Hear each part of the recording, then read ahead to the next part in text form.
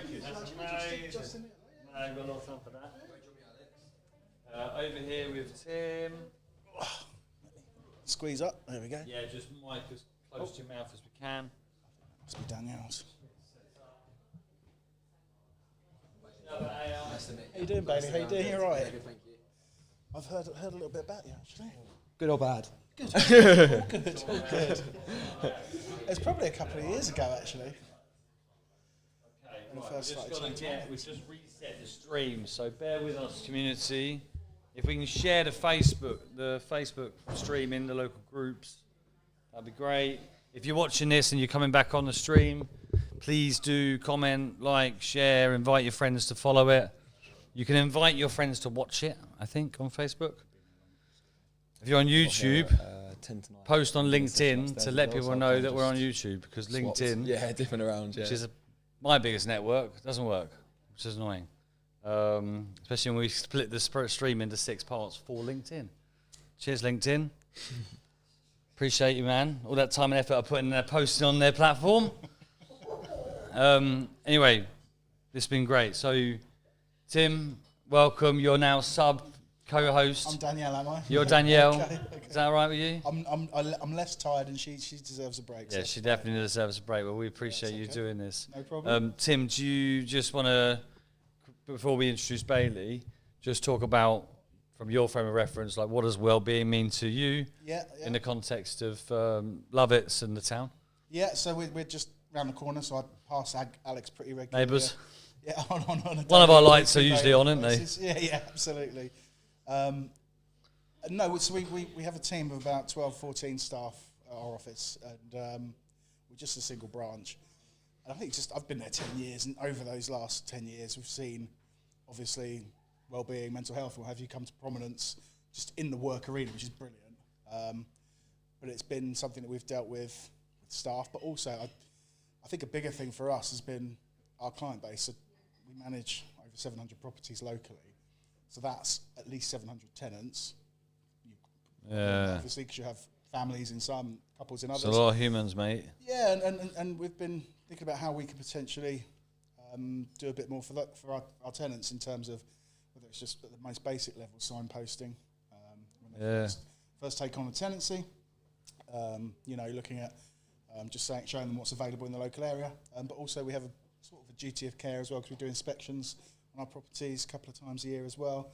It's mainly to check on the property, but also it's an opportunity to check with the tenants. And our property inspector almost sometimes does double up as a bit of a counsellor. Yeah, I'm not surprised. They're often one of the only people that comes into a home to see people that might sometimes not seen people for a long time. And so having that support to be able to sort of signpost them into the right direction. Nice. So it's just from the staff point of view, we try and do more and more, but also from our customers. We're actually sitting down doing some work with CPSL. Nice. As well. Yes, Olivia mentioned. She's on later. She mentioned she was coming to see you. Yeah, I said it would be an open door. Excellent. I said it'd be a very open door for that conversation. So well done you. That's awesome. And thanks for jumping in on this conversation. That's all right. Yeah, we're going to geek out with Bailey now. Yeah, I've been chatting to you for a few years, and I know you've mentioned Bailey to me a few times. Well, now you get to sit next to the man, the legend himself. An inspiring local person, so it'd be nice to hear all about it. Yeah. Thank you. Awesome. Well, Bailey, welcome to the hub, mate. Thanks for having me. Thanks for being here. I saw you in here earlier. Have you been upstairs? Yeah, doing the sales and leadership. Actually. Nice. With Justin. Justin, yeah. The English Tony Robbins. Yeah. He loves it, doesn't he? Yeah. Good old Justin. So we want to talk today about we could geek out on AI, but I don't know, where do you want to start? Obviously really up to you, conversations about well-being. Yeah. I'd rather you start. I'd rather you tell us where you want to go with that. Should we go from this right from the beginning and then go from here? It's up to you, mate. You tell me. Tell me. What we've got 20 minutes, right? So what do you want to get from this with the people that are listening, people in the room? What do we want to get from this? What about positive use of AI? Yeah, could do, yeah. Or like we had Sarah Hughes on earlier talking, who's the CEO of Mind UK. Okay. And who has named her AI, and it's like full all in, which is interesting. Yeah. And then you've got Danielle's perspective, Danielle Bridge, who's been my co-host, who's like not so much naming it and like has that kind of barrier. I've seen load of stats around the number of people using it for some form of therapy or like some sort of mimic conversation around therapy, and then I've also seen various quotes around the fact that your AI will know more about you than your partner will, as a common post I see. I probably speak to AI more than anyone. So yeah, it's interesting, isn't it? It's me too, man. It's hard, isn't it? Because if I'm stressed out, I'm stressed out in a certain situation. AI it's an idea, isn't it? Why don't you just chat to an AI? But human connection, you can't be a human connection, though, can you? No. Yeah, but do you see a lot of that? I don't know, because the work that you're doing, you're kind of working across different projects. Maybe just introduce where you are today and what you're doing with your skills.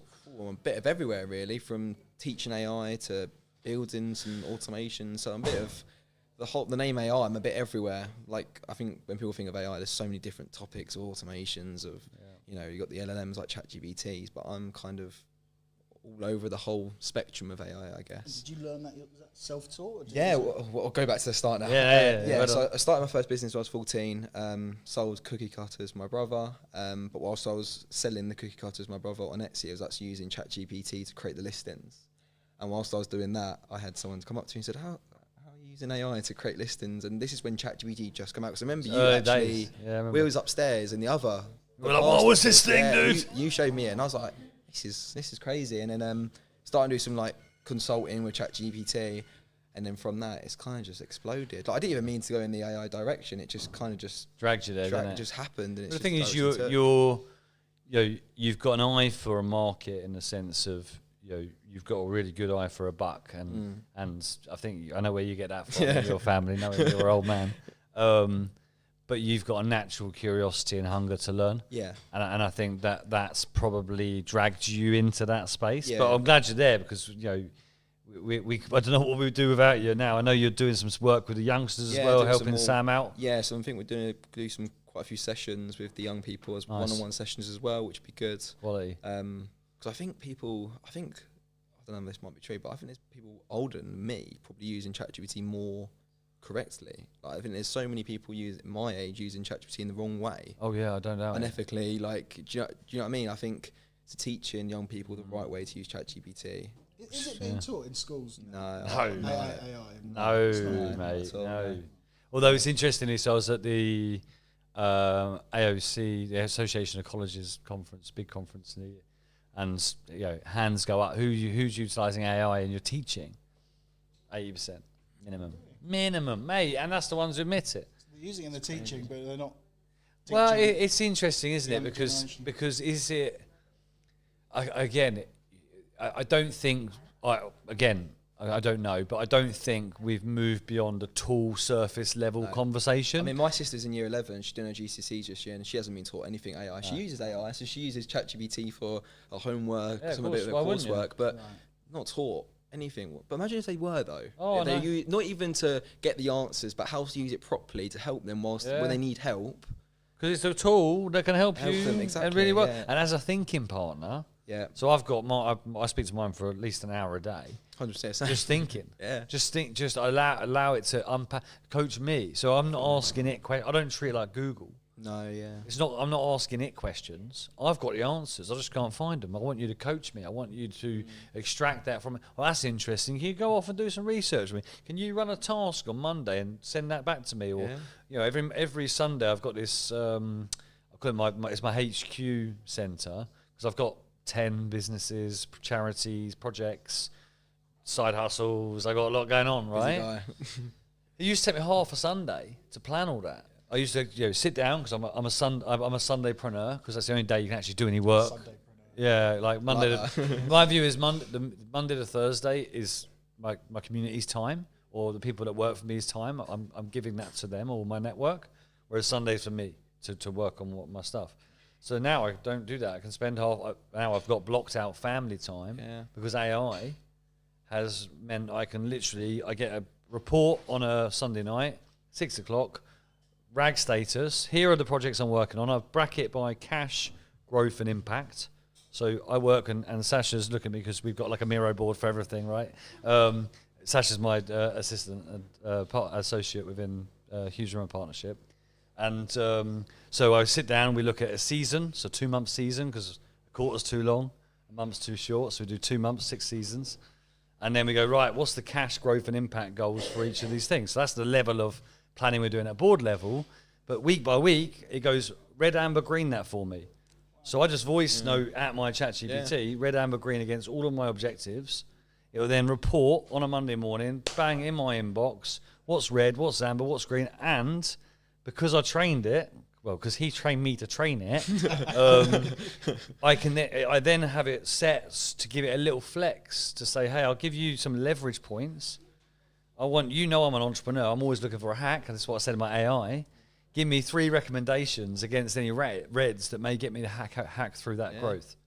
And that's the level of, that's just the automation. That's like, surface level. That's surface, and that is surface level. Yeah.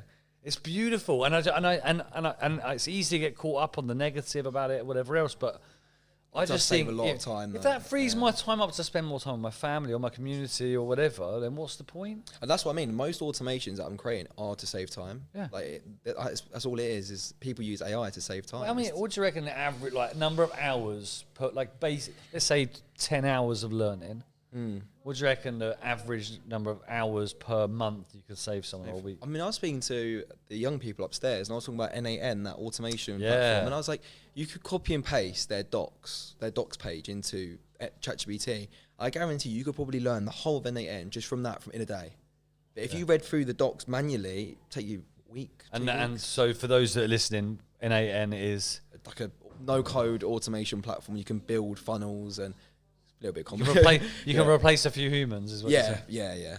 It's crazy. And the cost is what? It's like £20 a month. Yeah, it's scary. It is scary, but ultimately, in a good way. If we care, ultimately, the way I kind of ground myself in this conversation is, if we care about well-being, which I do, if I care about how happy, sustainable, content, fulfilled we are as a community, which I do, then I want to spend more time together working on that stuff. If we're all working, I mean, the amount of my friends, like really close friends, we're always busy. Everyone's busy doing stuff. Yeah. If you actually took a line in the sand and said, right, anything from this point, and you're purposeful with it, anything from this point that I utilize AI to free up my time, I'm going to give to my community or to my family or to myself. If you save 3 hours a week, what transformation that would have on society if everyone learned AI for 10 hours? It's ridiculous. It's crazy. You go. So that's the difficult thing about being a business owner or an entrepreneur is switching off. Yeah, you'll fill it with something else. It's impossible to switch off. And you have... It's addictive, isn't it? But what's the point of doing all of this work, of building businesses or making all these inroads into new technology or what have you? Inevitably, for me, it comes down to... You want to do it, make some money. Why do you want to make money? So you can spend more time. Spend more time with your family. It's like, well, just do that from the start. Yeah, bake it in, man. Yeah, it's hard. It's weird, isn't it? I was going to say as well, because AI is getting easier to learn as well. Yeah. So there's no, there isn't really. There's no excuse now, in a way, to implement AI into your at least on an organisation level. Yeah, well, yeah, definitely. I mean, you've still got these massive companies still not really even utilising AI to its. I think it's a bit of inertia. I think a lot of it is a little. We probably just. We don't like change. No, but that's what it is. Ultimately, change, that's. They don't want anything new into their systems. Yeah, I do get it. Like, it can't be nice, but at the same time, I also don't have as much empathy. Given, I remember, your dad was affected during COVID. So your dad's works in the wedding industry. Yeah, and I've got a lot of friends in that sector through your dad and Lee and whatnot. And the message during those times was, retrain. In fact, the Prime Minister at the time came out and said, well, retrain. Yeah. Well, sorry, surveyor, lawyer, these now knowledge-based work. Oh, maybe you should go be a plumber, mate. Oh, I don't like that. It's not comfortable, is it? I'm not saying that. I'm not saying that. But come on, let's have a conversation about, lifelong learning. I think there was a conversation early this morning. We've had a lot of conversations today. There was a conversation earlier about, when education ends. And I think that's the issue.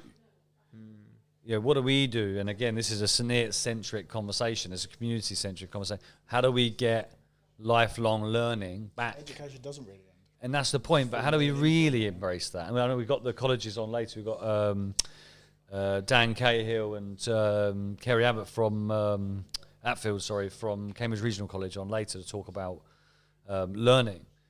Most of the people we have learning here are adults, right? They're not kids coming in for the tutoring. No. They're coming to retrain digital skills, whatever else. So, I definitely think there's a conversation about with AI, whether it be more selfish, what Gary Parsons was just talking about, or any of the other topics we're talking about. Not just well, you can put an academic bow on it and call it AI as a subject. And I think that's what people think it is. I think not. that's why it makes it out to be so scary, because I also feel I hate the word AI. No, it's so vague. I mean, the word AI sounds scary, but when you deep dive into it further, it's actually not that scary. No, of course it's not. I think AI, there needs to be a different word. Demonized a little bit. Yeah, it needs to be simmered down a little bit, because AI is break it down, right? So if you think about I have it the same with Green Jobs, right? So I'm the chair of the Green Jobs Foundation, which is a national charity.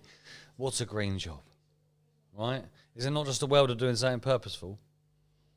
What's the difference between a welder working on a steam train or something that's burning something and a welder working on a wind farm? They're still a welder. It's just they're doing something with purpose. So, but the reason I mention this is if you think about when digitization came back in many decades ago, there were digital jobs. They were called digital jobs in the UK because they had the brand, and now they're just jobs, right? And they have digital skills associated with those jobs. It's the same thing, right? It's so overblown now. It's actually, it's not. It's just an integral part of how we learn as a society. It's not even learn. It's not how we just learn. It's how we function as a society. It's critical thinking. It's problem solving. It's curiosity. Everything. It's every skill, basically. This is why I'm so excited about it, because it's as someone who left school so young or with no qualifications, I've had to learn my whole life through asking questions. And so those that are the curious ones really get the most out of AI. But they're not getting taught that, though. No, they're not. And that's what's so scary. That's not. This is what the better question you ask AI, the better you get back. That's what I'm saying upstairs as well. If you put something rubbish, and you're going to get something rubbish back. So I've got 3 kids, but my eldest is 9. Yeah. He's just last weekend. Him and his friends in his year have started up something called Bookmark Bros. Bookmark Bros like that. I've got time for that. That's got a ring to it. Buy a laminator and sell them. Cool. Yeah. And he wants to give.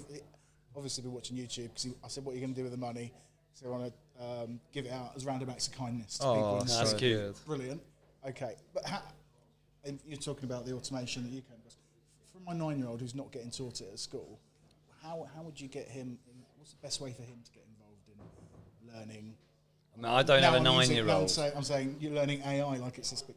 Well, I was speaking upstairs, the young people, and they're like, how did you learn NAN? How did you learn all these? I use ChatGPT. Yeah, it's a good coach. It's actually a really good coach. You can have the kids version of ChatGPT, can't you? So I just chuck a topic, and this is what I mean. There's so many ways to use ChatGPT. So I learned NAM. Maybe people just think it's just going to talk to you, but you can turn it into flashcards, you can turn it into quizzes, there's so many different learning tools. Teach it your style. I think that's the key, is make it your companion for the thing 100%. That you want it to be your companion for. Yeah. So for me, it's I can find out. I'd ask it now. It'll tell you. It's my thinking partner. It's my strategist. It's my virtual FD. It's my sometimes light ally, wellbeing ally. It's my Liveathon prep co-pilot that I'll refer to in between here. It's whatever you choose it to be, and I almost think about it like a toddler. It's like I've got a 3-year-old, right? So you've got to really coach him and question him, and he'll grow these. Like he just learned potty train, right? So 3 weeks, bosh, potty trained. He's doing it. We're very lucky. He's got. To be fair, he's got quite a computer-like. He can be programmed. Henry. He's. I don't know where he gets this neurospicy from. Might be me. But and I'm similar, right? If I got a routine, I'll stick to it. So I treat it like I think of it like a toddler. And it's not judgmental either, and that's what I love about it as well. I mean, best advice: you just play around with it, just be curious, just talk to it. Don't use it as Google either. Don't ask it questions. No. Just speak to it like an agent. Yeah. I don't want to say human because it's not human, and just know it's not that. There's a lot of risks with AI, and it's something to be aware of. And we've seen some of the worst cases of it. And actually, I've seen quite a lot of some young people that literally rely on it. I mean, there's some hilarious videos that go around saying, you know, asking a Gen AI young person how they are, and they'll go, How am I? Yeah. I mean, I saw. I'm okay, actually. Thank you very much. I know. Yeah. I saw something the other day. This person went to a connecting event, and they were sat in the corner, were like, "What should I do now?" And it was just with like hundreds of people in this. It's interesting, isn't it? Sat in the corner, and it was just like, "Oh, yeah." Don't outsource your thinking. No. That's don't get lazy with it. That's basically. Yeah. And I've kind of got guilty to this. It's like I first think, ask ChatGPT. It's not even Google. It's literally just ask ChatGPT. I've just got in the habit of ChatGPT. I need to get out of that habit. I need to think for myself sometimes and stop being lazy with it. So, 5 minutes left with you, Bailey. What do you think as a community? So we've got, you know, within St Neots Initiative, we've got best part of 800 citizens involved in the projects we're working in. We've got hundreds of businesses like Tim in amongst our community. How do you think we as a community could be using AI in a way that you know, helps the Citizen Hub grow and scale, for instance? That's a big question. It's not, because it's often things we just had Gary talking about being selfish from a leadership perspective. So, you know, this is the counter narrative around community. Okay, well, just using it for learning. I still think back to using it for learning, like actually utilise it. Yeah, it can be bad, but just it's good. Like, it's such a good learning tool. I don't think people actually realise that. It's teaching the young people, teaching businesses actually how to use AI. I generally just do. Yeah, you got to get that AI literacy into the community. 100%. Yeah, and it's we can help with that. I'm sure you can help with that. Yeah. I do think that I had an idea about. So I went up to Peterborough to see a really cool data centre. Because one of the issues I do have with all of this is the water usage. I've got no issue, as I said this earlier, I've got no issue on the electric. We're all going solar. Don't worry about it. It's going to be fine. Like, stop burning stuff. We shut down the last coal mine 2 years ago. Like, let's celebrate the progress. I think, you know, I live in that world. The water usage is a bit of a challenge. I'm not quite with. And DSM, their off-grid data centre up near Peterborough. It's one of the only ones in the UK. Completely self-sufficient. Wow. Yeah, so they've got a solar farm. It's off the back of a runway. They've got their own mini lake that then water cools the power system. They've even got little fishes. Sorry, nearly 14 hours of speaking this again. Little fishes that eat all of the stuff off the radiators underwater. Wow. It's worth looking at. We've got quite a lot of water here in terms of reserves and stuff, nature reserves. There's the hydro project up at Little Paxton that'd be worth.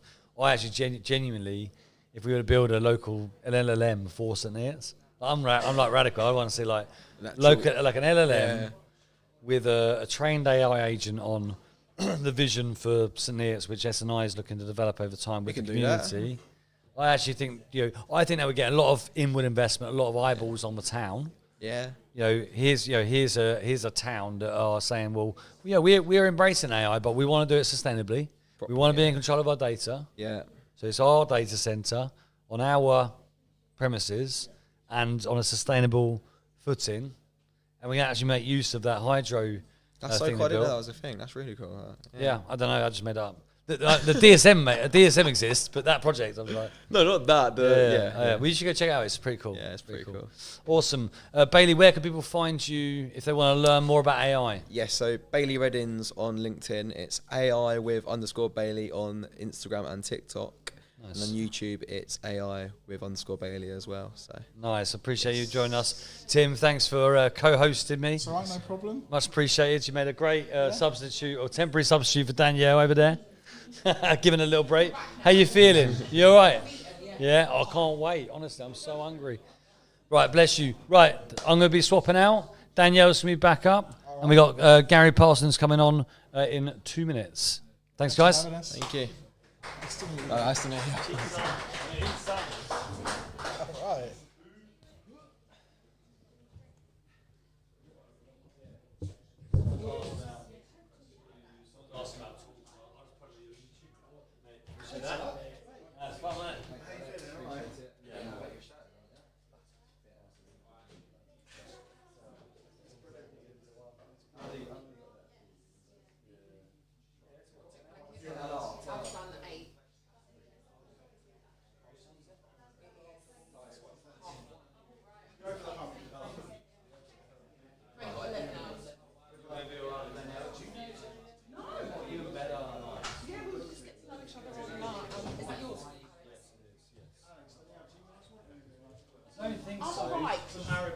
Yeah, no, I'm good. Yeah, thank you, to though. avoid any sugar or anything. I Yeah, appreciate that's the it. thing, yeah. Just what we want, like, comment, share. That's all we want. Donations. Thank you very much. Take care, man. See you later. Good luck with the rest of it. Thank you. Just taking my headache tablets.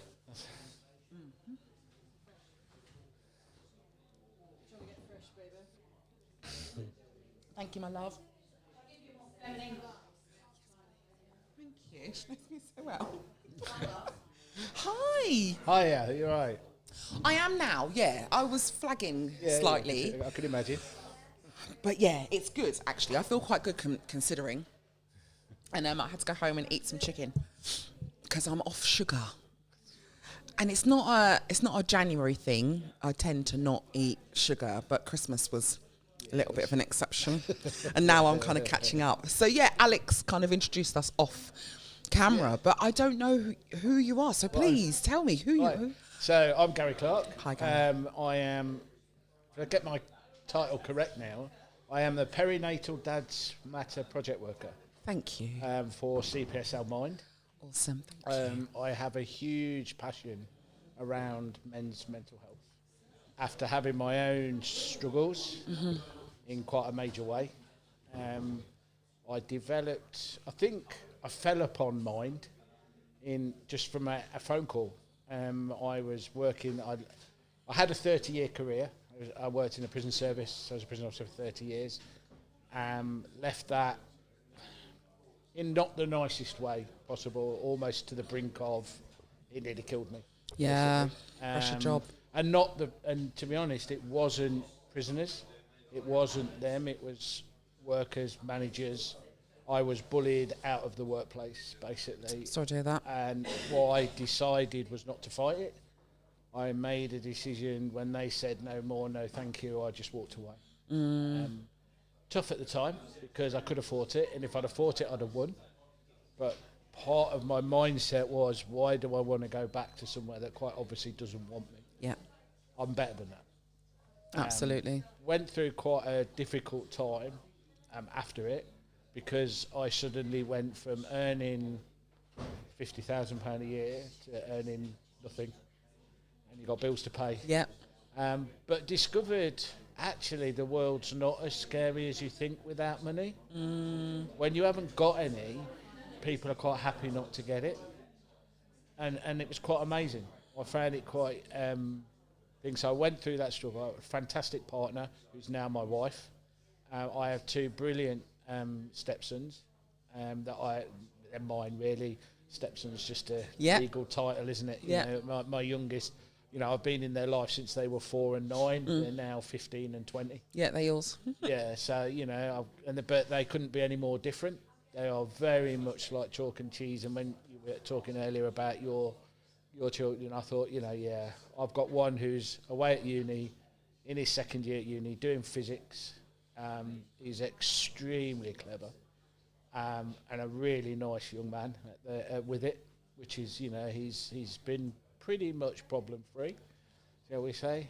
I've got a 15-year-old who isn't by any means stupid or just typical. I call him typical 15-year-old. Yeah, and my wife cannot believe that we are not biologically related. That's that whole classic around like nature versus nurture, though, right? Yeah, without a doubt. And because he's very much like me, doesn't particularly like school. He's bored. There's other things he wants to do. When I was at school, I got told if I spent more time in the classroom, less time playing cricket, I could actually make something. And I said to my dad, why would I do that? Because all I want, the only reason I'm at school is so I can play cricket. Yeah. So why would I be there? So I fell into a career, followed my father into a career with the prison service. Loved it. 25 years of it, I absolutely loved. Fantastic job. I was always a bit of an outsider within it, even when I got up to the ranks because I cared. And there are a tremendous amount of people that work within that service that do care, but there's also a tremendous amount that don't. And people could never understand, because it's a rank-orientated job, they could never understand why after 25 years I was only at the lowest level of management or of non-uniform management as that. And then why? I said, I don't want to go any higher. Yeah. Because people automatically think that that's the pinnacle, right? Is to get to the top of your And I game. said, why would I want to do that? Why would I want to, you know, I'm quite happy. I get the best of both worlds. I said, I get the structure, the work, and I get the prisoner work. And I get that. And I then was diagnosed about 20 years ago with a chronic eye condition, where my corneas are all deformed. So basically, I wear specialist contact lenses. If I take them out, I would be registered blind. Right. And at times, when it was first diagnosed, and over a period of time, about 10 years ago, I had real problems with it. I really flared up, couldn't put my lenses in. My eyes just rejected them completely. So I had a period of time off work. To start with, work were very much there. They supported and whatever else. I then went back to work, and I think it's the same day I went back to work. I'd been off for about 6 months, so I had a considerable period off work. Went back and met my new manager's manager, so 2 ranks above me. And he said, I said, I understand you've been off and whatever. I said, yeah. I said, that. I said, but I'm fortunate in a way because what I have is covered by the Equality Act, whatever else. And his first line to me was, I've beaten that before, I'll beat it again. Oh, wow. So I just stood there and thought, have you really? And I never responded, and that's unlike me. I'm very much say what I think. You know, I speak from the hip, and I just walked away. I thought, I'm not even going to respond to that. But it should have been a red flag. Yeah. It should have been a red flag, because that's pretty much when it started. You know, I got no support. I then had a period of time where I couldn't drive because my eyes weren't good enough to drive. I was fortunate that where I lived, I worked at a local prison, shall I say, at Peterborough. I lived in March, so I was able to get the train to work. So getting to it was fine. I could do my daily. What I couldn't do was on call as a governor. I couldn't do on call because obviously I couldn't get there. So I explained all this and whatever, we'll try and do it. And then we got to a Christmas period, and the Christmas day, I said, there's no point, you can't put me on Christmas Day or Boxing Day. I said, because I have no way of getting to work. I said, there are no trains, I have no way. So they did no more than put me on both days to work. And I have always been convinced this was deliberate, this was on purpose, because they knew I couldn't get Exactly, must have been, right? So what I did was, I thought, okay, I'll sort that, and I booked a hotel in Peterborough for the Christmas Day night. I thought, and my mum was going to bring me to, my elderly mum. She was going to take me into Peterborough so I could get there and do it. So I set all this up to do, and then this started to bother me more and more and more. So in the end, it just broke me. And I said, I can't do this, it's ridiculous. So I went to my GP, and thankfully my GP was amazing. I'd had a period where, prior to that, where I'd sat at Peterborough railway station for 2 hours in tears, thinking there has to be more to life than this. Thinking, and I have to be honest, thought I'm just stepping from the next train. Yeah, better off not here. Yeah, because it was just, I just felt a burden to everybody. So she looked after me for a period of time, my GP, and I will always talk so fondly of her because GPs get a bad name. Quite rightly in some counts. Always nuance. Always, but she was amazing. She saved my life, basically. Amongst other things, she was part of the plan. So my passion for mental health, I'd always had a passion because of what the business I worked in. So I'd always had a relationship with prisoners who because in all my service, I always said to everybody was that, but for the grace of God, we could be where they are. And I am not a religious person, but I've always believed that. I've always said, when I say to people, put anybody in this room, put your hand up if you haven't broken the law. And people would put their hand up, and I would just say to them, you're a liar. I said, because you've driven your car more than over 70, or over 70, you've broken the speed limit. You've probably had one too many. you know, and driven, thought you're safe to drive and you've driven. I said, you know, and I lock people up who've done exactly that. I said, so don't think you're any better than they are, because you're not. That's right. You are some, but the vast majority you're not. So, you know, I developed that passion. And then when I had my own struggles and I walked away from the prison service and I did whatever, my mum couldn't understand to start with why I'd given it all up. And then a few months later, she made a comment and she said something to me that stuck with me forever. She said, I'm so pleased you walked away because you've been unhappy for so long. And I didn't realise that. And I think when you have this, you get to the bottom, and the people I work with now, I say to them, the bottom's all right. It's all right being at the bottom because there's only one way to go. That's right. You can't go any other way. And it's like the old thing, and you know, I've listened in awe this morning at people, you know, and Sarah Hughes, who's like, you know, my big boss, I suppose, in a way now. You know, and I think it is okay to not be okay. It is. It is. We've got to break that. We still have to work on breaking that stigma. We do. Because mental ill health has been around since we've been around, right? What's really nice about today's society is that we're able to talk about it. Yeah. And actually, it's funny because you've been here for the majority of the morning, right? And we've been talking about lifing. And for me, and I've said it and I'll say it 100 times, it'll be the hill I die on. We can't separate life from mental health. You know, you've just talked about your experience, which highlights the fact that you were in a very, very, very difficult job. You were not looked after. You were not well regarded by the superiors and by bureaucracy, right? And how that has an effect on your mental health, leading you down a path which you perhaps wouldn't have if you'd have been treated better. And so understanding that we are all, you know, interplayed with life and mental health is something I think is super important. I think for me, when I look back, when I joined, I was 20 when I joined the prison service.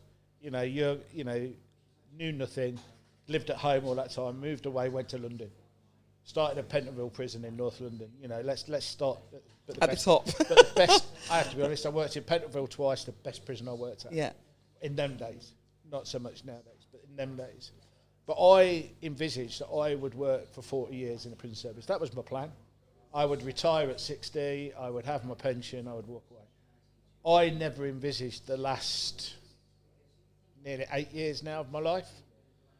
But oh my God, how good has it been?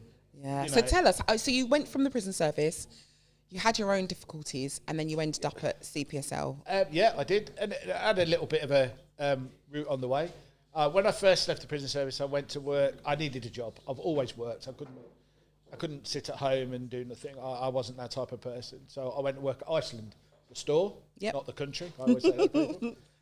You know, doing home deliveries for a while, worked in the store for a little while. And what I did there, I loved surprisingly, I loved it. What I did was I took on some management responsibility. And I didn't want that. I'd had that. I'd had all that. I didn't want the responsibility of locking the store up, unlocking the store, doing the takings. And in the end, I just said, no, I don't want to do this anymore. And I found a job. I did a job of teaching kids to ride bikes. So I did bikeability, like the old cycling. Yeah. Yeah, so I did that for a couple of years. And then about 2.5 years ago, life threw me another curveball because I had a heart attack.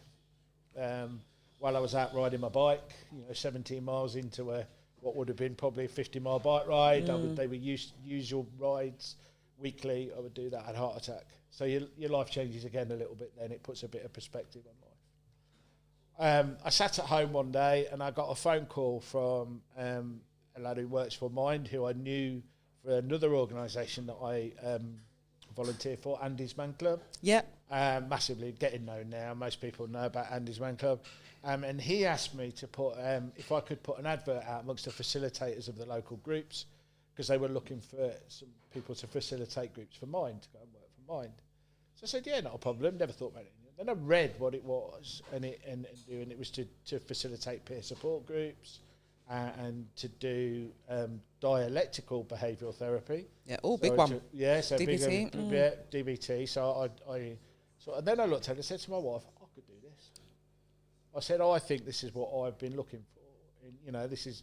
So I applied, smashed it, got the job. And for 18 months did DBT, so I trained to do that and delivered that to people. And then there was a new role came along, a new funding, new money, to support dads with mental health. So under the perinatal team, because dad gets forgotten when children come along. So I looked at that and thought, that is it. This is what I want to do. This is a new project, new money, blank canvas. Build it to what you want. It's for me to build into what works for people. And that's where we are. So since September last year, that's what I've been doing. It's growing, it's growing beyond, I look at my diary and think, like Alex said earlier, you live by your diary, don't you? You do. And I make sure that I put, I've now got the perfect job, work-life balance, a loving family. I've got a very close family, sisters and mum and dad. I'm fortunate. My mum and dad are still with us. My dad will be 90 on his next birthday. Go, Dad. So, he's now achieved what he was a prison officer as well, my dad, for nearly 33 years. He has now been retired for as long as he worked.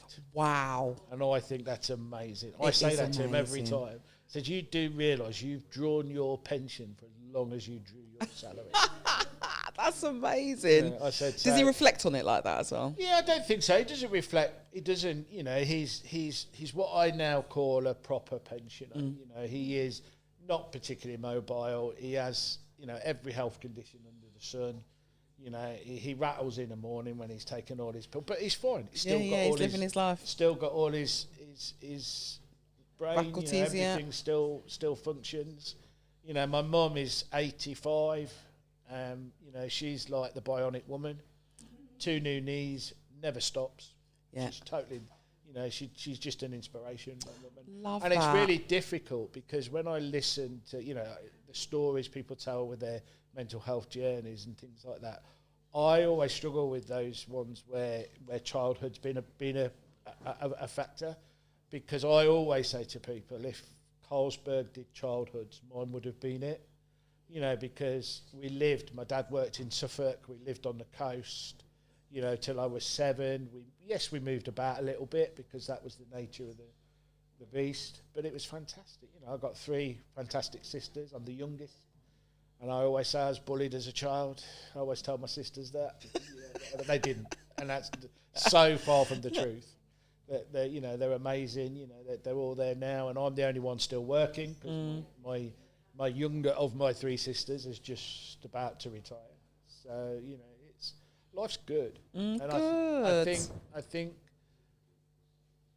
to be able to tell that story and give that people hope. I look at the guys that I've been working with now in my new role, and I've already seen change. I saw a guy I actually support in St Neots itself, and I met with him last week, and he's made massive decisions in his life. He's also in the prison service, but he's decided now his shifts are no good for him. He's a new father. He's 7 months old. I think his little boy. He's looking for another job. He's actively, because he said, shift work doesn't work. Yeah. So thank you for sharing that story, and it's fascinating. And what I think I've picked up from that is that, you've heard me and somebody else earlier on talking about childhood adversity, but actually mental ill health can sometimes, as we've just discussed, happen because of circumstances, not necessarily because of adverse childhood experiences, not because of these difficult childhood situations. It can, and it does, definitely. Yeah. But sometimes it is circumstantial, what we call reactive mental ill health. And I think that's really important to get across, that it isn't choosy. No. It doesn't go, oh, you've had a really good childhood, so you'll be fine. Yeah, exactly. Or you've had a not so good childhood, so you won't be fine. Yeah. Because I always think about, when you listen to sportsmen, or sports people, really well paid, doing what they love, playing sport and whatever else, and then they go, but I'm depressed. Yes. And people say, what have you got to be depressed about? You've got all the money in the world. Yeah. It doesn't matter. It doesn't. And another one that comes up for me when you mentioned that was like celebrities. Celebrities who've got everything apparently on paper. They've got loads of money. They've got accolades. They've got people. But actually, if they're unwell, they're unwell. Yeah, life still happens to them. And I think that's really important. And I think that's where we've got to. We are slowly but surely Getting there. creating a non-judgmental society where people won't judge. They won't look at it. You know, we're still looking around men's mental health. When I really got interested in it, the figures were exactly the same as they are today. Yeah. You know, this is 15 years ago. I started working within the mental health. It's still 84 men every week take their lives. You know, there'll be 12. While you've done this fantastic thing for 24 hours, there'll be 12 guys taking their lives. But that's the same figure. Yeah. Okay, people. You know, the plus side, it's not gone up. Like most. You know, it hasn't gone up, it hasn't gone down either. Yeah, it's stagnant. So when the new dads come to you, do you see like a general thread? And obviously I know it's nuanced, but is it that there's a lot of pressure on these dads and they hold multiple positions of importance? And what I mean by that is that I'm not saying that women don't, there is nuance, but for men specifically, they are in a job, they're therefore looked at sometimes as the breadwinner, but the majority of the time. They've got new responsibilities. They've got a new life to look after. A massive shift for them. Beauty for me, I can work with dads with children of any age, so I'm not restricted. The normal perinatal is to 2. Yeah. I can go to 18. So I see dads where I've just had one dad who I've been working with since September. His little boy was born on Christmas Day.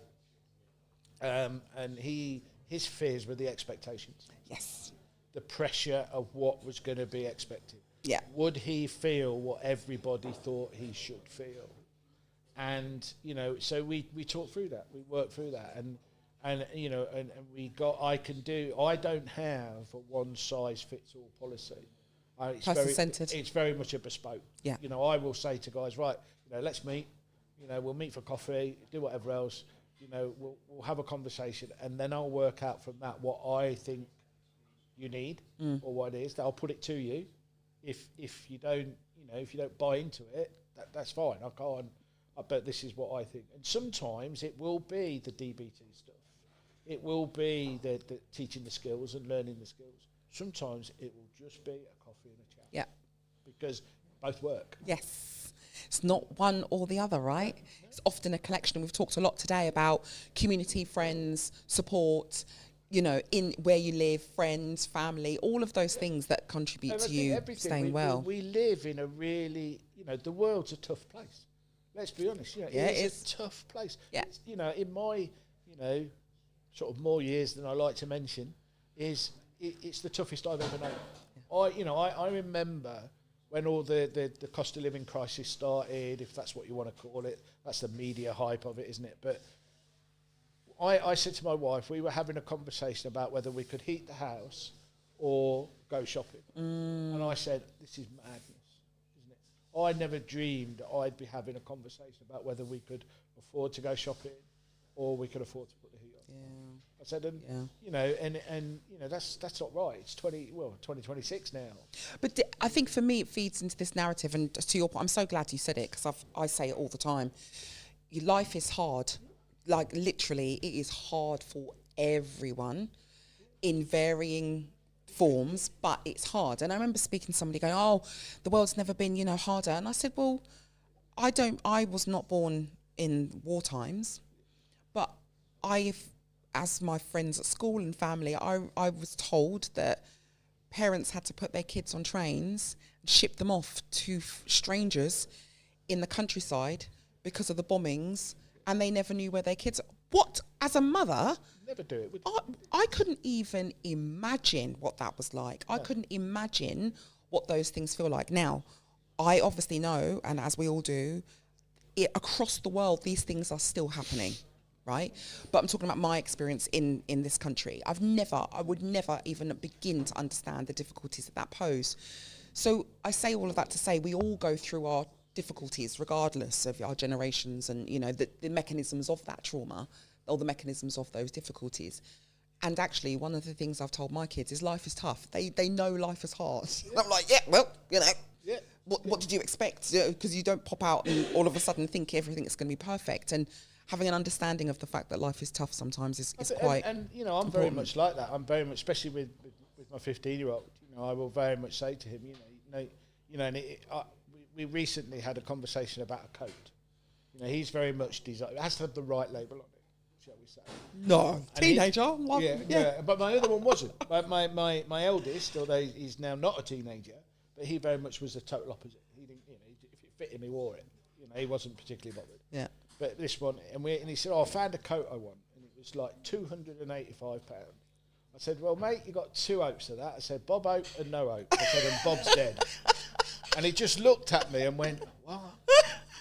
I said, you'll get that comment One day, yeah. And I said, it's not the fact. I said, let's put it this way. It's not the fact, I said, that I can't afford it. I said, it's not the fact that we can't do it. I said, I'm not paying £285 for a coat you're going to wear to school every day. That's correct. I said, that doesn't happen. I said, it's a justification of what it is. I said, there are other things we need to spend that money on. That's right. I said, okay, I appreciate you need a new coat. Yeah. We'll find you. And we did, and we got him one, and he's happy, and whatever else. But I would always tell him, how much. We went out for a meal once, and I always remember this. And there was 5 of us having a meal. We only went to Bella Italia, so it wasn't anywhere posh. We'd had a starter, we'd had drinks, main course. Some of us had had dessert. And it was about 120 quid for the bill. And he looked at it and went, whoa, how much? I said, mate, that's how much it costs. Yeah, exactly. I said, work it out. It's 20 quid each. Yeah. I said, that's all it, Yeah. You'd go, oh, yeah, isn't it? Yeah, teaching them the value, right? Yeah, and it is the value. I've learned that. I went from earning more money, than a lot of people earn. But I wasn't happy.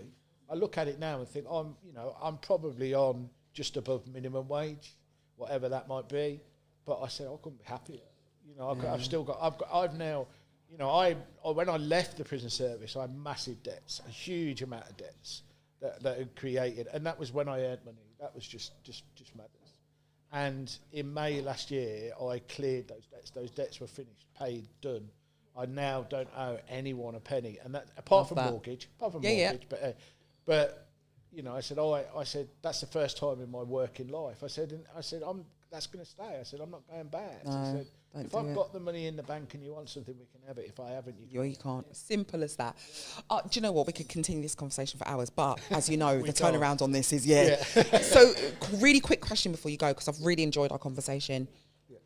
This is all about well-being. Yep. And so, for you, it's funny, I don't know you very well, but I can see that you kind of come to a position or a place where your well-being seems quite well-rounded. What does it mean for you? Everything, I think, the way, my wife was poorly over Christmas and was in hospital. Unfortunately, she's better now, so that's all sorted. So I think that, again, gives you that little bit of a wake-up call, doesn't it? That you have to have that work-life balance. I won't let things get in the way now. If I want to do something, I have my relaxations.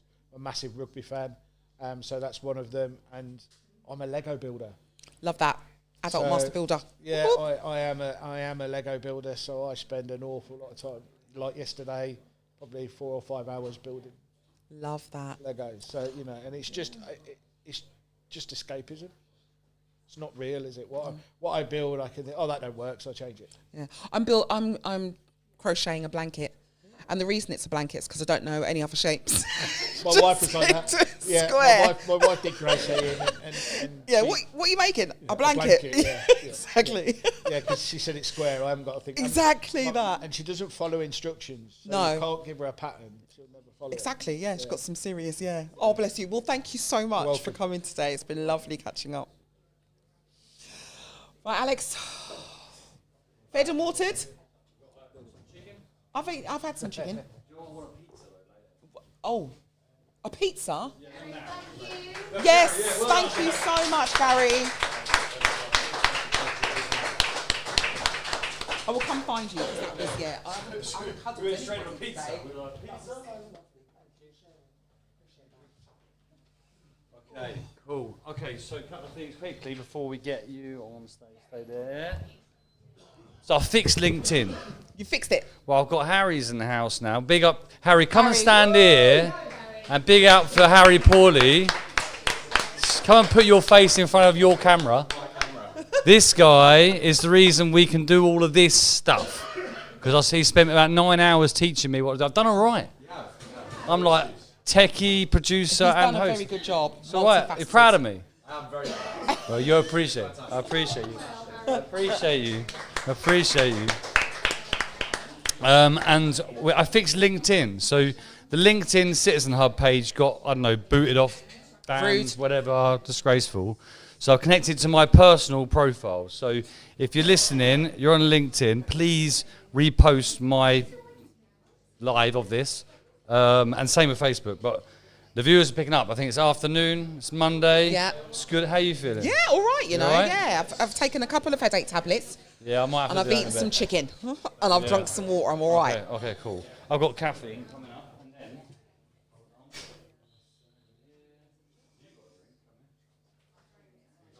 Yeah, you can bring it out if you come want. over. Where do you want to sit? Do you want to sit blanket, Danny, or with me? Got a blanket. Yeah. Left side or right side? Which you prefer? There you go.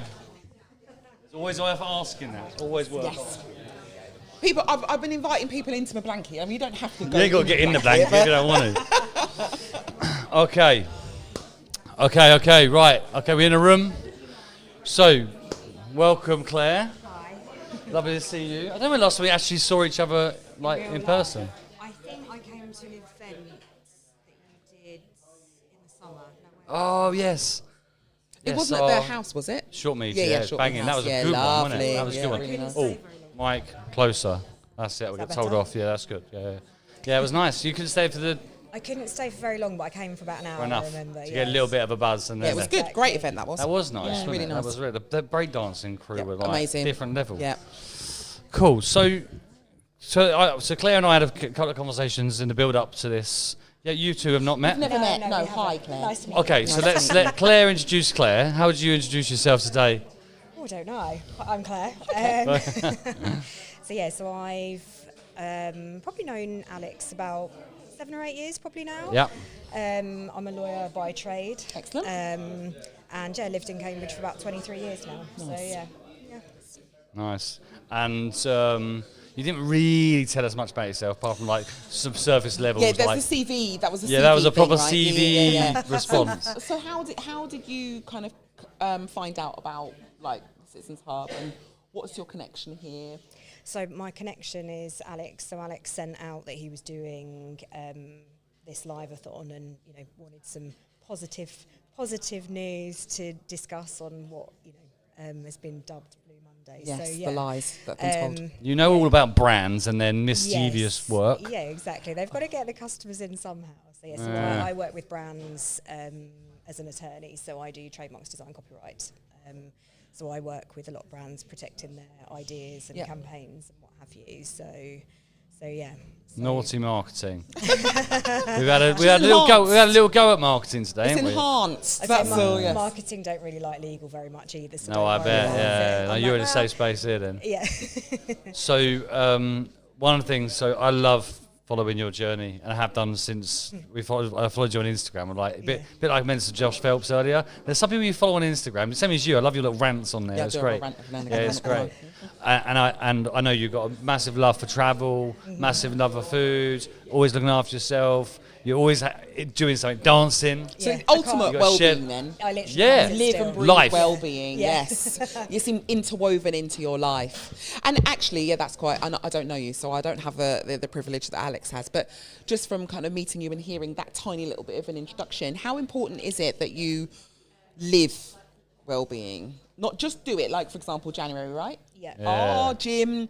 Oh, I'm veganuary. Is it veganuary? Don't know, probably. Veganuary. It's always something. I something- don't, I You know, don't that buy thing. into those I don't kind buy of into things. any of it. I'm a rebel. So Everyone's like dry January. I'm like, no, January's someone hard else enough. does You other. don't exactly. need- Yeah. So that's always been. Has that always been part of your life? Yeah, I think so. I think more in the last few years, I've been more committed to it, I would say, and I think I've had a few health issues, which I'm sure we'll go on to talk about in a bit, and yeah, I think for me, I don't want to deprive myself of things. I'm not one of those people who are like, well, I can't have this because it's bad for me, I can't have that. But I do things that keep me physically and mentally as well as I can. So I go to the gym pretty much every day. I swim every day. And actually, I find swimming really good for me mentally. I can just get in the pool, swim up and down. If I don't want to think about things, put a podcast on, listen to that. If I think, I need to think about some things, then I'll sit and think about things while I'm swimming up and down. But yeah, for me, not going is actually more detrimental to me Than not. than people. I think people think perhaps I do too much, but I'm just can't sit still. I can't really not do anything. But what do they base that on? I mean, I think for me, Yeah. the opinions of people, honestly, sometimes it's very, very unhelpful, right? And I've got a friend of mine, and we are best friends. I've never given her any advice. Yeah. Ever. I'm her ride or die, by the way. So if Yeah. she goes, right, Danielle, I'm going to run into that burning building, I'm going to do it, I'll go, right, what do you need? Yeah. Not, oh, she probably shouldn't run into that burning building, because she's old enough, she's an adult, she probably knows what it is she wants. So I kind of am that ride or die.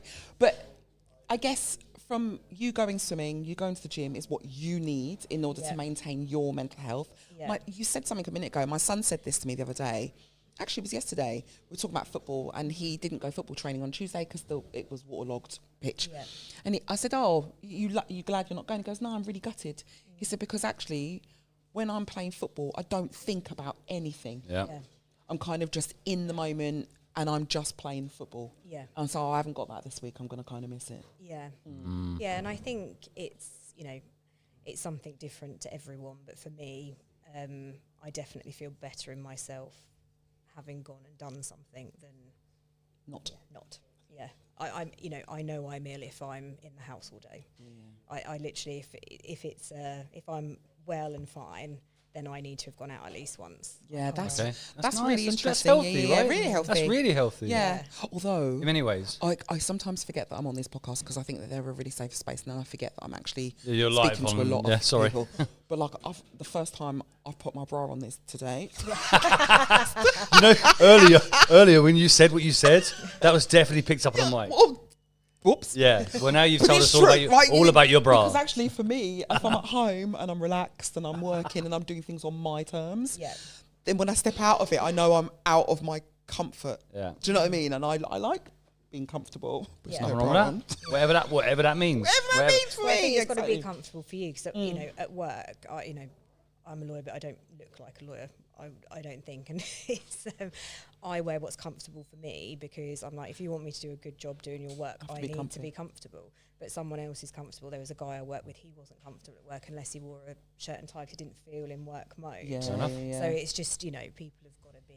What they are. I think workplace culture's come a long way with regards to that. I think. Definitely. I don't know. Definitely. Maybe I've got a bit of a. Well, Sarah Hughes, Chief Executive of National Mind, she's hilarious. She did a Oh, it's blog on hilarious. it about like what they look like. She's tattooed up. She's got nose piercing, ears. All of her ears are done. Like she wears bangles all over the place, She's and so- she shows up in trainers and t-shirt. And it's like, well, what does a CEO look like? And this is what a CEO looks like. Yeah, This damn is right. what a CEO looks like. This is what a CEO looks yeah, like. It's not exactly. what. But to that bloke's point, if he wants to wear a But shirt, that's the thing, and if it- tie, then That's fine too. That's what he wants to wear. I would be very unhappy if someone suggested I might want to wear a suit. So what drives this? Because you're one of the most determined people I think I know. I mean that.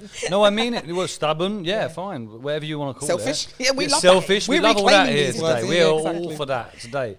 You've got such a drive about you, and it's unapologetic, and the fact that you share that so openly is lovely. I think for people that are close to you, I don't know, how openly you do that, but as someone who a friend of yours now, I appreciate that you do that, because actually it's really nice, especially you've got recent events in your life that have most people would just stop. Yeah. And I did the opposite. And you did the opposite. You went, no, this is not gonna get me down. And I think if you'd be comfortable sharing any of what you've been going through, what you've been through, I would say to you first, before you do, when you sent me the message, because I think we were going to try and meet for coffee, and then you told me, and I was just like, Christine, I know we've sent our love, or whatever, but I've watched every step of it, and I'm so proud of you, and what you've been through and what you're doing. So, this is a safe space. Like, we've got a lovely community here. Even the people online, we're all here to hold safe space. You start that where you want to start that. Yeah, so I guess for most people who are watching this who don't know me, I got diagnosed with stage 4 breast cancer in July 2024. So it was a real shock to me. I guess I don't know, I take bad news quite well. I think, you know, little things that I have control over or someone else has control over really stress me out, but big things I'm like, well, there's literally nothing I can do about it, so we're just gonna have to run with it. So and I would say what I've learnt from this is really, you should check yourself, you know, and they say on the adverts, because actually I had 4 tumours, so I had 2 in my chest, 2 in my armpit and 1 in my hip. I could only feel 3 of them. Obviously I couldn't feel the one in my hip. I could only feel 3 of them, and the 3 that I could feel, you had to really dig around to find. Even though one was 8 centimetres, it was massive. Wow.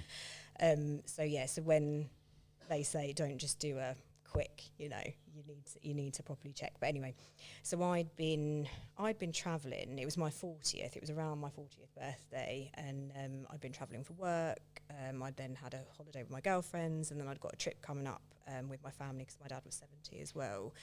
And things just didn't feel quite right, and I was like, well, I probably should get this checked out. Tried to get a doctor's appointment, you know what it's like with the NHS, and it's, you know, they're overstretched and underfunded. Couldn't get in, and I was like, well, I'll try when I get back from Ibiza. Still couldn't get in. And then I don't know what it was in me, but I thought, if they tell me something bad, then this is going to mess up my family holiday. With my Is that where you were? Yeah, because I was like, because if you've got outstanding tests, then you can't travel, right? And everyone was really looking forward to it. So I was like, oh, another couple of weeks won't hurt. And it didn't, to be fair, given that they decided I'd had it 12 to 18 months before I even noticed. Wow, that is... So, yeah.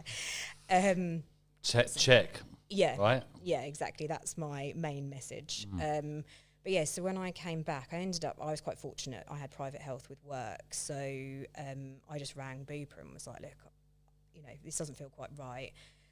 And they gave me a virtual GP appointment, and they said, right, so we can get you to a hospital local to Cambridge, but you'll have a surgeon's appointment, and then if they think you need extra tests, you'll have to book in for those separately, and it will take 2 or 3 appointments. They're like, or you can go to Chelmsford, and you can basically have a surgeon's appointment, a mammogram, ultrasound if you need it, biopsies if you need it, and another surgeon's appointment all in one go. And I was like, this sounds very efficient. If anyone knows me, I like stuff to be done. I'm not, you know. We respect this. Yeah, I'm not one to faff around. So I was like, okay, fine. So went off a couple of days later to go and have the surgeon's appointment. And my surgeon is great. He's very like me, very to the point, very sort of, you know, direct, what have you, and kind of came in and he was like, well, we'll examine you. And he was, to be fair to him, he had a very good poker face, but I just saw a slight change in him when he was examining me. I was like, that is not a good face. So I was, and he was like, look, go down for your mammogram, you know, and ultrasound, and then come back to me afterwards. So went and had my mammogram, which is very painful, but, you know, if anyone's had one, they're not nice. And then I went in for the ultrasound, and then the radiographer came in, and he was like, who are you here with today? And I was like, that is not a good question.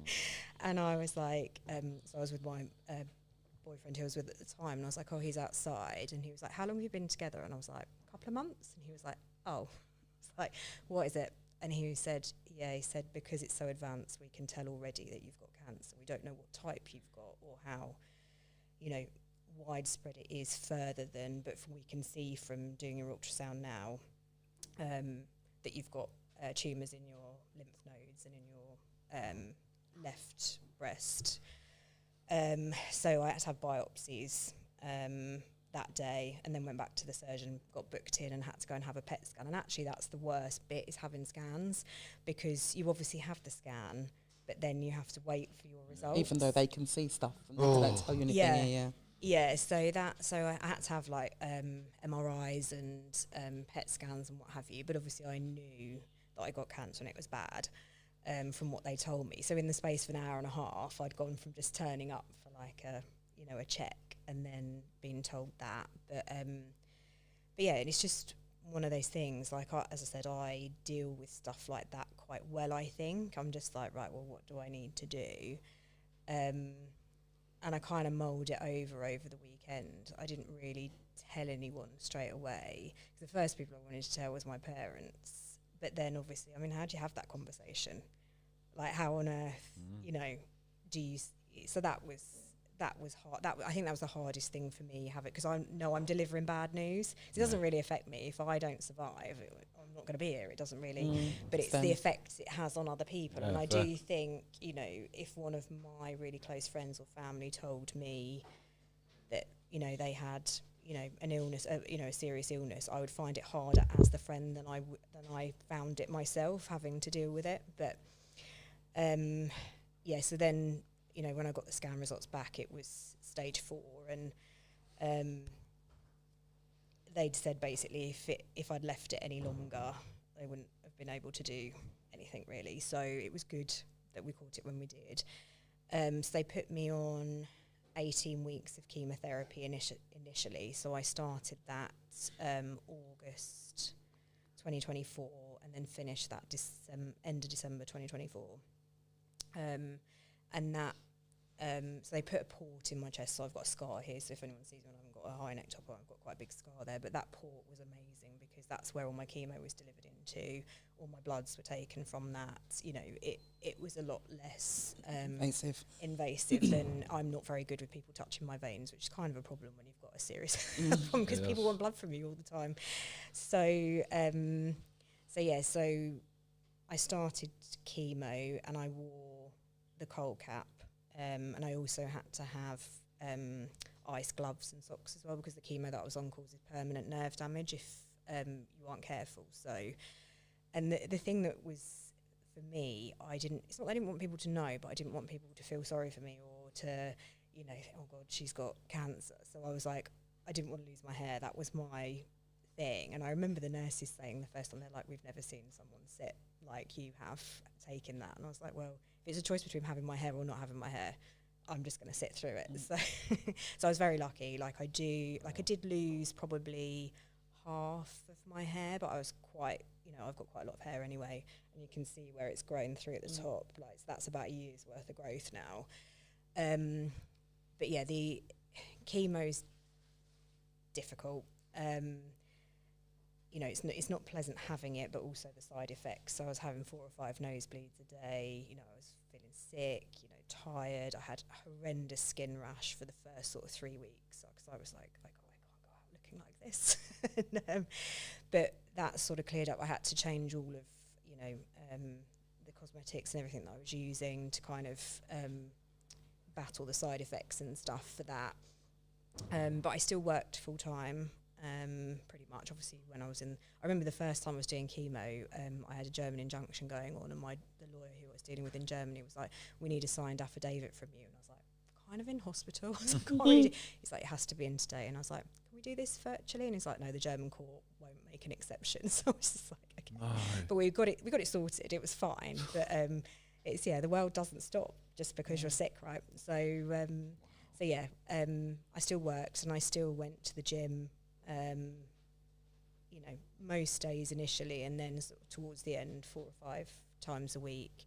But I did feel that if I was sitting at home, I would feel worse than if I was getting out. Even just going for a walk or doing something would make me feel better.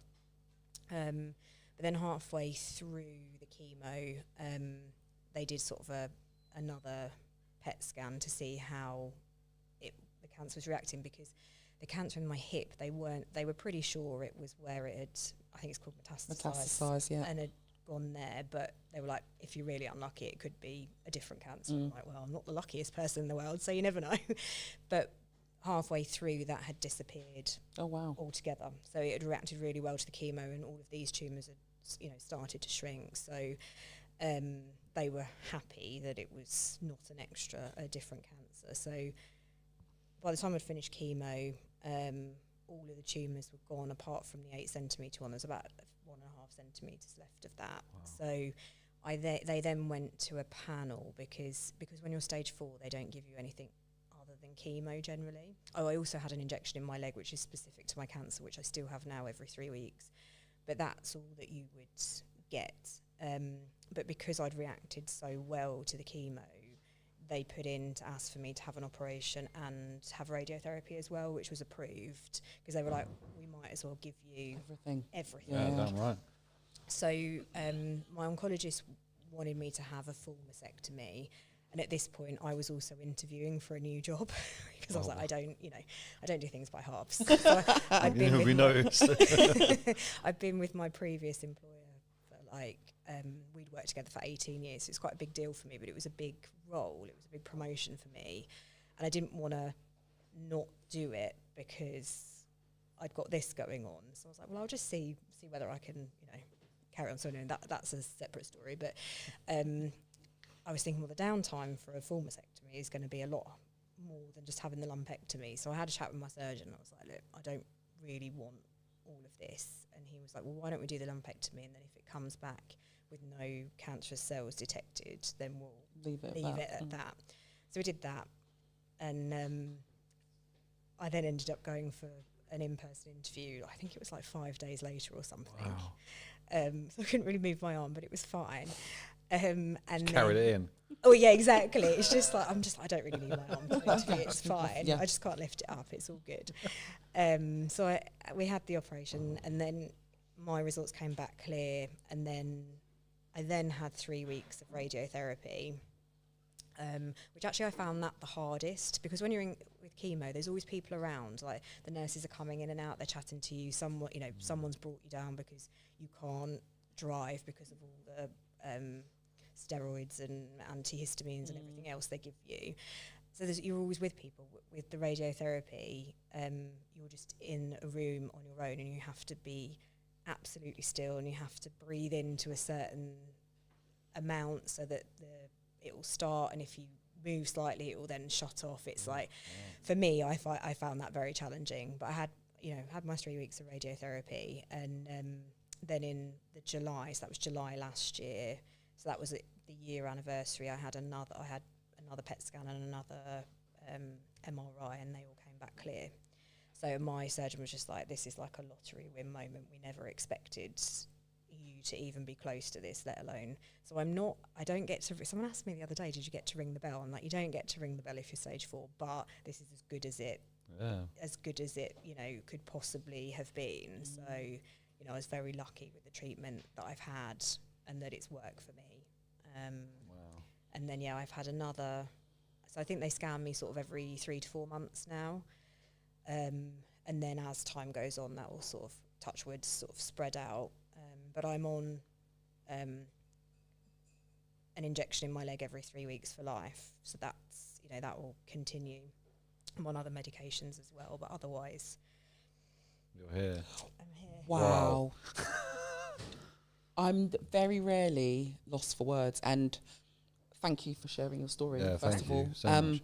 And, for those people that are watching, whenever anyone talks about cancer, it turns the energy into a very, very, very difficult space. Yeah. And the fact that you've just sat here and told this story today and held this space so clearly. Yeah, and I cleanly. think cleanly is a gift. Yeah.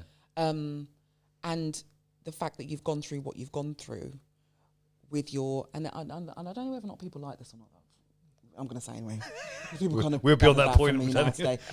Very stoic. Yeah. And I think sometimes stoicism is frowned upon because with stoicism, it is what it is. Do you know what I mean? I've got that written on my arm. Yeah. And what we put on it by way of emotions, which we can't help, of course, is part and parcel of the direction in which you might take yourself. Do you know what I mean? Like you strike me, and I don't know you. I've just literally just met you, but you strike me as quite a stoic person. This has happened. These are my options. Let's get on with it. And it's not to say that there aren't emotions and feelings on top of that or layered. Yeah. But the initial recognition, understanding is what it is. Yeah. What are my options? What do I have to do in order for me to get through this in the best way I know how? So thank you for sharing. Yeah, I think that would also give a lot of strength to others. I think Yeah. the way you share, the way you hold yourself anyway. I always say to you, I think you're one of the most impressive people I know. But the way that you've held yourself through all of that, it's just wonderful. And congratulations, we've got a bell. If you want to ring it at the end of this, we actually do have a big bell. Yeah, Yeah. It's like a town crier style bell. Yeah. We'll let you ring that bell as many times as you want. Honestly, thank you so much for sharing. No, of course. And the thing is, I'm very lucky. I've got a lot of support around me. Yeah. I've got, friends, family, people taking me to hospital appointments, staying overnight with me for different things. be probably a very different story if I didn't have that Yeah. support network. And I think, you know, that was very much a part of me being able to get through things, people making accommodations for me to be able to do things, and still feel part of things, even though I stopped. So there's I go to FCF and Dry Drayton's, that's like group training. I had to stop doing that Because you were hardcore before. You were like, I remember that. so You had it in the car park. I remember coming to your offices and yes, it was like, you're all late at lunchtime, just in the car park, like kicking shit out of everyone around. It was brilliant. But yeah, so I couldn't do that because it was too high risk. So I tended to go to the gym, you know, odd times during the day when there weren't people there, but they still kept me included in the group, and That's like lovely. my other friends, you know, would do things that I could go to, so it wasn't too risky for me. And I'm not very, what's the word, not very risk averse, or I'm not very risk averse. So I mean, I was told I couldn't swim, and I still did, which I did stop for the last month. But I was just like, they told me my blood levels every week, and obviously I'm not a doctor, and I probably shouldn't decide things like this myself. But they told me what I was when I came in before I started chemo, and what they would stop giving me chemo. I'd be too unwell. So I was like, in my head, I was like, as long as I don't go below this, I feel like I'm well enough to still go. And I did. And for me, it was worth the risk for me to be able to feel better in myself, to do those things. But To maintain that mindset. It's knowing yourself as well. You know you.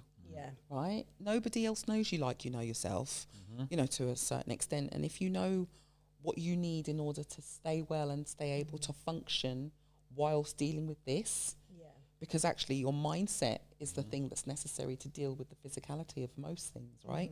Because you've got to be in that mindset to be able to cope with it. So if that goes, because you can't do the things you love or the things that help, then you're kind of in a much more vulnerable position. So, you know, looking after yourself and making that choice based upon the knowledge you've got, and, you know, an informed decision for your own health, I think is, you know, is important to do. And actually, so would you say that this is a 3-part story? So you've got the kind of where we started was like the swimming, the things I need for my mindset, because that makes me, that keeps me there. There's that resilience piece that's, I mean, I think you're just made of, like, it's just incredible, like, so inspiring, but also a story of friendship, and a message there to people that are watching this. You know, if you know someone in that situation, make sure that you reach out and do a lift. There's a friend in our network that's going through something like similar. And it's lovely to see everyone, well, I'll do a lift this day, I'll do a lift this day. And so I think and the other main message is get tested. Check. Check all the time. There's a wonderful Asda advert. I'm a judge for the Charity Film Awards, and the Corporate Social Responsibility Award won a couple of years ago was this Asda. Have you ever seen the Asda one with the melons? I can't. It's brilliant advert. If everyone gets to see it, it's brilliant. And it gets to this, so this lady turns up with her melons, like actual melons, like fruit melons, to the checkout, and then the checkout says to her, "Get your breasts checked," or something like. Test your. She's like, "What now?" She's like, honestly, it's really good. So that's got to be the best. It's so funny. You check out, you love it, because especially in your world. Is that your message? I suppose it's one, get tested, but also celebrating your friendship and the people that have been around you to support you through that. Yeah, exactly. And I think just think about, what works for you and what makes you feel comfortable and what makes you feel better in yourself. Because for some people, having loads of people around you all the time, that's too much. Sarah, actually, and it's thinking, and it's took me a long time, I think, to figure out what I need. And I always thought I was a very sociable person, and I am, but I also realise now that I do need that time where I can just sit and not actually talk to anyone. I just need, half an hour, 45 minutes. I was like, right, I'm just going to have some time on my own. So someone said that to me, because you talk about introverts and extroverts, right? And it's sometimes very simple, very binary, right? But you have people that, like, I love people. I love people, and I buzz off people, and I can get it, but that then drains me. Yes. So your 20 minutes you're talking about being quiet is just replenishing your battery. Yeah. Because you've you've spent your social battery doing the Yeah. thing you love doing, and I love people, but absolutely bushed by the end of it. And so I Yeah. need to go home and watch Netflix. Guess what we'll be doing tomorrow? I was just going to say, you two are not going to be Tomorrow. talking to anyone tomorrow. Yeah, exactly that. But yeah, definitely get Oh, checked bless out. you. Yeah, for sure. Get Thank checked you so out. much Thank for you so sharing. much, Honestly, yeah. like, No worries at I'm in all. awe of you. I think you're amazing, and thank you for using this as an opportunity to speak up, because there'll be someone listening that takes a Inspired lot by of strength that, from that. absolutely. A lot of strength from that. So, can before we finish, can someone find the bell? We must have a. If you can't have a bell there, we We're bring gonna have you a a bell. bell. We got a bell somewhere around here. Is the bell because of remission? Or is Yes, it? so I'm in remission, Yeah. but I'm not cured. Yes. So there's no cancer in me. Yeah. Touch Right. wood. Touch wood. Yep. Until I have my next scan. Yeah.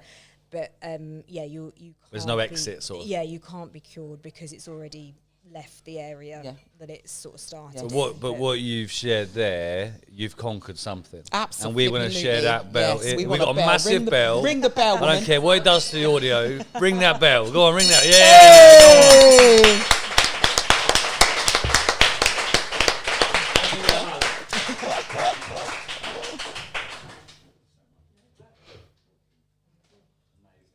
Pleasure meeting you. Yeah, it's lovely to meet And I'll probably I'll find you on our Yeah, there's a citizen lounge that's created for all the speakers. yes. So jump in there. And then we'll create a party at some point. Yeah, for sure. Yeah, love that. Bless Take you, care, Claire. Bless you. Beautiful. The Man, people I don't we think get I'm, to I meet. don't think I'm going to be able to speak after this live-a-thon for like a whole week, man. But it's beautiful. It isn't is gorgeous. Yeah, it's really, really You lovely. feeling all right? Yeah, fine. That was wonderful. Yeah, really, really good. So, are we on time? We're doing all right. With 2 minutes. Like, for me, Smashed it. Come on, right? Anyone who knows I run everything that overruns. I've got my blanket. I think my trainers might come off shortly. Yeah, I don't. They might. Do you know They what? might. I've got my Slippers. pajama bottoms. I might go. I did bring my suit jacket. I thought I'll get my shirt on, get my jacket Yeah. in for the afternoon. Man, that ain't Nah, happening. forget that. I'll end up in my pants. Nah, maybe I won't do that. That's not. I did say it was my passion. Yes, well, you did say. Yeah, I did say you that. did say it. Okay, right. Let's dive in for next guests. I'm excited. I've got for this I've got no because, list now, Alex. You I'm not took sure my whether list. these two have ever been invited to speak together. This is a first? Only on a wedding day. Can we introduce to the couches Francesca and Michael Moriarty? Choose your friend. Hello. You're right. Yeah, good. my Thank man. you. Get involved. Oh, we have a couple. Yeah, we do. Lovely. Love Yeah, that well, for I've got us. Christine on later though. Don't Have go. ya? Don't go Have you too got Christine? hard. Don't go too hard. That's at like 10:30 or something. That's gonna be like. Yeah, don't go hard. When you're bushed, yeah, I'm not leaving. I'll be here. Did you have you heard much of today? Have you guys heard much of today, or did you hear Yeah, that? I mean, I've clocked in throughout the day. I saw you break earlier. Oh mate, Lewis. Oh yeah, he hit me as well. It's been really good. It's just been so inspirational. You know, I know people are coming representing companies like myself at the same time. It's just so nice to talk openly. Yeah. You know, 2 sofas, and I'm sure Francesca's gonna. I don't think Francesca's the type to hold much back. She doesn't. No. Oh, So lovely. I'm You sit excited. next to me, love. when I texted her, I said it's got to be with Fran. I'm not I having know it too, otherwise. right? But at the same, right. you know, at the end of the day, her platform's bigger than mine in the sense of what she's doing in the community. Yeah, it's amazing. So it makes sense for her. Absolutely makes sense for her. So do we start? Should we start there then? Do you want to introduce yourself, and you can introduce Michael, so don't let him speak. You introduce yourself. Get off the couch. I'll just do it. I'll do it. That's all right. Exactly. But then segueing into the amazing projects I've been following it along, what you're doing for your family, but the extension of that in your community. Okay, so my name's Francesca, and this is my husband, Michael. We have been together since we were 17. We've been together like 14 years now, long We're time. 31, believe it or not. I know I look Wow. old. Francesca still looks 17. We should have done a poll. I guess how old Michael is. That would have been good. I think I would have gone for 31. So we've been married for about 7 years now. We've got 2 children together, 2 daughters, double trouble for sure. The sass on them kids. I see it on the stories. So young as well. And our second born daughter, Shania, was born with a post-birth diagnosis of Down syndrome, which we didn't know. We had a bit of a complicated pregnancy, and we had 12 scans. We did the blood test that you have at 12 weeks that gives you like your chance of certain diagnoses. It came back 1 in 50,000 for Down syndrome, so not something that we expected. And she was born almost diagnosed on the spot. It was very, like, the way that it was dealt with wasn't professional in any sense. And it sort of hit us really, really hard. I think it hit Michael like that straight away, and he just went. And I was like, okay, it's fine. And I carried on doing that the whole time. Maybe got a little bit passive aggressive towards the end of the week, but I was okay. And then when we got home, not told you.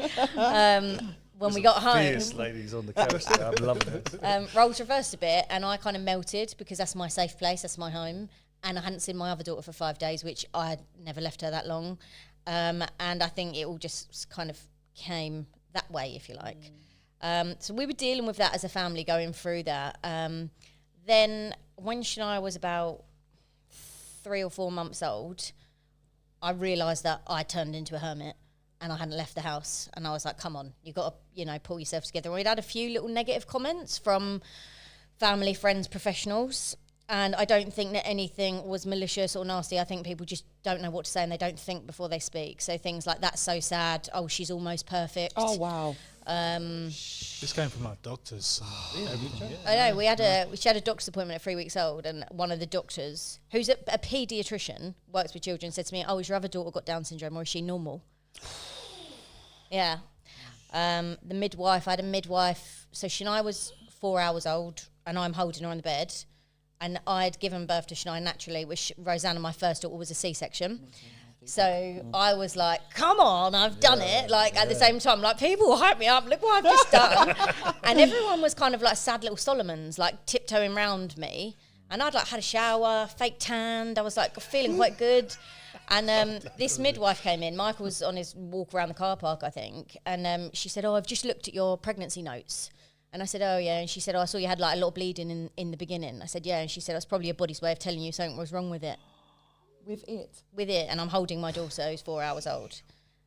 Needless to say, I went to town. But it's people like that just don't think and make those comments. And I think I let that get to me in the beginning. Your hormones, if anyone's ever had a baby in here, your hormones turn you into a psychopath for that first bit. Right there. I've been knocking someone out. So I pulled myself together and I was like, right, we're going to go to a couple of baby groups. So I went to a few, and then I went to it was the 3rd or 4th one I went to, and it was literally a baby group, any baby. And the lady that was running it, it was like a singing baby massagey group, and she said to me, oh, she's too disabled to join in to this group. In front of everyone, like everyone sat in a circle, and I, at the time, because I'm quite like, my go-to emotion is aggression. Like, that's just me naturally. Thanks, Dad. But I just collapsed and I just cried. And I got home and I cried for a couple of days, and, Michael was great and comforted me and was like, don't worry, like, it'll be fine, just don't go back there. And I laid there and I thought, don't go back there. Yeah. She's just a kid. Do you know what I mean? Like, she's got Down syndrome. It's part of her. It's not who she is. And I just thought, no, I'm not having it. And then I thought, there's nothing. I started researching in our local area about what SEND groups there are. There wasn't a lot, especially before the 0 to 5 age range. So I thought, well, I'm just going to make my own, and I did. And now I support, I think I've got 88 families that I support now. Come on, Em. They're amazing. They are absolutely amazing. They have a whole range of diagnoses in there. We've got some children with really rare genetic conditions. Little girl, there's like 1 in 11 in the world. Little boy is 1 of 8. We've also got autism, ADHD, cerebral palsy, Down syndrome. All these kids are aged between 0 and 8 at the moment. So we have little buds, which is 0 to 5, and bigger buds, which is 5 to 8. That's cute. And we get together, we have stay-in plays where they can just come be them. I think a lot of parents worry about the judgment. They think, oh, what about if they have a meltdown, or, they don't understand this or that. And honestly, no one bats an eyelid, and that's the nicest thing. you know what it's like yourself when you've got children, you're in Tesco's, whether they've got a diagnosis, whether they're neurotypical, they start having a moment. You can feel people start to look at you. And I think especially when you have a diagnosis such as like Down syndrome, where it's a physical thing that you can see, people look and stare and make those judgments. But then the other families have the other back of that, where their child has autism or ADHD, and you can't necessarily see it. So then people are looking at them thinking, oh, control your child. Why aren't they doing this? Why aren't they doing that? And I think that's the thing about Little Buds. It's just that safe place. It doesn't matter whether you're having a good, bad, ugly day. You can just come, be yourself. There's a safe place for you. If you need a minute, just leave your kids there. Like, we've got them, and all the families trust each other implicitly, which is so nice. We do loads of stuff. We've done a lot of fundraising. Last year we raised £6,500, and we sent the kids to therapeutic horse riding. We did music therapy. We sent them to Sensory Magic in Biggleswade, which is like a great sensory room. We did a huge fundraiser, which was so fun. We've done so many things for them that parents like me, the scared parent who's hermiting on that first 3 months of life, that wouldn't go out and take their child to Safari Stu's group to meet a skunk and a spider because you're worried that other parents are going to look at you and judge you. You can just come and do that, you know, and be part of something amazing. We've got a WhatsApp group which is constantly going off. But it's great because people can put on there and say, I need help with this. Has anyone got experience with this? Or has anyone had this person? And everyone mucks in and helps each other. And that's the really, really nice thing, is that constant support for a community that can feel super isolating at times. You feel like you're the only person going through it and taking up not just the special needs, but the health needs that come with it. You know, there's so much that goes on for these kids that a typical parent wouldn't necessarily know about and be able to empathise with and get on the same level. I've got friends that don't have children with SEND needs, and I'll talk to them about something. They go, oh, yeah, I know what you mean. I think, no, you don't. No, you don't, hun. Yeah. No. But you can't expect them to. Unless you're living it, you don't know. So, yeah, it's a great place. Great place. Wow. What? Like, wow. You see something is missing, you fill the gap, right? And you mentioned a second ago about, like, you know, go to the supermarket. And if you've ever had children go to the supermarket, any child that's crying, regardless of their any needs, regardless, people judge. Yeah. Full stop. I've had to abandon my shopping because my daughter was throwing a wobbler. She has no additional needs whatsoever, but she was screaming, and the girl can scream. She's 16, she can still scream now.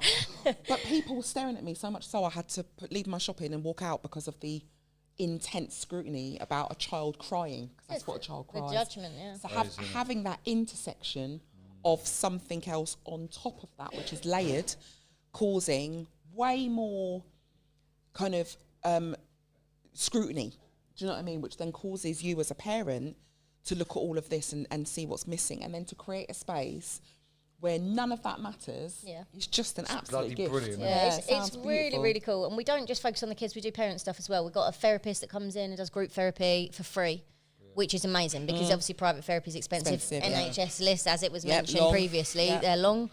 And we do, like, we've got a parent pottery session coming up, so it's fun and it's light-hearted, and people you've made, me included, like lifelong friends. We've got a men's only therapy session because men don't want to talk in front of women about their feelings, Michael told me, so I had to get a men only session. We've been talking about that today. Yeah, absolutely. We're totally safe for that conversation. We're tight for that.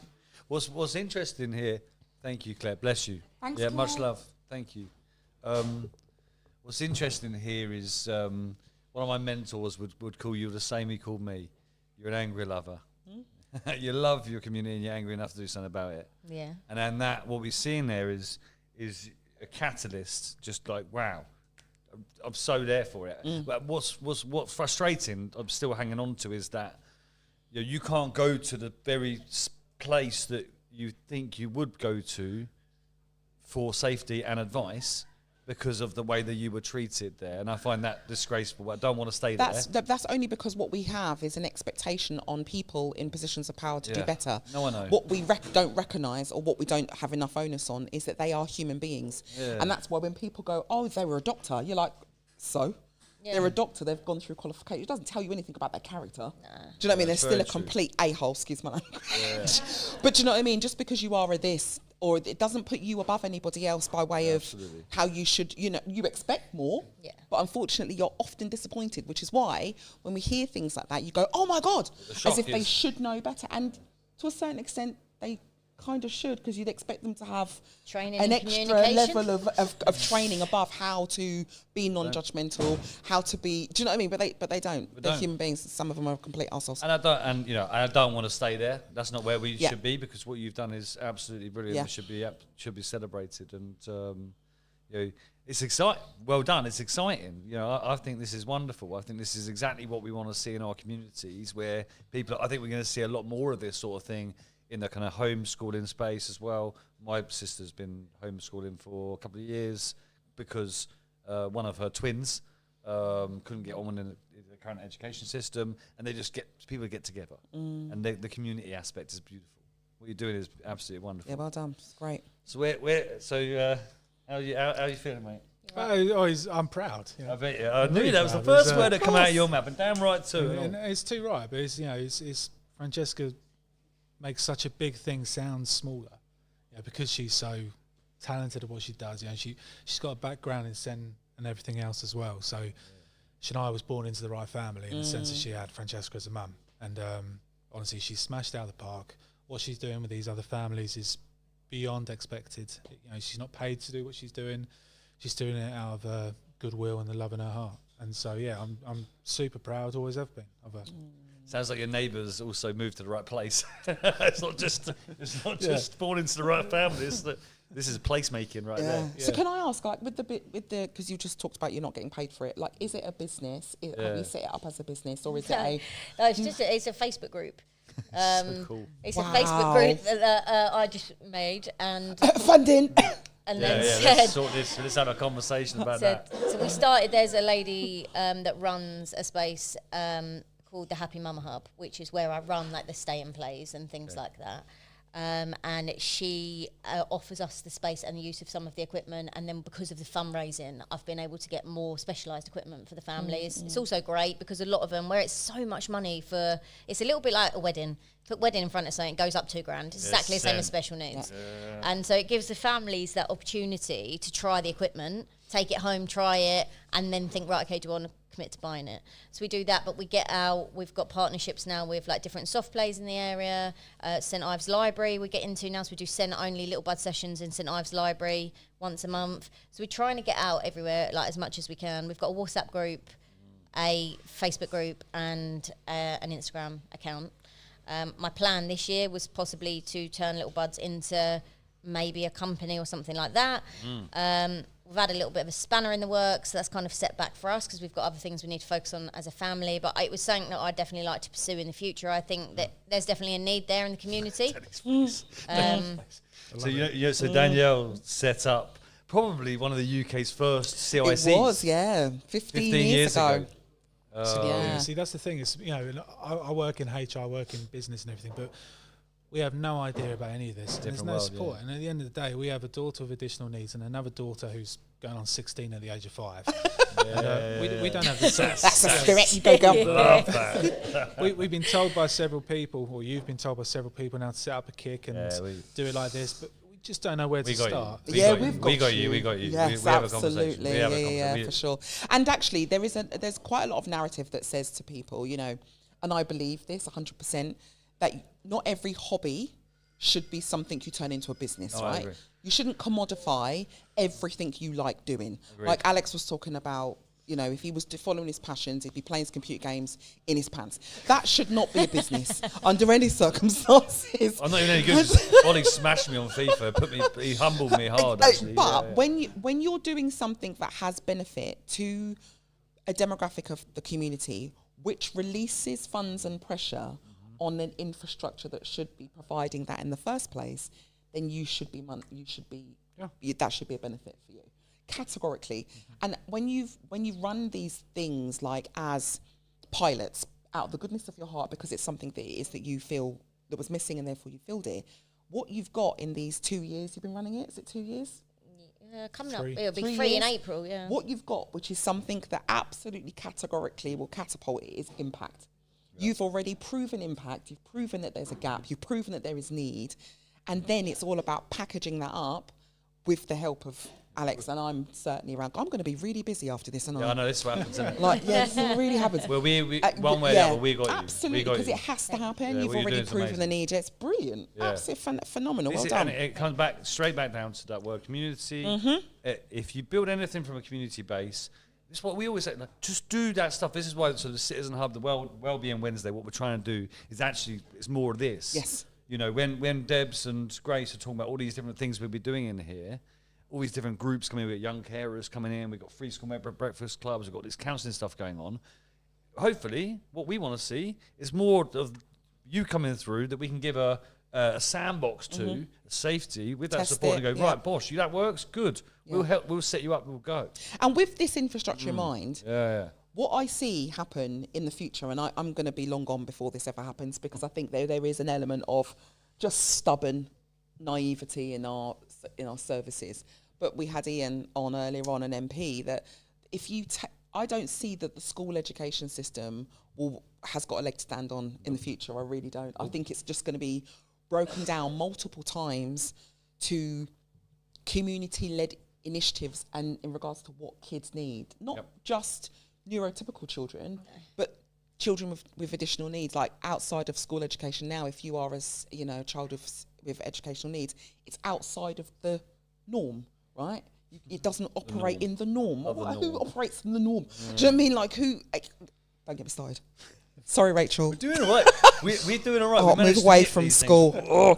But these We're initiatives, all these of a shared opinion things, here, I know that. if there's more of these and more things, This that is what we need. that's options, right? It's For more people. It's a reaction that this country needs. Yes. We went from, Tear let's it roll down. out maths, Ah. let's roll out multi-academy trusts across the country, which was the narrative of the previous government.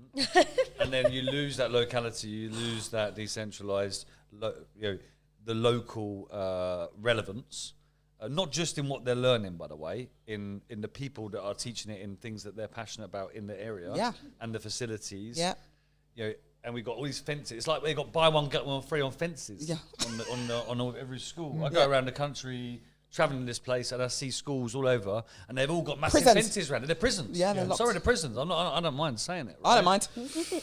We're here for it, but I do agree. I think it will happen in our lives. I hope so. Because we've 'cause got people like it's this, happening, yeah, and we just got to exactly. get the right infrastructure and the right social capital and support around people. Because I know I do follow you on Insta. I'm a bit of a fan. I think what you do is amazing. I genuinely, just brilliant. But this is the first time we've actually sat down and had a conversation. In real life, yeah. But can you imagine, hundreds people, because they exist. Exactly. I see them everywhere. Yeah. But we've got to connect them up properly, and that's we can at the very least help out on this occasion Yes, for sure. some structure stuff. Yeah, Awesome. it's brilliant. Oh, this is lovely, isn't it? And so what is the most exciting thing for you? Like, what did you learn through that gives you the hope that you can do? Because you didn't seem fazed by any of what you said, by the way, which was really interesting. Yeah, I think I've just got that kind of personality where I'm like, well, I just need to do the next step now, and I just see it as that. That's just very me. I'm a list person. I make a list, I cross things off the list, I make another list, and I do the same thing. That's how I live day to day. Lists on lists. Michael's on my list. On a day, I'm like, Michael needs to do this, that. With a naughty list. Yeah, Yeah, that's it. With my girls, I am, yeah. Always. I think you are in trouble. Or you looked up. I think you'll be well looked up. I think the biggest thing for me is that as a person, I need to feel achievement in myself, and it doesn't have to be anything big. It can be like put a load of washing on and tick it off. That makes me feel like I've achieved something in a day. What I've had to teach myself through being a parent and also through running Little Buds is if you don't achieve it on that day, you don't need to punish yourself about it. Right. You have to just move it a day or move it a week. And that's all right if that doesn't get done. And that idea to prioritise. I think I said to one of my mums a couple of weeks ago, said to me, if I'm not functioning at 100%, how can I give my child 100%? I said, because if you feel 10% in yourself and you're giving that 10%, then you are giving 100% of yourself. That's right. And then I thought, you need to listen to that too. For yourself, that is. Yeah, and I think you're your own worst critic, aren't you? If someone came in and went, oh, you've put on some weight, and then someone else came in and went, oh, you're looking really good, you'd 100% go away thinking about the negative comment more. And we do that to ourselves all the time. I'm my worst person to do that. Michael always looks at me like, are you okay? And I'm like, but it's just how you see yourself, isn't it? And it's just learning to step back from that, and also know that I've got 2 little kids looking at me. When they grow up, like Rosanna, I say to her, "Oh, you're so beautiful." She's like, "I know." I love that. But I want her to be like that when she's 18 and 28 and 38, and I don't want her to whether it's how she looks or how she is in herself. I want her to know that she's enough, and I think I've had to teach myself that it's enough for me, even if I can't fulfill everything on that list that day. That's enough. Yeah, Debs is all over that. Thank you. Debs is all over that. But also, I would like to make a shout out to the husband here. Oh yeah. Yeah. So I'd like to give you a shout. No, because what has to happen, and I know this from experience, right? I couldn't have done anything in terms of growing my business. I had a 5-month-old, a 20-month-old, 24-month-old, and I set my business up. You crazy. What? I did what I needed to do because there was a gap at the time. But I couldn't have done it without the support of my husband at the time. 100%. Who was saying to me, go for it. We're all right. Financially, we're okay. We don't need you to kind of go out and get a job immediately. It's fine. And I'll support you with what it is you need to do while you're doing it. And we'll work around it. So with your initiative, mine was paediatrics, so I could take my kids with me. Yeah. So when I was teaching other people first aid, my kids were in the same creche that the parents are in. So I built it around my family needs. But a big shout to my husband, Doug, who's probably going to come in with my teenage kids. When my kids get here, shh. I haven't mentioned anything about them today. All right, you right, mate. Ooh, you're in trouble. I'm like, hi kids. They're like, You're all in right, Mum, trouble. have you been watching? I'm in Luckily, trouble. there's like 24 hours of recording to go through. They're never going to sit They're never through going to that. find it. They're never But I couldn't have done it without him. I couldn't have done it without the family to be able to be there. So massive credit shout out to the space. husbands Yeah. who are behind the But women. also the advocacy. So I only know about this because you told me. Yeah.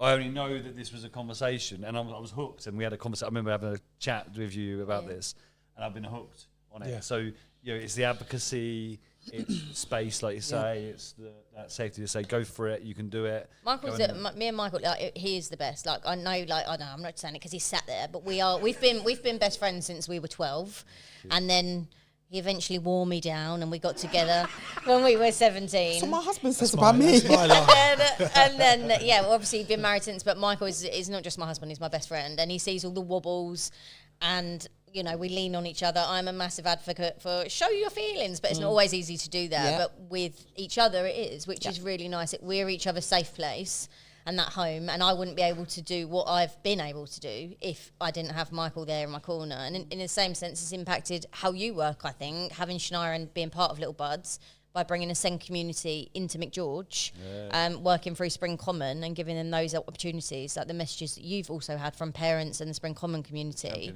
is amazing. Yeah, I'll be quick just because I wanted you to be on the stage today for exactly what you've done, is in spreading your message and everything else. But you are right, Shania. We talk about inclusion in workplace and everything else, and let's be honest, inclusion is always based on your gender, 9 your protected nationality. characteristics. Exactly, and it misses out so many different areas, and I didn't realise that until Shania was born. And when Shania was born, and I went into what felt like mourning for about 9 months of the sort of future you expect you're going to have, and then everything just changes. I realised that there's this huge gap in inclusion, and that's across majority of workplaces in the UK. And the gaps it's missing is disabilities, NEET, and prison leavers. And so, Shania gave me the stepping stone to really sort of give me a kick up the arse to go, well, what am I going to do about it? Because I want Shania, when she's older, to be independent, be accepted in every single workplace with no judgment.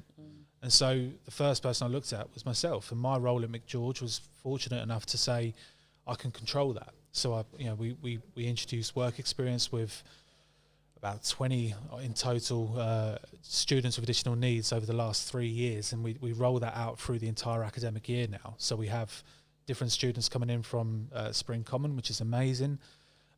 We've employed God knows how many people out of prisons now, and given them a second opportunity and a lot of the time a first opportunity to sort of show their true selves with us.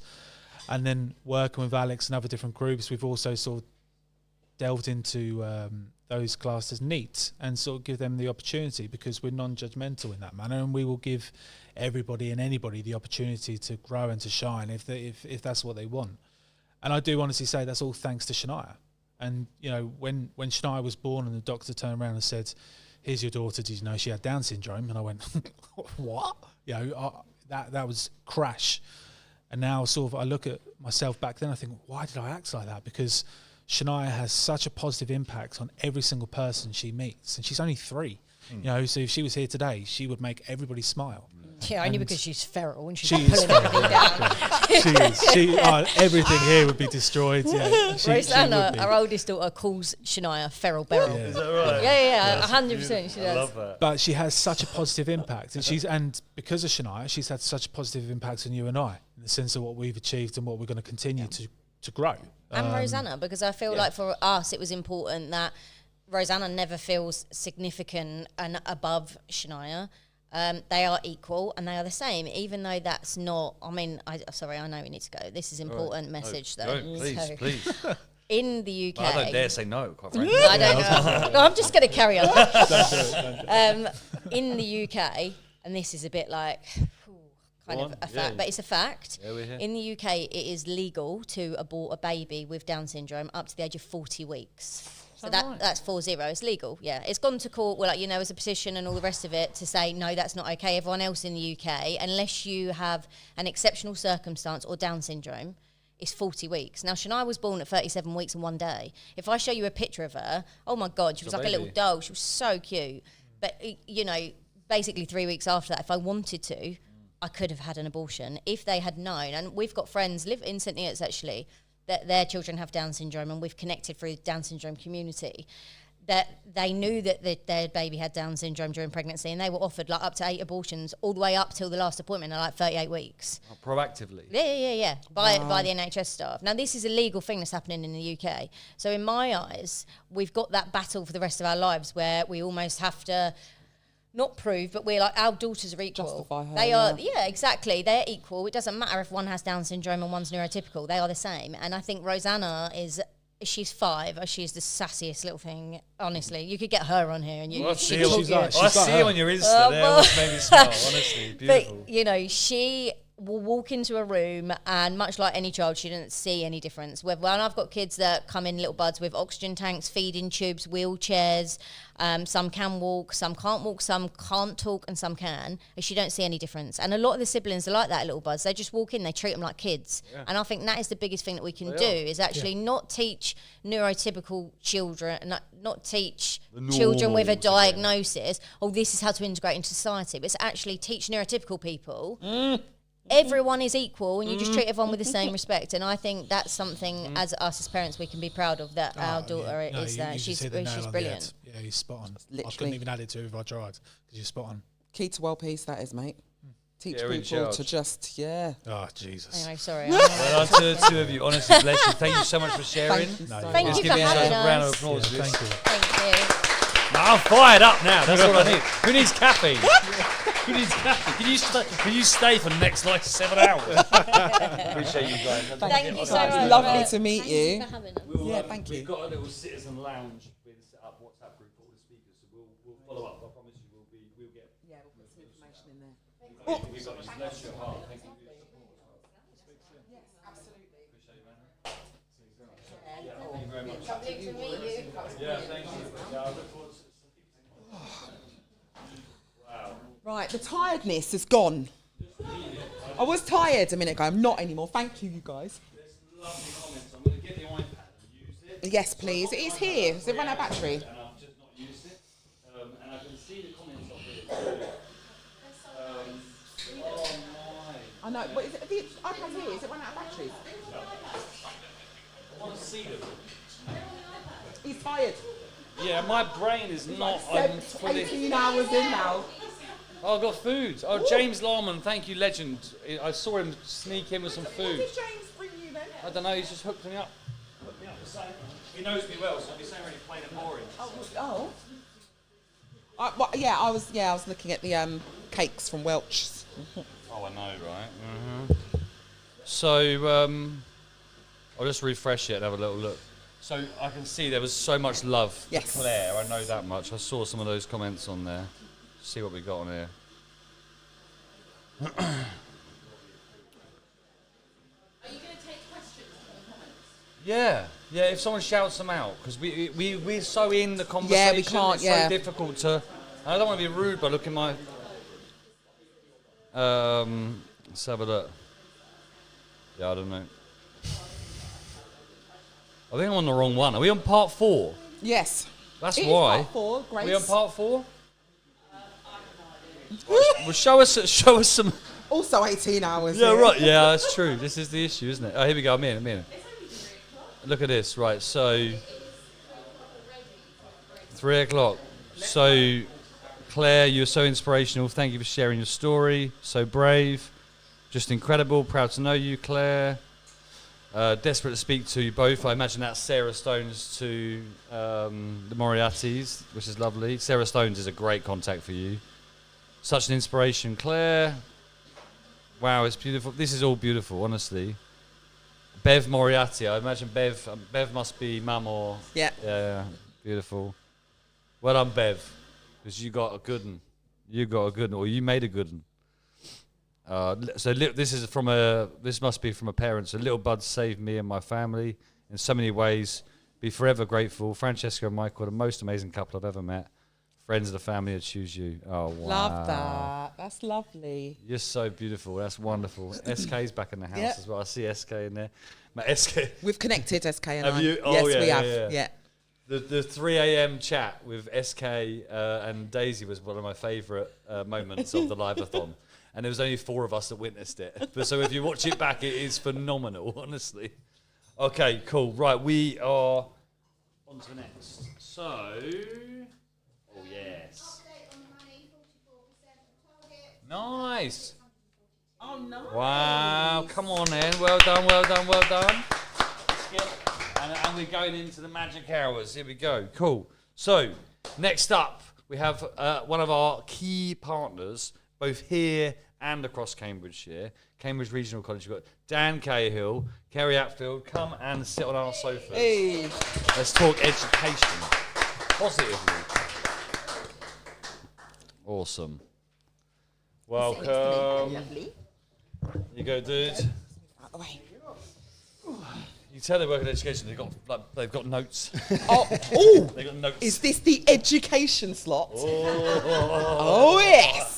Adult education, though, right? We're Oh. taking on adult education. Well, no, it's got its. Yeah, It makes still sense. has its, It's, yeah, yes, it's the challenges. pathway exactly. We'll let you lead our discussion. So, do you want to introduce yourselves, your roles at Cambridge Regional College, and then Dan, just take lead on where you want to start this conversation. Do you want to go first or me? Yeah, I'm Dan. I'm a local St Neots for majority of my life. He's a legend. I don't know about that. Mate, he gets involved in everything. Try to. Yeah, so I've been at CRC for about 6 years. I'm an ex-builder, coming to education, completely retrained, and I've been lucky enough to sort of have good support from my team, as well as from the college as well, and they give me the opportunity to basically be here eventually through obviously a few slight tweak with my job role, which went from trainer to now recruitment as well as trainer as well. So it's my job to get people onto courses, speak to people, give a little bit of direction to those that don't know what they want to do, and obviously I like the opportunity to do events like this, so I'm happy to be here. Yeah, awesome to have you, man. Go on, legend. Hello. Energy. She said that energy as well. Yes. I'm Kerry Atfield. I've been working at CRC on and off for many, many years, but I've been back for 6. I moved to Cambridgeshire in the early 90s, showing my age. I'm a retired hairdresser. Nice. And I had my own salon and had students come to the salon. And then they took me to the college. Oh, that's nice. That's okay. cute.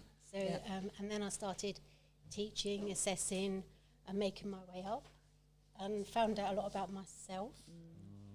And now I am employer engagement director, and I look after helping people get apprenticeships, online courses, full-time study, skills boot camp, and it is very interesting, and I'm very lucky. Love that. These are good guys. Massive shout out. So what's lovely? So Cambridge Regional College has been a huge part of the story of the Citizen Hub, right? So so, I mean, firstly, you're all so Jason was here earlier, popped in. Kate was sending messages. Like, you're here all the time, and you're part of it, but at a human level. So I remember being sat in here when it was just like tatters, basically this space, and with Kate DaCosta. So big shout out to Kate, because she was a real catalyst in this. And I remember her saying explicitly then, I'm not here as Cambridge Regional College. I'm here as Kate, and I'm here, and I may be coming with a college, but I'm actually here at a human level, because I understand what this means and what this and the principles that we have when we work, when the team are here, is that we say yes. And Dan, Jason, all the team, anyone who's ever been here, Charlie, all your team, they live it. You know, the amount of times that this organic relational system we have here, which we've struggled to describe at times, it's that blended approach to, there is no wrong door here, and it's so holistic in the way that you've blended in, adopted us as a project, and CLC have made a commitment to 3 years growth with us to multiple sites across Cambridgeshire, so they're a big part of our journey. So firstly, massive appreciation to CLC for that. Thank you. In terms of adult learning, what's the age range? It's 19 plus. 19 plus, okay. Because there is like a gap between 18 and 19. Yes, yeah. I know people, if they are in education, they can still sort of feel that a little bit. But I was unaware of adult education until I joined CRC. You're a professional musician. I know, I'm normally got it in my mouth. But eat the mic when you're singing. I didn't know about it until I joined, and it opened my eyes to what's available, because I went to what was Hunton Regional College. That was my last endeavour with education, to get my level 3 carpentry and joinery, and I thought that was it. But to give the opportunity to go and upskill and learn so much from what I was doing, and because we mostly deal with working with unemployed people, so we want to give them the opportunity to get a new career path, or even just to sort of improve confidence and well-being, because we all know it can be tough out there for individuals. And sometimes, if you've been unemployed for a long time, it's to try and get back to a routine, which I know that from when I'm teaching, or even when I'm speaking to people, it's to give them a little bit of insight, a little bit of hope in what they can achieve. I never thought I'd gone on trained to be a teacher. My friends sort of took the mick a little bit, because I can't believe you're a teacher, Dan. But I think I said it in my thing, which was shared on social. I have taught over about 500 people, mainly doing sort of health and safety course. But it's I've taken a lot of pride in what I do. I want to help people. I want to give people a chance to better their lives and give them a different outlook of what they can do. Is it because there is an expectation of what a teacher looks like? You just said a minute ago, like, it's interesting, isn't it? Mates like, you never thought you was a teacher. Why? You've got experience and an understanding and qualification to be able to pass information. It's that thing, because I know when I was at school, apart from primary school, big up Little Paxton School. My little one's there now. Yeah, excellent. I loved it there, but secondary school I hated that element of being at school. I didn't do that well at school, but lucky enough, I'm very sort of hands-on and sort of practically minded, so I could go into a trade, which I enjoyed, did well, but my body has not enjoyed that element of it. But so there's that stigma with some teachers, but I like to think I'm a little bit more chilled. But then again, like within our whole department, adult education, it's a different vibe. People expect to come into a classroom and think, put your hand up to go to the toilet and things like, no, it's relaxed. None of that. As long as you behave and sort of don't go. But there's also an element. I mean, I'm a teacher. I did a preparing to teach in the lifelong sector years ago when I was training in first aid, and so I've taught adults. And what I always found when I was teaching adults is how, what's the word, institutionalised adults are after school. So I'd sit in a room full of adults, and I'd be like, I'll say, do this, or I'll show the mannequins. And then it'd be like, And I go, yeah, go for it. And they go, can I just need to pop to the loo? I'll be like, oh, just go. Weird. Yeah. Like, and it's that they've still got that mentality of, and it's like, that's how it was. And they've kind of almost forgotten that actually they've got autonomy as an adult. And yes, they need to step out for whatever reason. As long as they give me the thumbs up to say that they're all right. I don't need to hands up, but just, because I then, as in terms of safeguarding, making sure they're all right, that's what I've got to do. But they're still ingrained with you must stand up in a line, you must put your hand up, you must. And that's so damaging for some of them, some. I know with certain schools, it wasn't as regimental when I was at school, but there is that element of that regiment to try and get you conform into that sort of career mode. But then even with work, it can be quite regimental. But it's to give people a bit of sort of freedom to express themselves. I'm big on creation. I'm big on big on creativity and sort of promoting it. Even people within my session, if anyone says they do this, I have an element in my session where I ask people what they're proud of doing, what they've achieved. People say kids. Some people say they've kicked like drink or drug habits. One person even said like, I'm proud because I've climbed Mount Kilimanjaro. I was like, that's amazing. As I'd love to sort of promote that sort of mentality within my sessions. So and that's culture. What you're doing there is you're facilitating learning, and that's a thing that's a bit different to between teaching and facilitating. I think that's how I would kind of because now I've got one child doing GCSE mode. I just want to take 5 seconds to take some breaths. GCSE mode, horrible. Regurgitation of information, brutal, regurge. And I've got one son who's at CRC. Oh, really? What are they doing? He's doing a business studies course, So we're looking at his pathways out at the moment. He loves it. It's a lot less regimented. He's got a lot more freedom. And he's really kind of feeding on it. Loads of pathways. Exactly, he's got loads of pathways, whereas my daughter wants to try and, she wants to do something specific, so she's down the pathway. And again, no problem with either of them. What I like about it is they're both aware of the pathways that would best suit them and their personalities and what they want to do, rather than us being parents. You will go do this and you will go to university, and I can't afford university.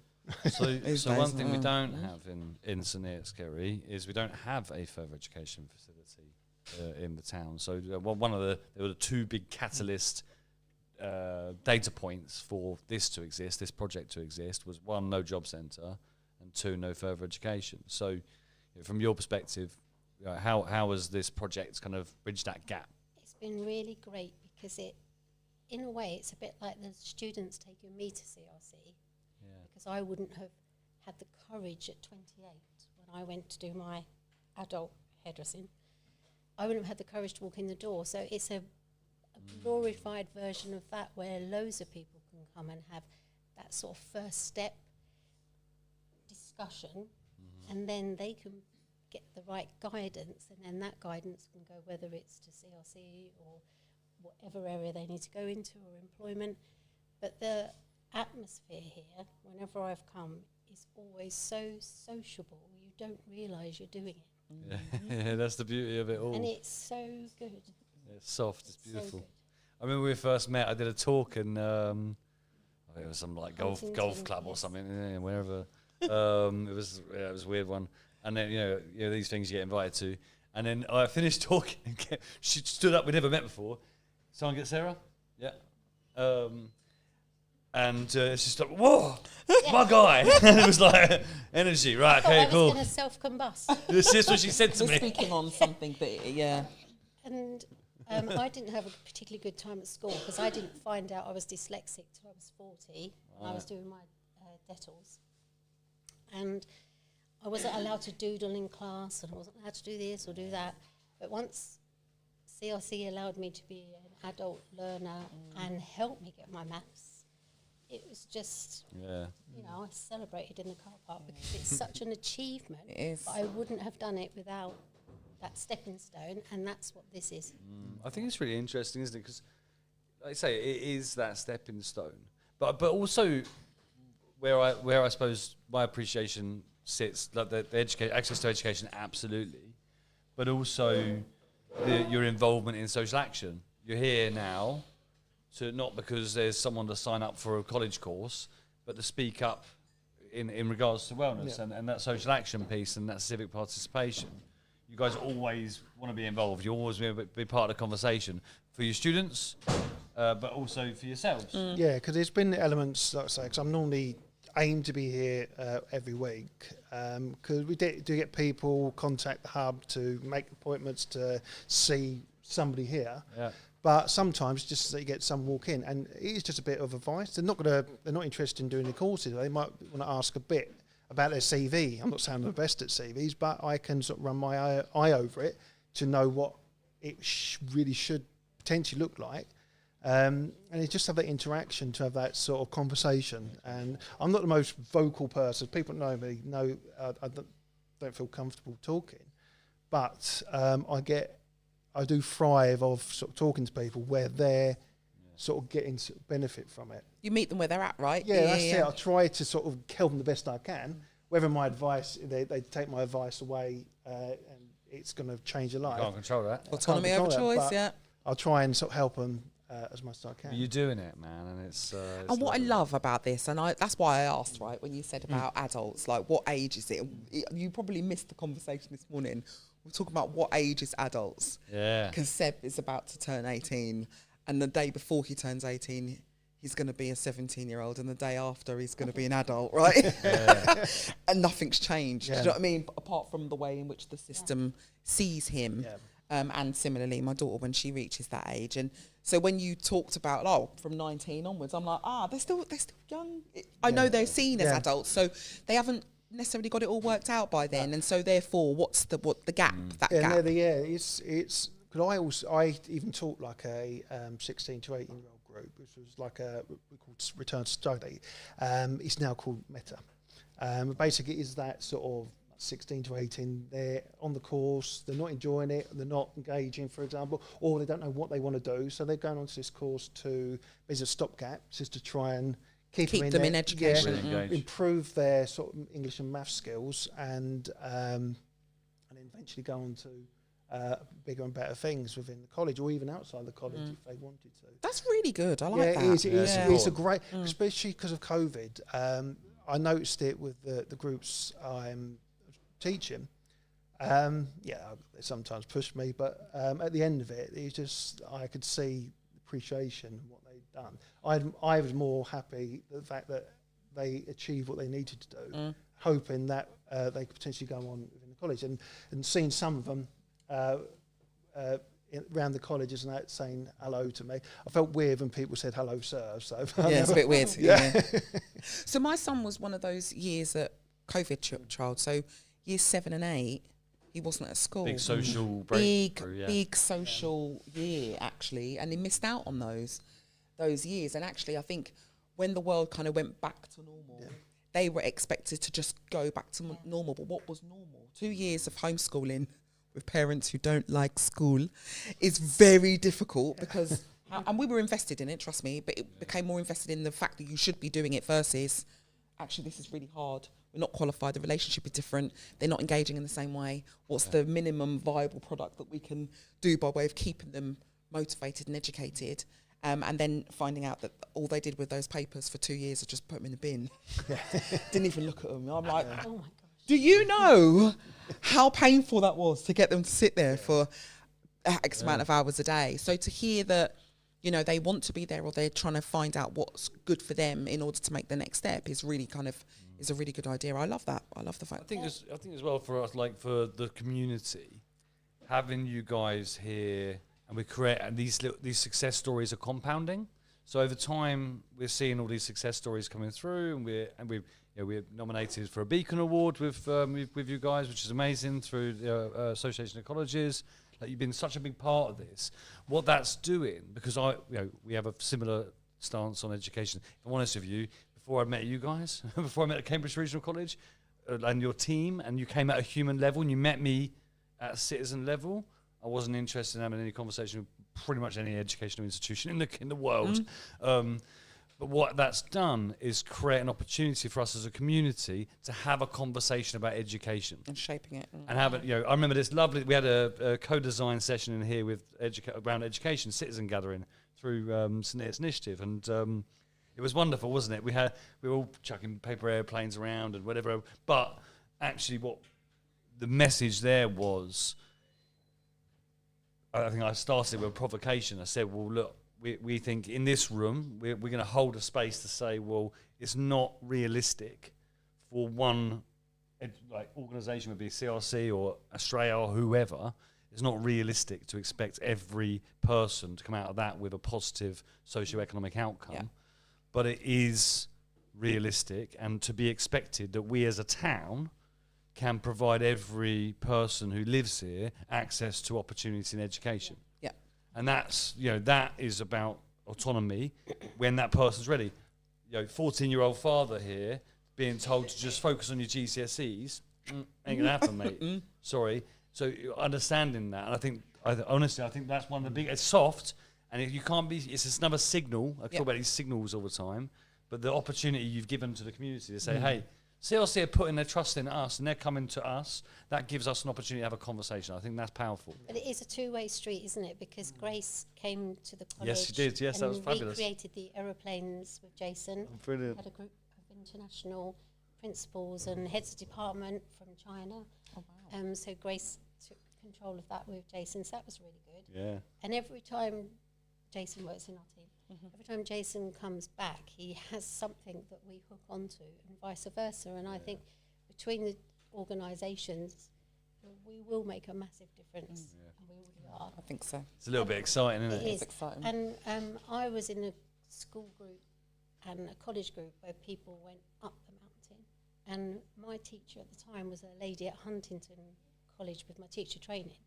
And she said to me, Kerry, you've just got to accept that you're going to have to go round, but you will get there. And then I did. Just a different way, That's right? that lived experience again. Love that. What's interesting, and there's a massive, obviously there's a huge challenge around shortage of teachers and whatever else in the country, and that's, that is an epidemic in itself. But what you both exercise there is your lived experience. Both of you said, well, I was a builder, so I'm going to use those skills to teach. I was a hairdresser, and you saw that as an adult education outcome, and you're dragged into the college. And I think that's... They wanted to train me up. What's beautiful there is there are opportunities in our country, hopefully before I leave this earth, where we can start to accredit that kind of lived experience, and that's enough. That's enough if you can hold space and you've got some experiences that one before the roots of an apprentice, if you look at the origin of an apprentice, it's I do not learn very well academically, so I'm going to follow you around and watch what you do and do it. That's it. And then we obviously education grabs stuff and starts to wrap it in terms and stuff. Bureaucracy around skill, right? Whatever. But ultimately, what you're showing, you're exercising here, and you're doing it in action in the hub, is you're creating a chance for us as a community, at least here, in where we can control, where we can create those real pathways into rebuilding their relationship with education. So eventually, obviously, got this training room. You guys are delivering training on site. People come in here, they're like, well, this is the college. Yeah, this for you it is, for now. And eventually they'll then transition, and that's fine, right? Because we've had it a few times. Also, I'll get to mention what we have. Please do that now. We do have a course running up, but because we have people that do struggle to get to one of the campuses, Huntington or Cambridge, and also if they're parents, it's hard to try and get education, try and learn, but obviously get back to do the school run. But that's why it's a great opportunity to be able to train here and give those in the local area to ability to come learn and then obviously get back to their lives of being full-time parents as well. But we obviously show this. So we got these posters. They'll be sort of in the Citizen Hub. They include QR codes and things like this. And this takes you directly to what we call an IAG eligibility form. That's just to check your eligibility, because basically you can get this education for free. And that's the amazing thing I find from this whole situation is I thought that was it. You want to retrain, you have to pay for it. Of course, there's sort of limits. Levels, yeah. There's limits to what you can earn and things like this. But it's amazing to know that you can go to establishment, to a college, to even here, and train. Obviously coincide with this amazing event, which I think you two guys need a round of applause anyway for, Thank you very much. for what you're doing. But Bless you. so we've basically we're going to put on a mental health and stress awareness course.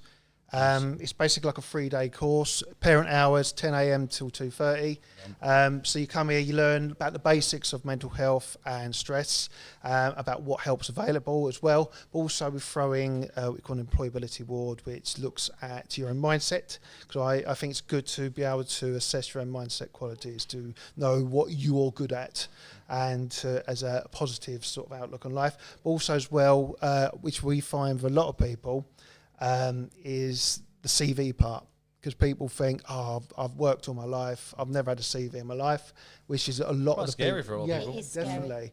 But this offers the opportunity to be able to do that as well. You get the trainers there to guide you through what should be in it and to give you the ability to write your CV as a basic sort of set, or for example, if you're applying for something, you can even tailor it to what you're looking for as well. So if you are interested, get in contact with the Hub, come down the Hub, or just contact me. Well, I'm sure we'll share this. We can stick it on our Insta, our Facebook. Fantastic. Amazing. Well, And thank you. If anyone's interested in apprenticeships, the age, I mean, I was 28. You can be any age.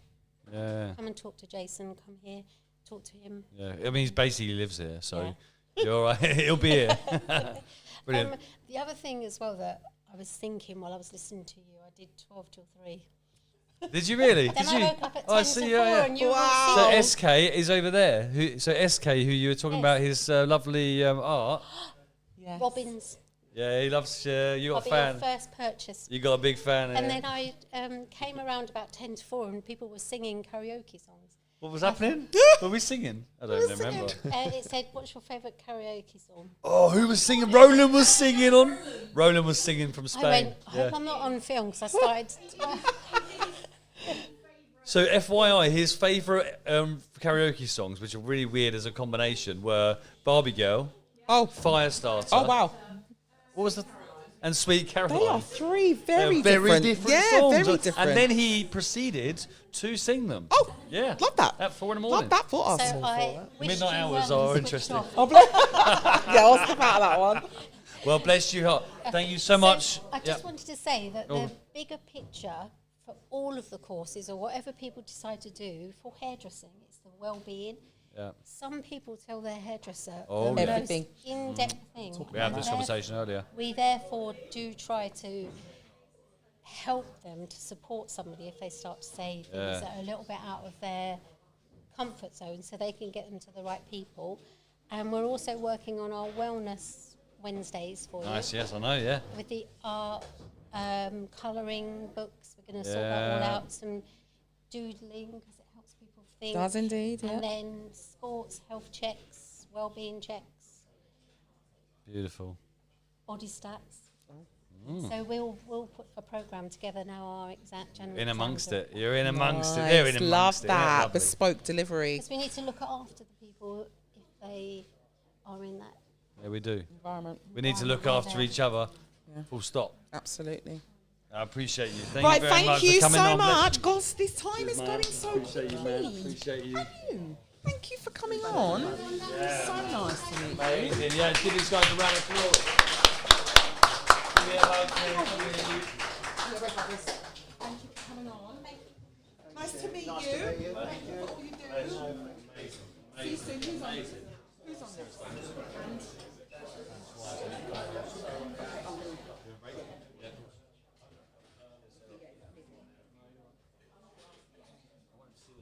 I think I'm getting spoiled. Oh, yeah, I'm good, thank you. How are you? I'm getting loads of breaks today. You're good. You're all right. I'll look after you. I promise I'll look after you. You did, actually, Alex. Hi, Sarah. How are you? Good, yeah, thank you. Oh, how you doing? Yeah, very well, thank you, my love. Nice to see you. I just want to get, yes. We're always coping, haven't we, Sarah? We're always coping around here, aren't we? It's this place has got magic powers. Keeps it going. You alright? You gonna get on in here? Which way are you going?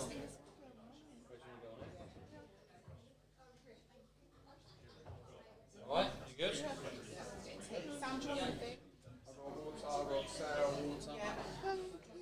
Oh, we're like. Oh, really? Oh, you got glasses. So those guys haven't worried.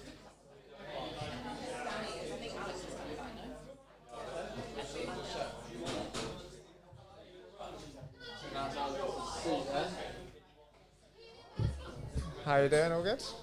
Yeah? Do you want me to sort the... What do I need? Ooh. Just want to adjust. Is that alright? Okay, Sam's going to substitute Danny B out. Okay.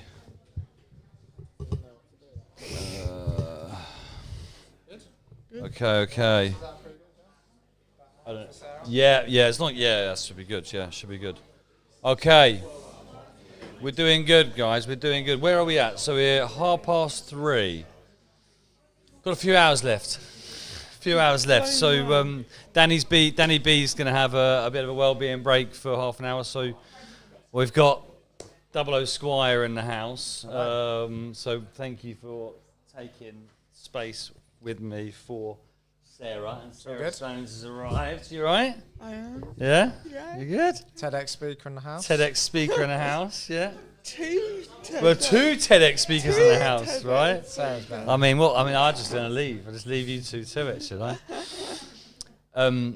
Where do we need to start? So for those in the room, those online, where do we need to start for the community to really understand who Sarah is?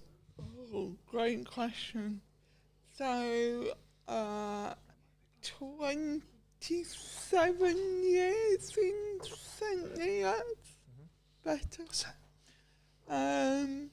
First of all, running, doing HR for lots of different organisations. And I was a nice HR person. Let me put it out there. Just going to put that out there on there. Yeah. Realised that I didn't like all the bits that I would say were dull, boring, all the policies, salaries, all the dull, boring bits. I was listening to Claire earlier. Wasn't it wonderful? Claire's story, and I had breast cancer 11 years ago. Had really not been enjoying work, and that was a bit of a wake-up call, because you think, actually, shit, life's short. We've got to do what we want to do. And I realised that what I hadn't thought about was what drove me, what gave me energy, what motivated me. And actually since then I've been passionate about getting the word out to everybody that we need to think more about what energises us. And at the moment I'm just going through breast cancer for the second time. Lots of people have said, actually you shouldn't be coming out and doing stuff like this, you should be at home. Well, actually, I know that I will have far more energy when I get home tonight, because I've done this and I've been part of this amazing day than I would have done if I'd have been sat feeling sorry for myself on the sofa. Well, we appreciate you and thank you for sharing that. As you know, this is a safe space. You helped make it so. But thank you also for sharing that, because I know Claire obviously we heard Claire talk about this earlier, and obviously I knew that you were going to come on later. So, but I think it's lovely, and it threads through today that what we're seeing is people give each other strength, and you saying that will give Claire strength, and the next and the next. So we appreciate you for everything about you. And the power of the community and the citizens. There are so many people in this room that are helping me on that journey, and you're not on your own. No, you're not. And that's what we need the citizens for, and Wellbeing Wednesdays, and that's why we need to raise money for them. Yeah, we do. Donate. Donate. Oh, thank you. I'm going to come and sit over there because I just want to hug you for a bit. That's all right. And when I said to Sam earlier, because Sam had other things to be doing this morning when Ollie was on, and I said to him, when you get some time, he's a busy boy now, jet set around the country doing his thing. He said, I said to him, who would you like to come and talk to about and co-host? And he said, Sarah Stones for me. So I'm going to let Sam take the rest of the interview. But if it's okay with you, I can come and sit with you. That would be lovely. Oh, I'd love that too. Oh, I would love that too. I might share my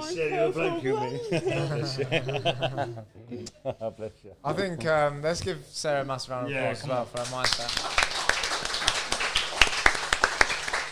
I do think I don't think you realise the impact you have on other people, like in regards to your perspective to life. But like personally for me, like you've super like almost I'm starting crying already. But like you really inspire me to it's alright mate, keep the invitations away from me.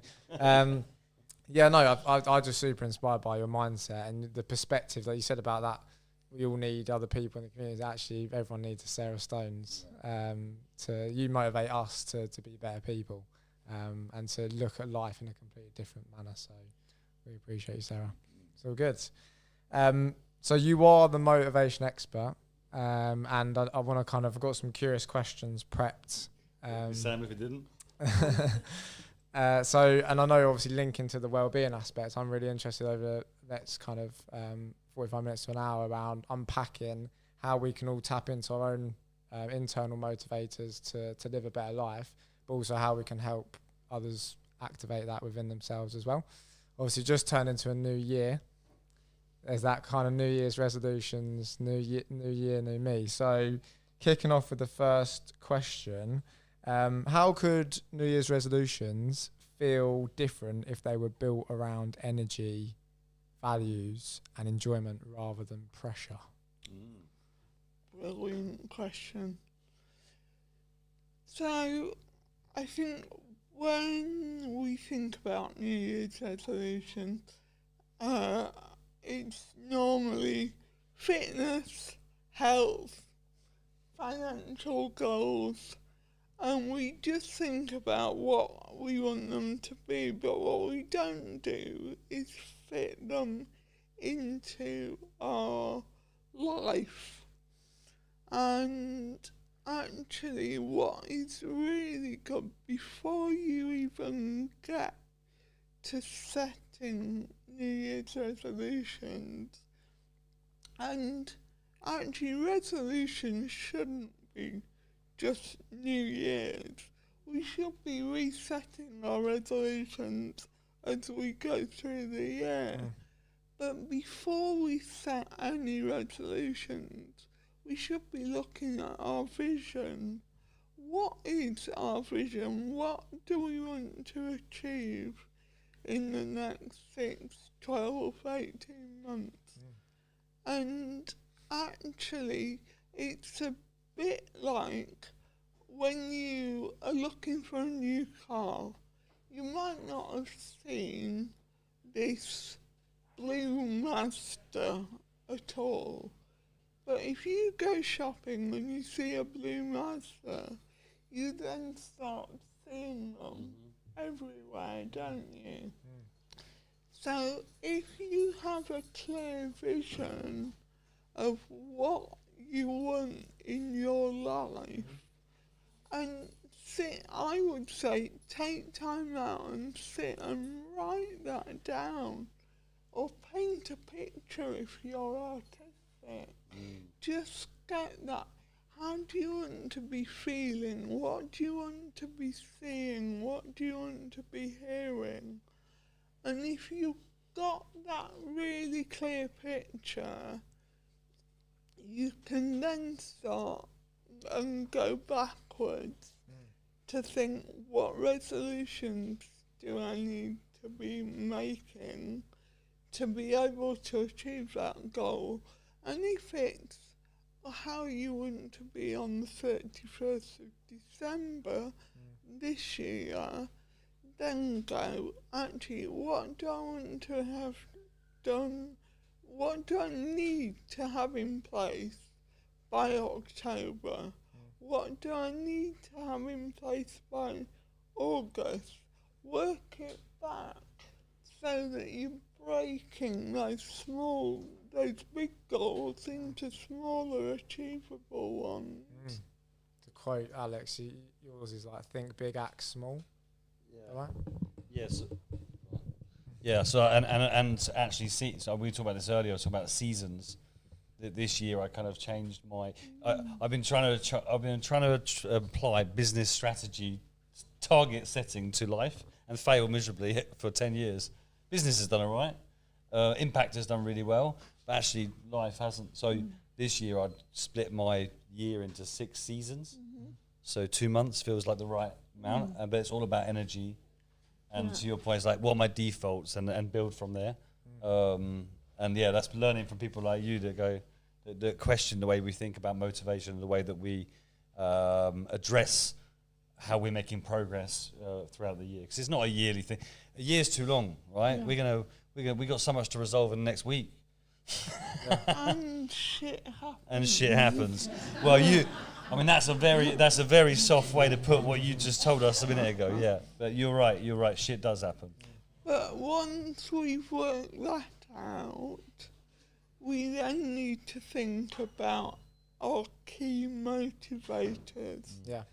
Now, Daniel Pink, in a book called Drive, talks about autonomy, so being able to make our own decisions, mastery, doing it to a high level, and purpose.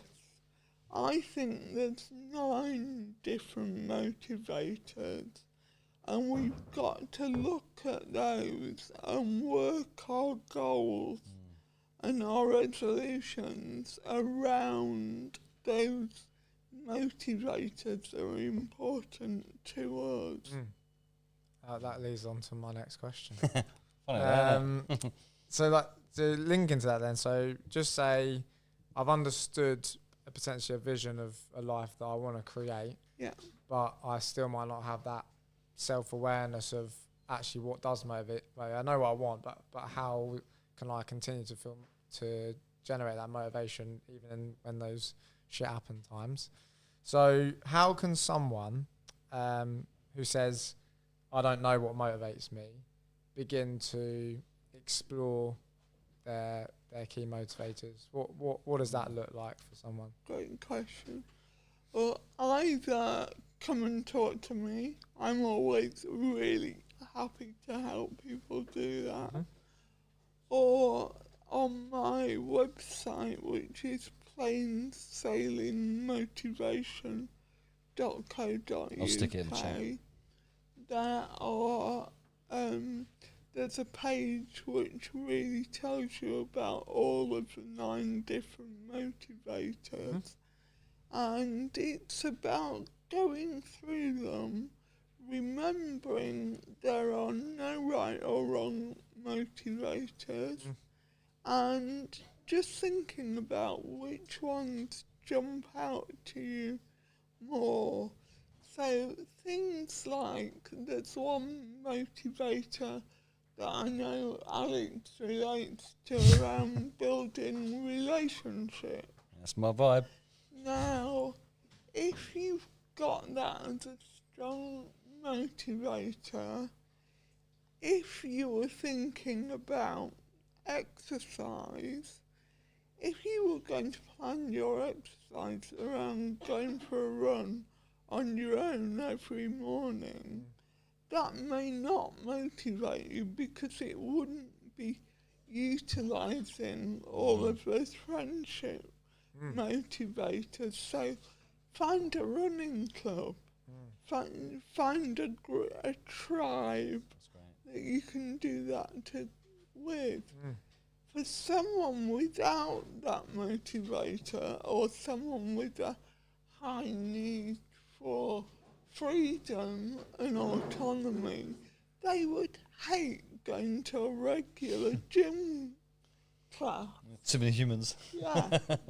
So actually they would achieve their goal of getting fitter much better if they set something up all around.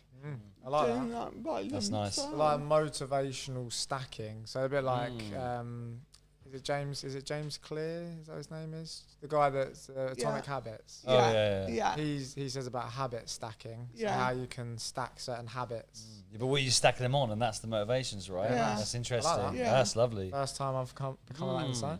And I want to try and create as much value for listeners that we may not have any resource, and actually we don't know, we haven't even thought about reading a book about these type of things. What I know Alex speaks about, your one of your things for this year is about understanding signals, not the noise. Yeah, we talked a lot about signals today. So what signals can someone begin to become more mindful of in their own lives to understand what motivates them?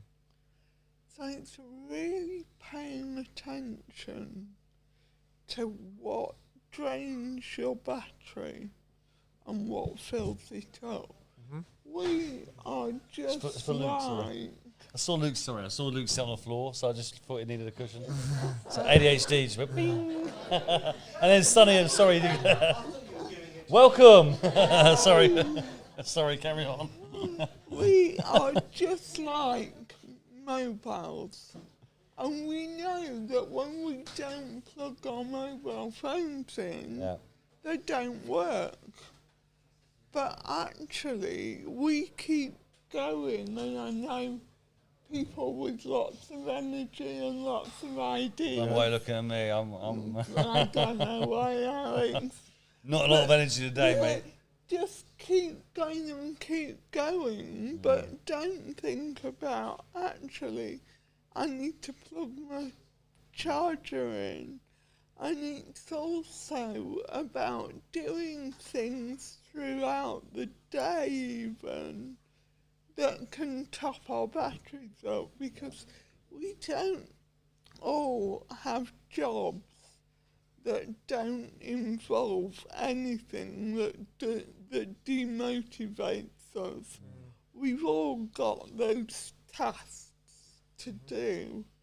But if we plan our day so that we're doing stuff that's giving us energy, and then we can do a bit that drains our batteries and then top our tanks up. Motivation and energy is just like food. We need to eat regularly and we need to top our batteries up. Love that. And what is there any like scientific evidence of actually what happens like when someone's motivation levels are low, like both mentally but also emotionally? Like how does that link to someone's well-being? That'd be quite interesting to know, obviously. On the theme of Have you ever met anybody with a high level of motivation and a low level of mental health and well-being? Good question. in moments, maybe. I would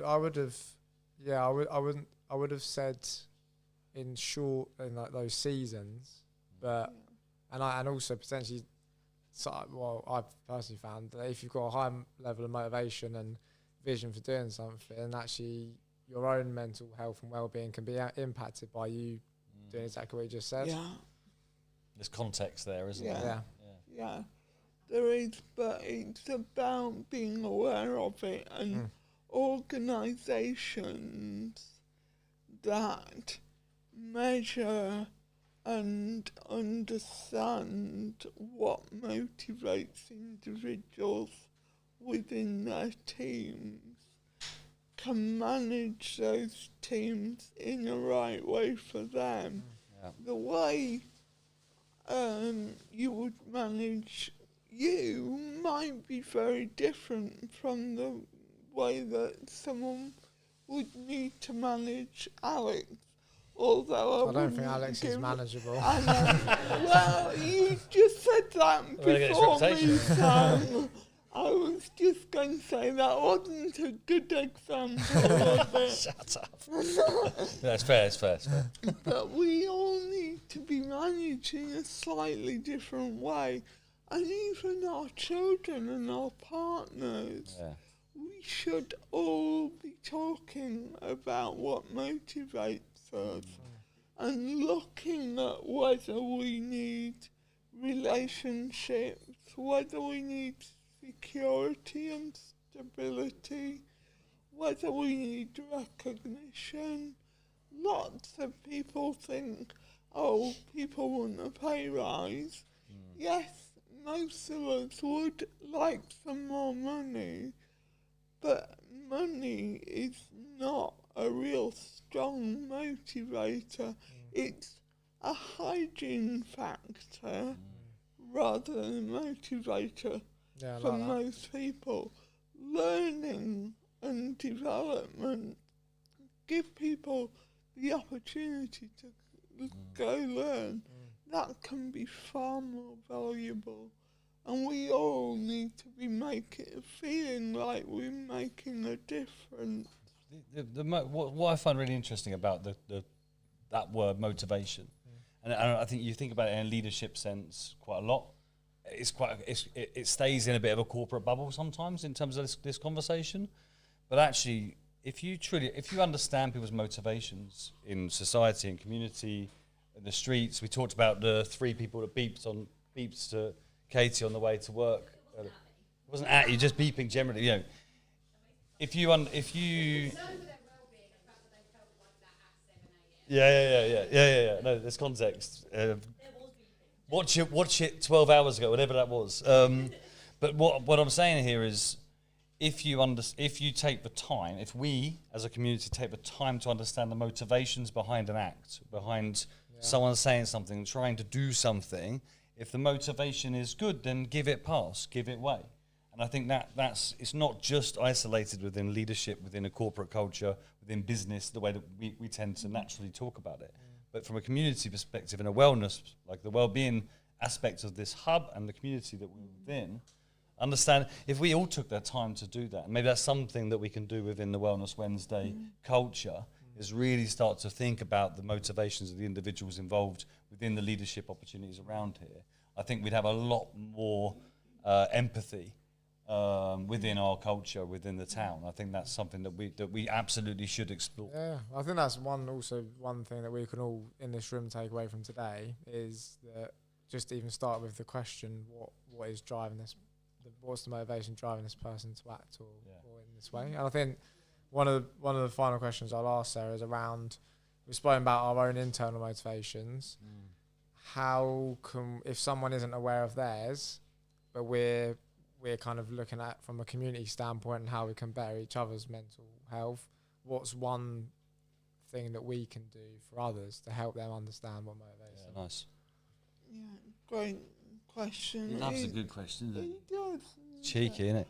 And I'm always... It's all this coaching. I'm always very aware that when I need to think of the answer, I go, that's a great question. I added another second or two on for you. It's about asking them. Yeah. What have you done recently that has given you loads of energy? Yeah. And what do you need to do? What can you do to get more of it? Because what we really need to do is flick the switch on conversations around motivation. Most conversations around motivation are about when people don't have any.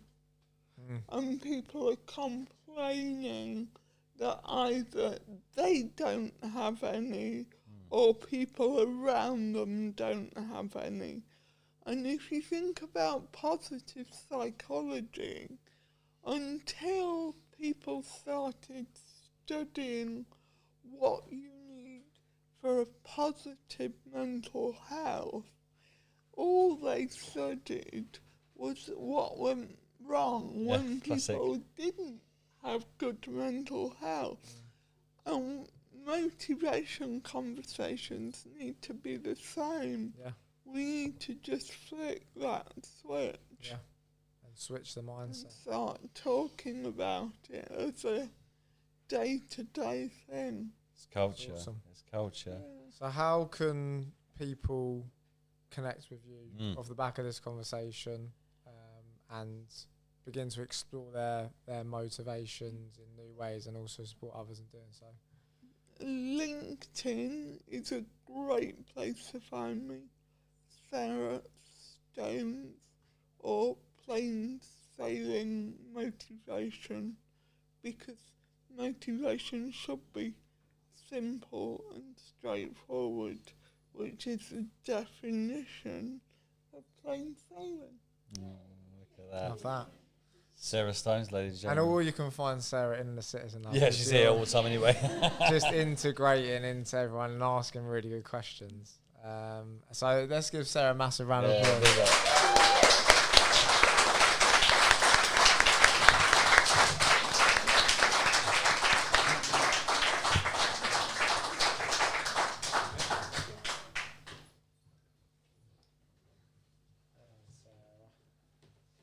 Who's not motivated by Sarah? Come on. Not be motivated by Sarah.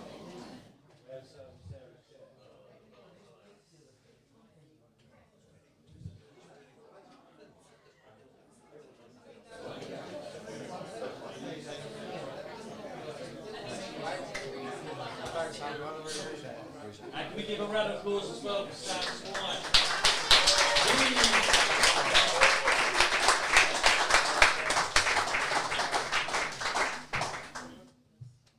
Are we on the Switch stream yet? I can't remember. What time is it? Someone tell me what time. 4. We've got another hour on this stream? Think so? Yeah? Sasha knows. Sasha knows. That's mine. Sorry. That was beautiful. Wow. Okay. Okay, cool. Oh, nice. Okay, this will be fun. Yeah, this will be fun. Stunning and Steve. Whitney. I did have...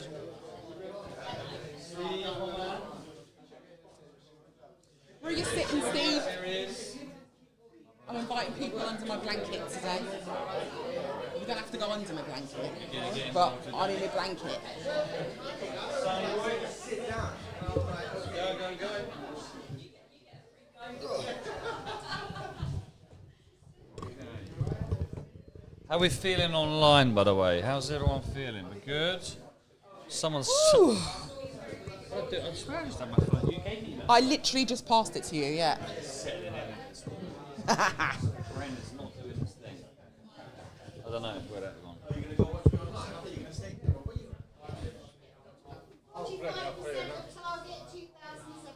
Woo!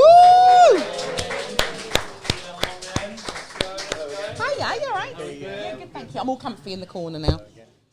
More comfy Did you again. have a nice break? I did, thank you. So Alex is looking after me. Yeah. Because he's kind of doing the whole thing. Well, I'm having like breaks and stuff. I've got a rider outside. I mean, yeah, how are you doing all my stuff. Since last night, yeah? Yeah, I got it at midnight. Have you got a beard? Yeah. Oh, what? A beard. Again, Beard? never again, Oh, never no. again, No, never again. that's pushing it. You look absolutely fine. Thank you, that's very kind of you. I mean, you're all lovely. You're going to have to push a massive crowd in here. Yeah. It's growing. Are we on? now. It's growing, isn't it? Oh, my It's God. growing. Okay. Just wait for you to say, hey. More people Okay, coming. that's settled, that's settled. Only Just wait. one left and 3 have come in. That's it. It's great. That's how it goes. That's how it goes. It's good. It's good. I like this. There's This more is coming. I think brilliant. we're just going to start. Okay. Welcome everyone. We're going again. Just calm for a sec. Just let us kick off. Once we're in flow, then it's all good. I mean, they'll hear us online anyway. Yeah. If you're online, thank you so much for sticking with us. Yes, thank Did you. you hear Kerry was up with us like midnight till 3 a.m.? Oh, wow. Go on, Kerry. Love this, man. Love it. Love this. Amazing. So, I said to Steve, you got to come and see us. You got to come and talk about Walk and Talk for Men. These guys are raising money for us as well, simultaneously, to contribute to Wellness Wednesday. I know you've been putting in the miles already. Absolutely. Have you logged your miles? I've logged yesterday's miles. I haven't done as many Does today John will be as I here should soon? have. He will, yeah. And he'll He's come already and spoken sort about ya. it this morning. We'll be off on a walk shortly. Nice. So I hear. I think Grace is joining you for next one. Oh, good. And then I said, Sonny, right, let's link this up. Let's link this up. This is nice. So and I think the blended conversations we've had, different perspectives, Worked really well. It's wonderful. So so let's start with Sonny. Do you want to introduce yourself, and Yes. then we'll move to Steve, and let's go from there. Sure. Yeah, so I'm Sunny Man. I am one of the co-founders of Chai Hub. My wife is the one behind it also. I have to get her mention in there. I don't know if she's watching. If you are, yeah, she's the one behind the whole concept, having it as a community space where, everyone's welcome. You've been in there. You've got a soft play area, games room area. So absolutely inclusive for everyone. And then we wanted to offer people pure vegetarian food, which means eggless as well. So we still have milk and cheese, but no eggs. So no animal, but the byproduct of the milk.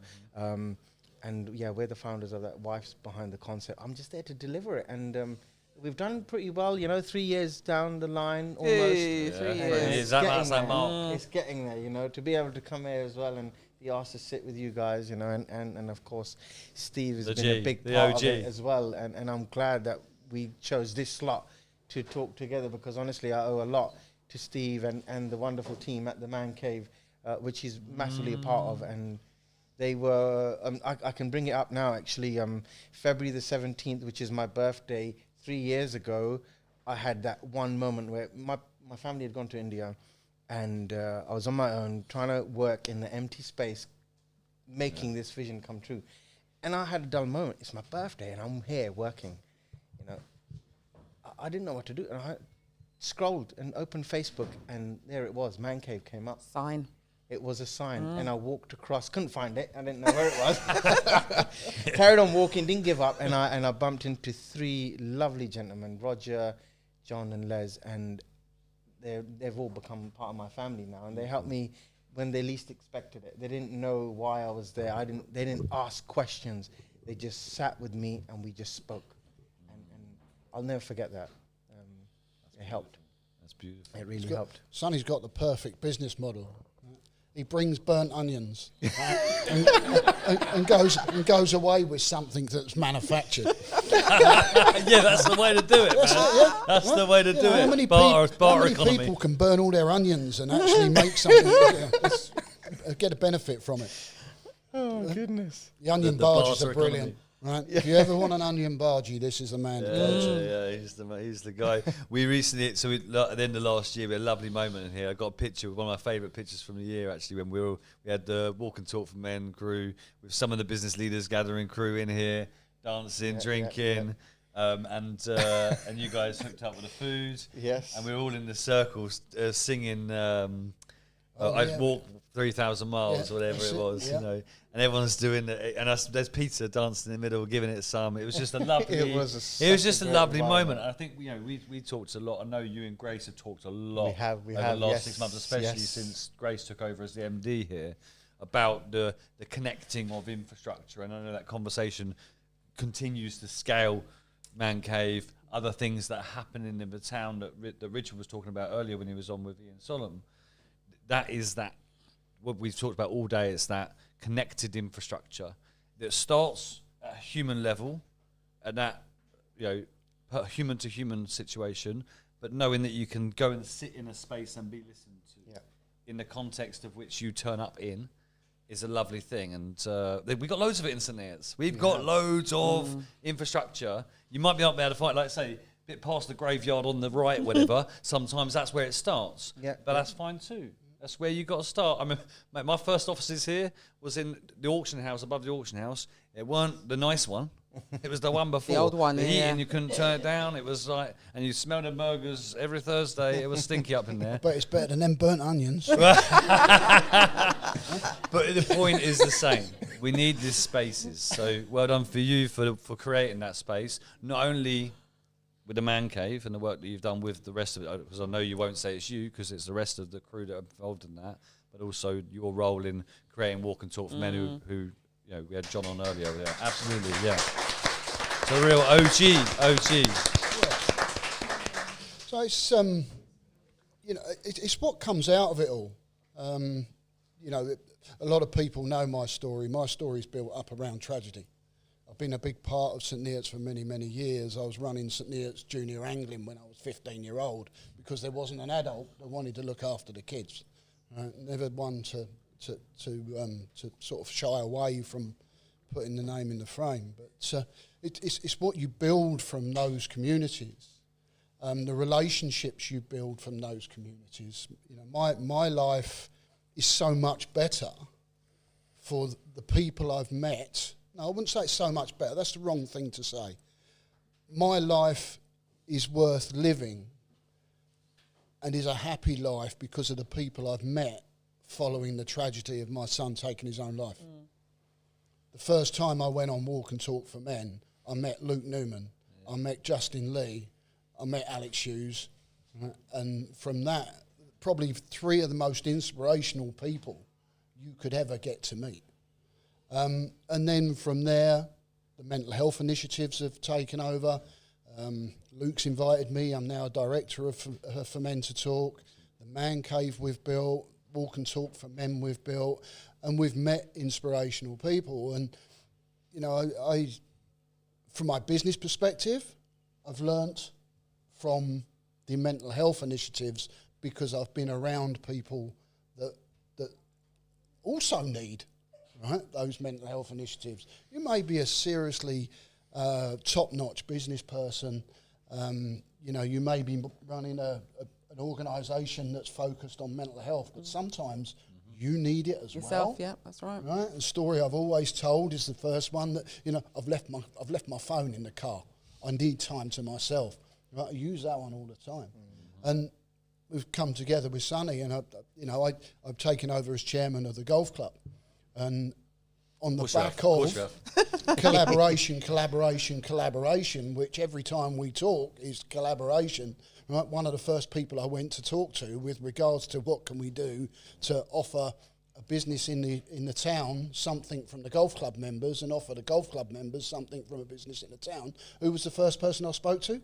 Right, a guy that cooks burnt onions. Right? He was the first guy I went to speak to. You get knock credit, mate.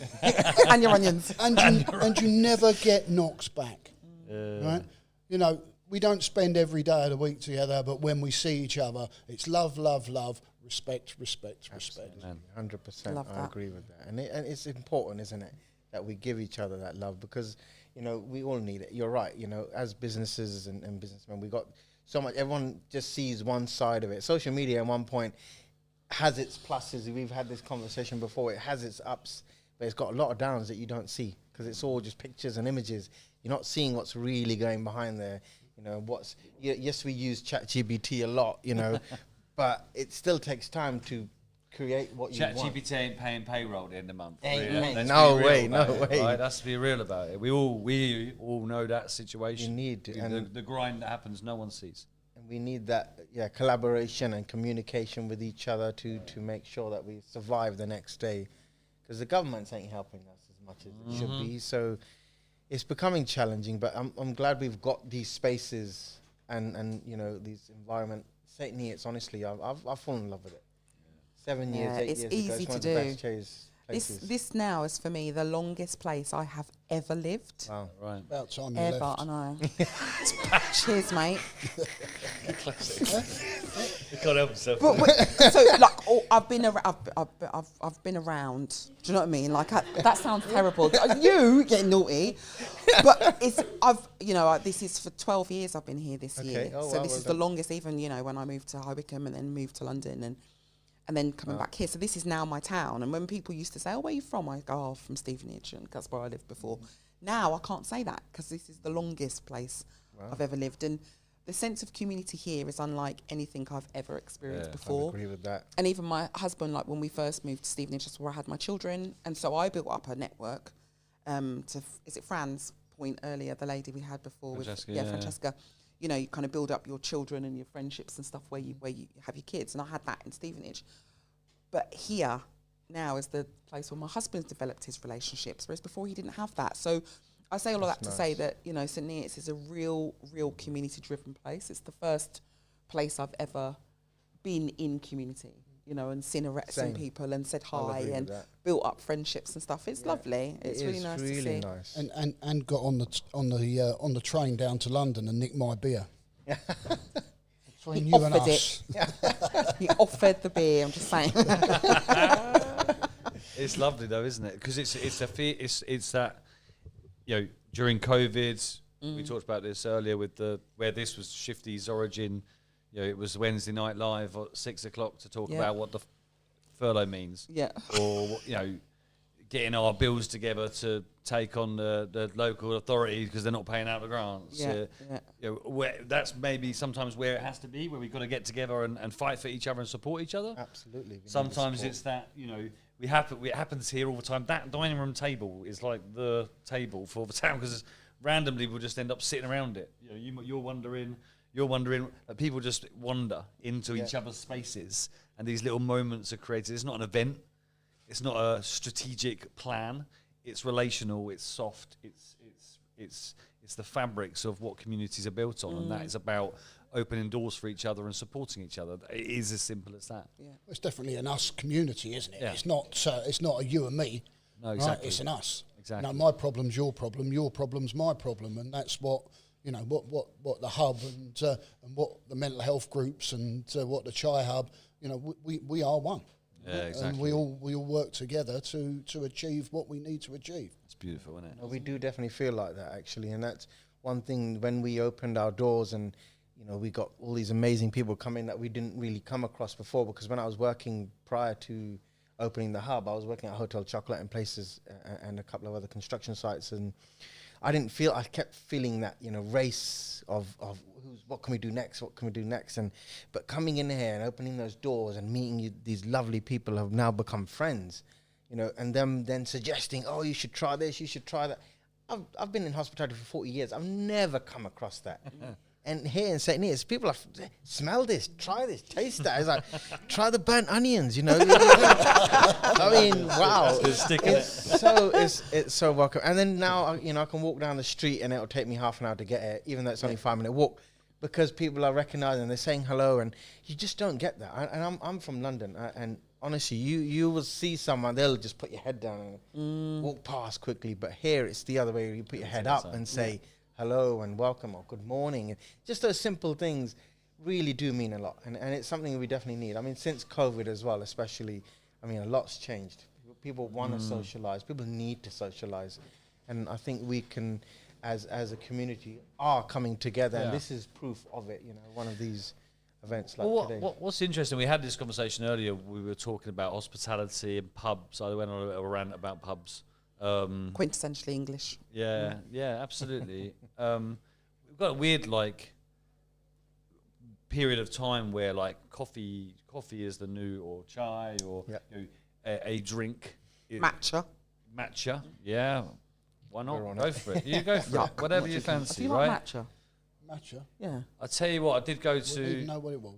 So I went actually. So I went. We were open up in Wimbledon on Wednesday. We got open Wimbledon Wednesday, which is crazy. Happy days. But a couple of stops down. There's a youth charity we were working with, and I went to go see them. And the guy, the founder, he's like Flat Peak, South London, proper. We're in South London.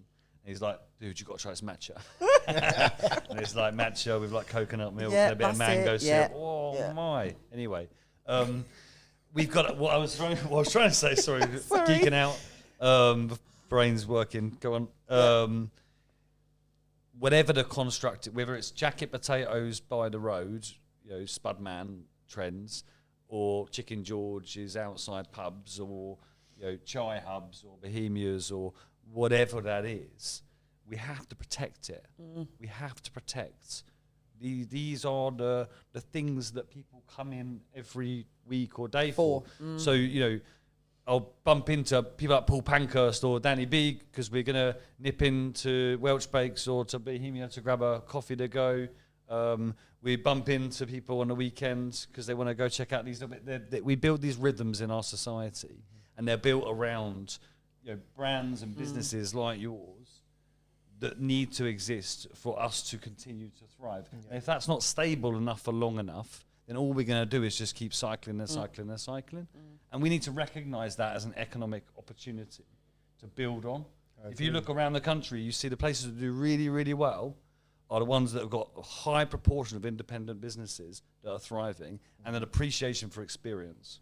Experience-led retail, experience-led hospitality, all of that is the fabric of what we need to build well-being on. Because if they ain't paying business rates, guess what?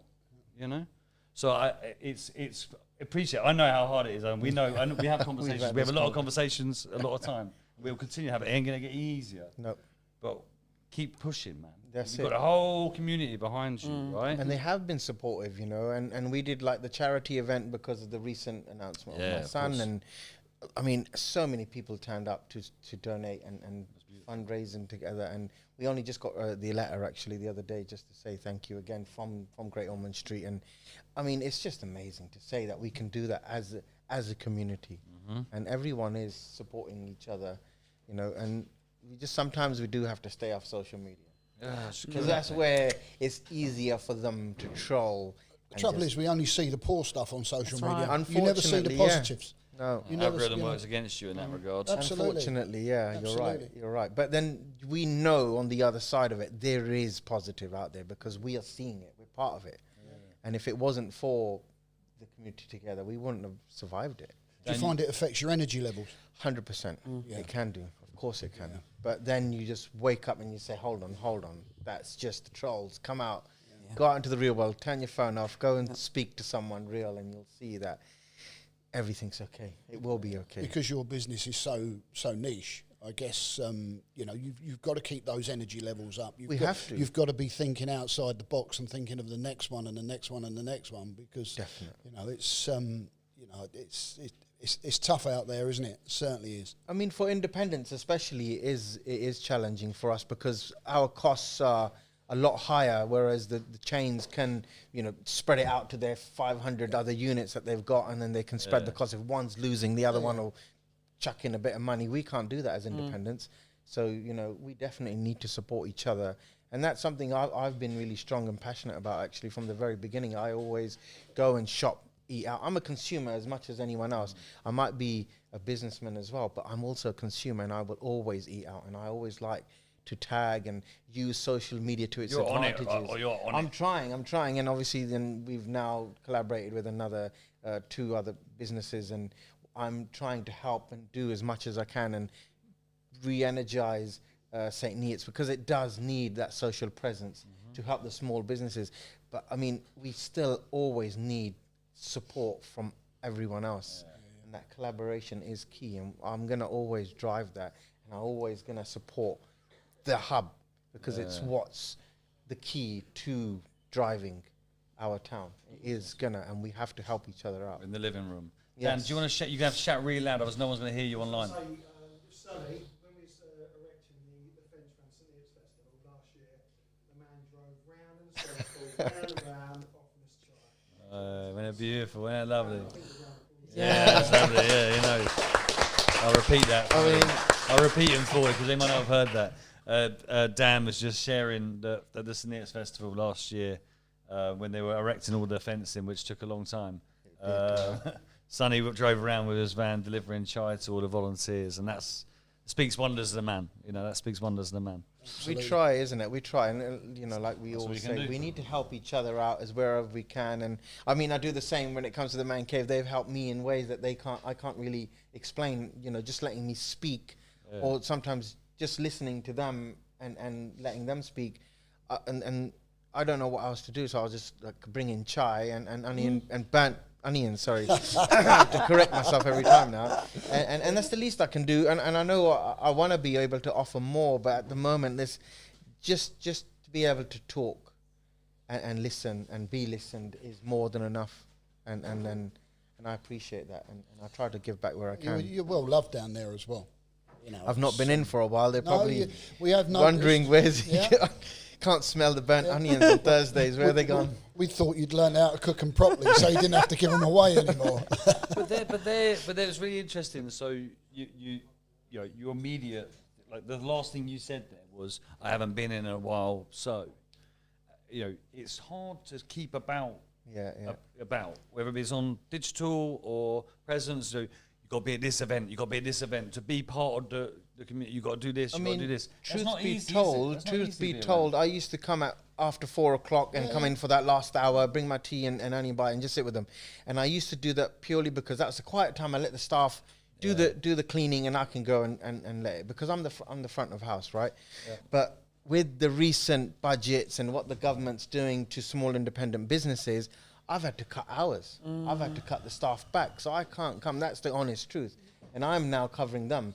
So it's challenging. It is the reality behind it. Yeah, so but you've built up a relationship. I bet there's a lot of people out of the man cave that actually head in your direction. They do.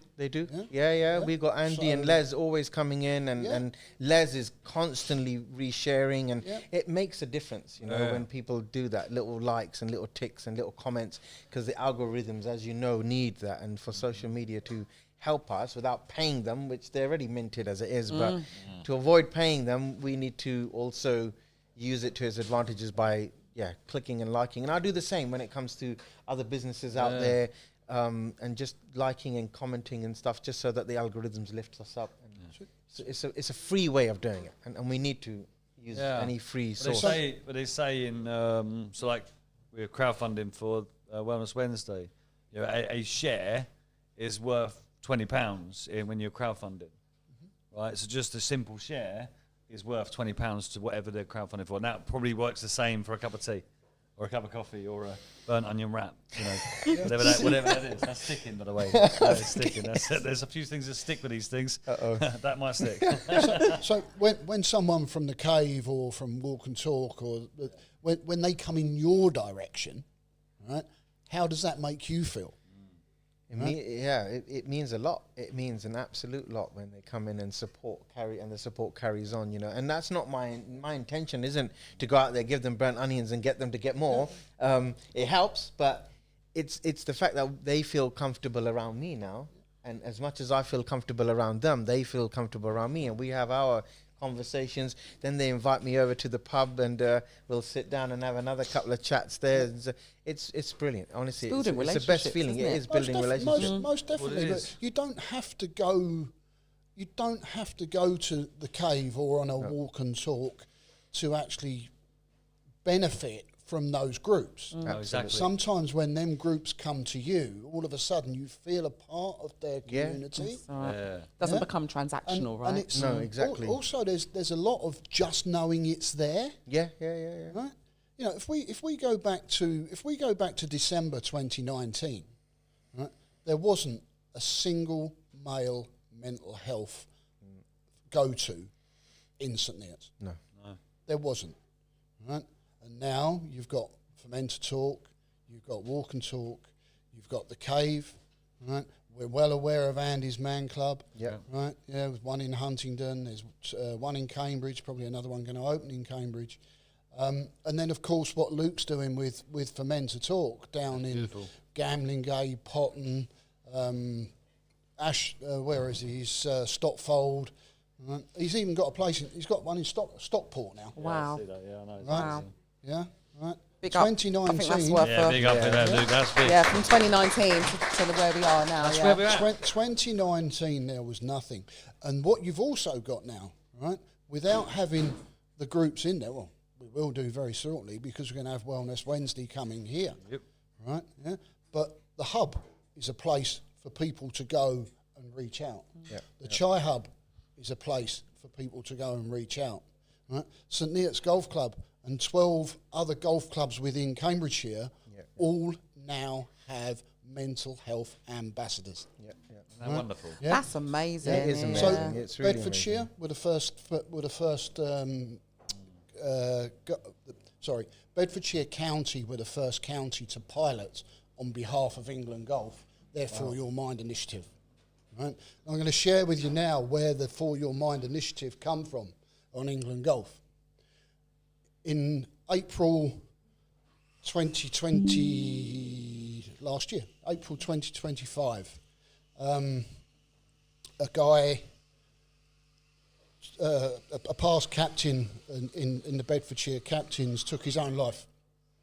He'd spent the Saturday watching played golf in the morning, watched 3 rugby matches in the afternoon, and then Saturday night he went home and carbon monoxide poisoned himself in the garage. Right. Week later, we've got a meeting, so an event, found out about it and what have you, and there was just one question: what are England Golf doing about mental health in golf? Right. One question, asked to the right person, someone who has a link to England Golf. In the July, England Golf met us at Leighton Buzzard Golf Club. We laid down what we thought was an issue. In November, they piloted in Bedfordshire. So Bedfordshire has 19 clubs, 15 of which had representatives, plus myself as Cambridgeshire. And in February the 9th this year, England Golf launched their mental health initiative. Look at that action. Action. So that is something else, and that is now spreading all the way across the country from one question. That's right. Yeah. One question. That's all it takes, isn't it? That's all it takes. Ask the right question and get it to the right person. Yeah. Right. And it's bottom up. Yep. It's all bottom It's that bottom up. It's not as if they originally had this idea and said, let's disseminate it. It's somebody having a shared experience and then speaking, to your point, the right person, and speak to the infrastructure, speak to the gatekeeper, and here we go. Yeah, exactly. I mean, it's quite a big thing, and I have to quickly say, I know we're limited on time, but my wife's been in mental health for the last 12, 15 years, and, the stories, she's not allowed to share everything, data protection, all that, but working in Fulbourn Hospital or even in Hinchingbrook as a liaison, she's come across so much, and it's only getting tougher and challenging, and sometimes I don't know how she does it. I don't know how any of them do it, whether it's even just as a nurse, actually, the amount of pressure the NHS has got with mental health now rising and increasing in numbers, it's tough. So, hats off to them for putting up with us who are struggling. When, mental health is invisible, but it's there. We can't see it, but if you don't talk about it, you're not going to be able to come out of it. And there's so much to talk. So, Wellness Wednesday is something that I'm fully on board with, and you'll be seeing me here. If I can't get to the cave on a Thursday, I'll be here on a Wednesday. We'll be in here doing yoga with donkeys or something. I don't know what's going on. we did have like, the first year. It wasn't donkeys, was it? We did a little collaboration with Keso Therapy. Oh yeah. And we did some meditation with Shetland ponies. Oh, brilliant! Not quite far off. They had nappies. They had little nappies. It was so cute. Honestly, it was like a different level. Anyway, we must finish. Thank you guys so much for all you're doing in the community. Yeah, thank you for all you. And I remember lovely, right at the beginning of kind of my activation here, we were talking about men not potentially having safe spaces to do these talks, right? But you guys having these spaces and operating in a way that is inclusive of mental health, full stop, as part of your experience as a guy, is what's needed. It's not necessarily a dedicated service for men. It's about having spaces for men to do that talking, which we all want to do, right? So yeah, fair play, well done. We do need to talk about it a lot more, and it's something that it's gonna keep coming out, it's a bit of a taboo in Asian culture as well. We don't really talk about it a lot.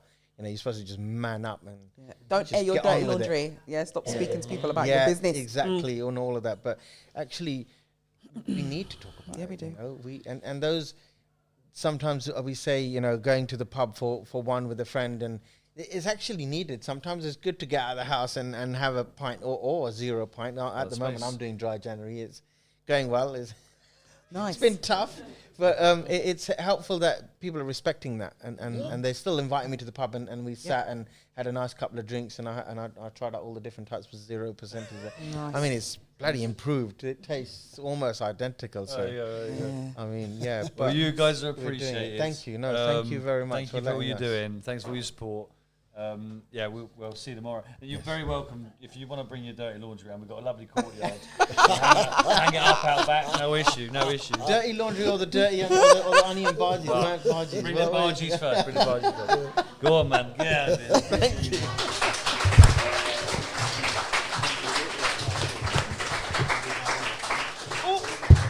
I'm breaking.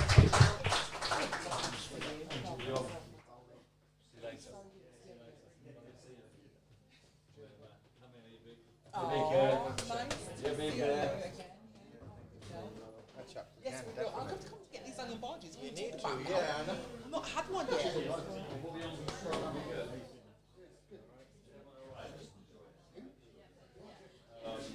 Before you guys come on, I just want to get Louise on to celebrate pains. Sure. Before you guys on, just hold a second. I just want to get Louise on just to say, Louise, can we borrow you for a minute? They've had a big day today. Oh, nice. Just for a minute. Yes, see you later, Bailey. Thanks. Appreciate you. Right here, just for a minute. Because you've had a big day today and we've got to celebrate that. Big day. This is Louise. Hey guys. Hey Louise. And, so what's the... Hold on, guys, just a second, sorry. Louise, so where have you come from and why is today so important to you? Okay, so I manage Paynes Mill. If you don't know what Paynes Mill is, it's the big tower. Okay, so we support young people 16 to 25. We house them, and today was our 30th birthday. Yeah. 30 years of Paynes Mill. Not 30 years of the building. No, okay. no, it's quite old, that one. Yeah, 30 years of Paynes Mill. Well so, done. yeah. And I think the relation, so we talked about the different relationships infrastructure has. I think one of the most transformational has been the relationship that we built with the Citizen Hub. Definitely. And the young people that are in there. And it's been obviously a big priority because youth is at the heart of where we started. But it's rarely a day goes by we haven't got a Paynes Mill resident in or here. you're talking about one, or there's one that's coming your way. I think what's been great, the Citizen Hub for us, is when you're scratching around for somewhere to signpost for and you just don't know, it's always you guys now. It's like, it's, work, oh, let's get you down there. If it's just they want to be somewhere, get down the Citizen Hub. It's doing what it says on the tin, isn't it? Particularly for my guys, there's somewhere to send them. Well, we appreciate you, and also every catering event that comes. I think I popped in the other day. The amount of times I pop in there with loads of... I hate waste of food. Yeah, I hate it. No matter where I am in this country, if I'm at a conference and I see a load of catering food, it's going to Paynes Mill. Yeah, and they appreciate it, and they eat it. So thank you very much. Well, I wanted thank you for having you were us. here. I wanted to say thank you. Well done for everything you're doing. It was a good day. Yeah, thank you very much. Thank Bless you. you. Well done. Oh, lovely. Love that. Love that. Okay, right. We're diving straight in. We've got... we haven't got your banner up. You introduce yourself while I get your banner up. We're getting banner. Hello. You're the first one to bring a banner. Come. I was prepared. You're wearing banners. I know. Yes, you're You are advertised a banner. up, You're mate. a walking banner. Advertised. That's my glasses gone. Oh, no, I've got my blanket. I know. I'm terrible. I'm sitting here like my shoes are going to come off soon. No, I think it's more comfort than actually temperature. Yeah, it's my blanket. Yeah. Get back up. Whoa. Hey. There's your man. Good. Yeah. Bannered up. You got a cup of tea? You've always got a cup of tea when you're in the house. Well, that's what it's all about. That's right. I need to get a cup of tea after this one. My fourth of the day. You want to tea? I might have a little cheeky cup after this one. Cup of tea.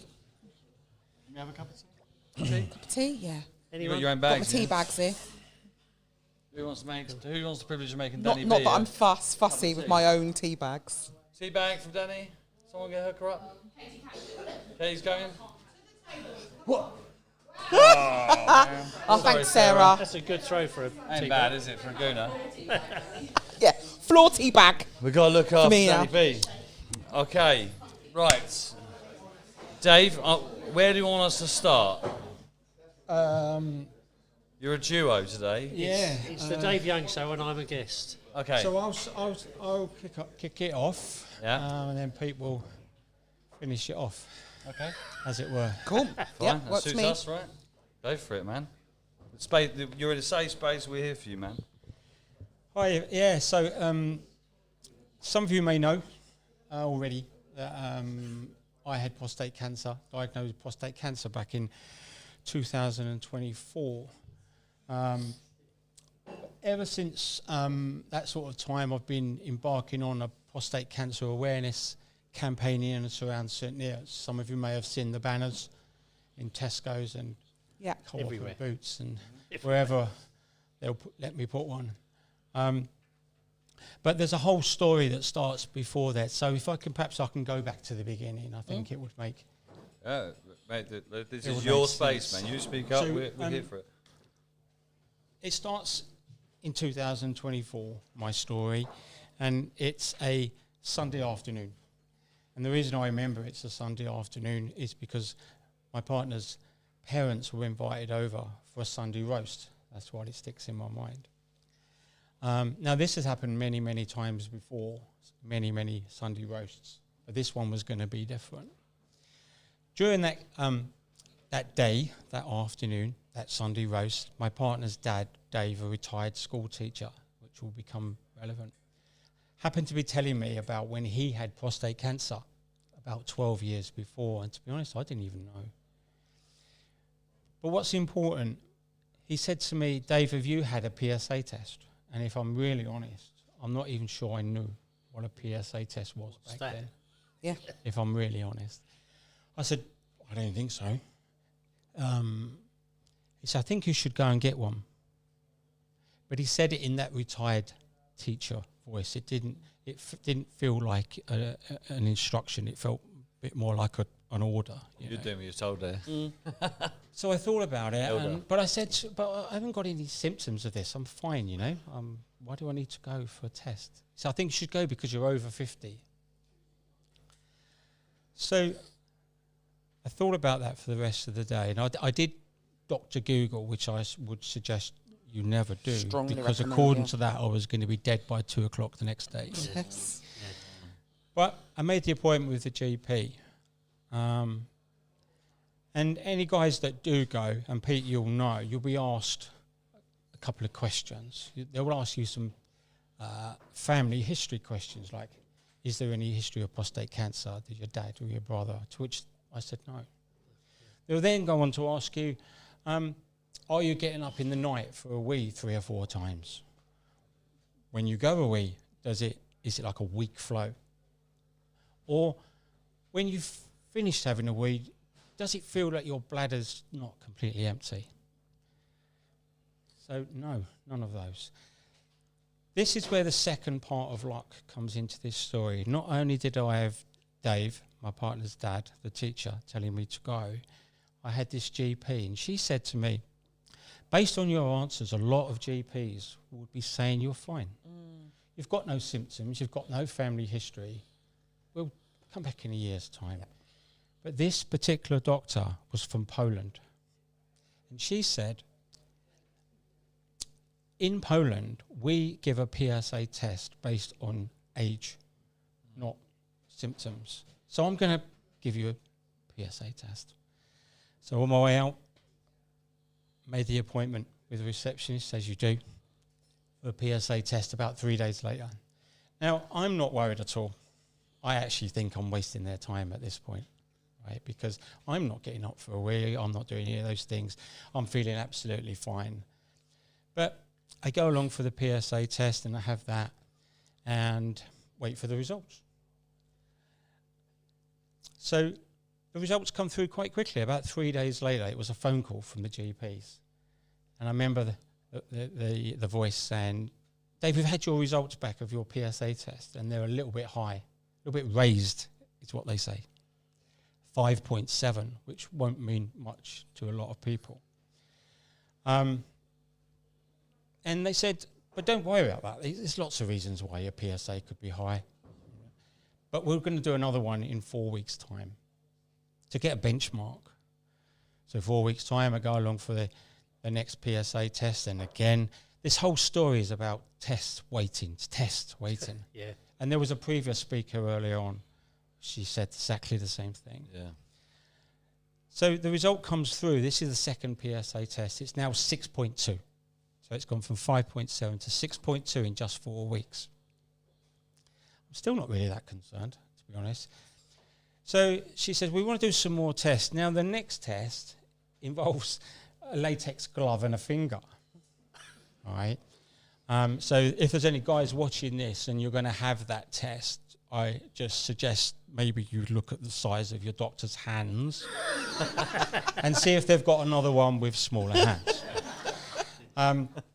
But joking aside, that test, examination is fine, and it's over very, very quickly. And what they're testing for, or feeling for, I should say, is not only the size of the prostate, which should be roughly the size of a walnut. Who knew? But more importantly, the texture of that. It should be smooth. So I went along for that test, and I remember she said to me that your prostate feels a little bit rough as opposed to smooth. It's more like a walnut than a grape. Yeah, and the texture's a bit like sandpapery, a bit rough. So we want to do some more tests. So the next test, and people know all of this, is an MRI scan. Yep. So that gets booked in, more waiting, go along to have that, which is completely painless. But then waiting the results of that to come back, another 3 or 4 days. Starting to get a little bit twitchy by now. So the results that come back, and they obviously saw something that they weren't too happy about. So they went, I want to do a biopsy. Now, a biopsy, I'm sure there's not many people watching this that don't know what that is, but it's not great. You sort of lay on this bed with your feet up in stirrups like you're about to give birth type of thing. And then they go in the obvious direction and take some samples of your prostate. And in my case, they took 10 little tiny samples. They sent it off to the lab. Now, that test is going to tell them whether you have or have not got prostate cancer. That really is as black and white as that. Definitive. So we're getting more waiting. There's a theme in this story, isn't there? Waiting. Yeah. And then I get, I think it was a phone call or a letter, I can't remember, to go along to discuss the results of the biopsy. Now, this is where this story starts to get a little bit difficult. So me and my... Take your time. Yep.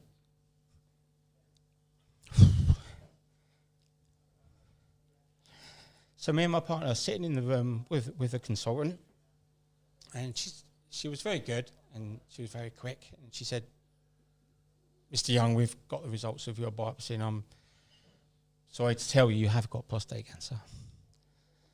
Now, when you get told that, it's the weirdest feeling. It's almost like you leave the room and your mind is bombarded with so many questions. And am I going to die? What? Oh, am I going to die? When am I going to die? How do I tell my children? What about my grandchildren? What about my partner? So many questions. So eventually you compose yourself and you sort of, okay, what does this all mean? She explained to me that, okay, this prostate cancer, given the chance, will spread. It will spread to the lymph nodes, and it will spread to the bones, especially the lower back, because the lower back, I'm guessing, is the bones that is nearest to the prostate at the time. Yeah. She said, but if that's the case, your story is a good one in that we can probably get rid of it with radiotherapy and hormone injections. So deep breath. What does it mean if it has spread? She said, well, we would have to manage the cancer in that case. Not cure it, not get rid of it, manage it. So we sort of leave the room, and it was a very silent journey home in the car, for sure. What am I going to say to the kids, grandkids? How the hell did this happen? A Sunday roast, a PSA test. I was feeling fine, and now I'm being told I've got prostate cancer. So more tests. Now we have to test the bones, a full body scan, and lymph nodes. So I have that test, I have those tests, and now I'm waiting for the results of those. And I wasn't going to, but that was a biggie. Right? That really did cause me a lot of stress, sleepless nights. Am I going to die?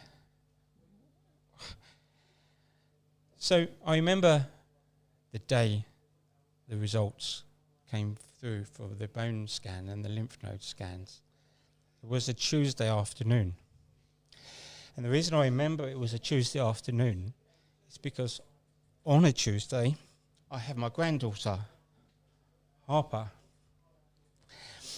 who was only 4, and we'd go to the park and we'd play on the swings, and she had this favourite car that we would get in, and we would go to a pretend place. It was always the zoo or the beach. She would sit in the front and I would sit in the back, and off we would go.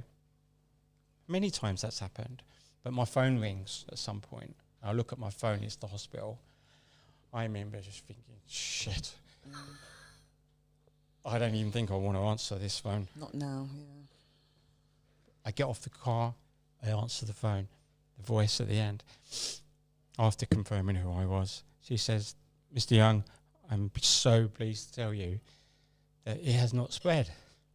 It is contained within the prostate. Well, if you think I'm upset now, that was nothing. People walking their dogs must have thought I was nuts or I don't know.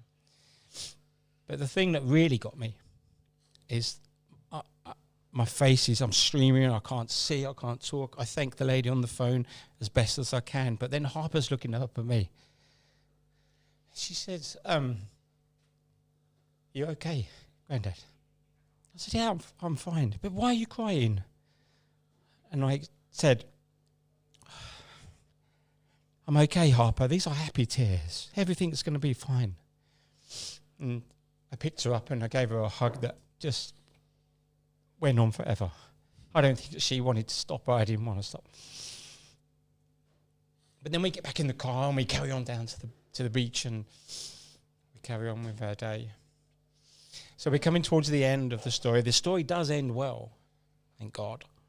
I went on to have 20 sessions of radiotherapy every day, Monday to Friday, for a month. Yes. Hormone injections in my belly, at least till 2027. It was explained to me that I like hormone injections, women's hormone injections. So I don't know if that's true, but I do buy a lot of shoes now. But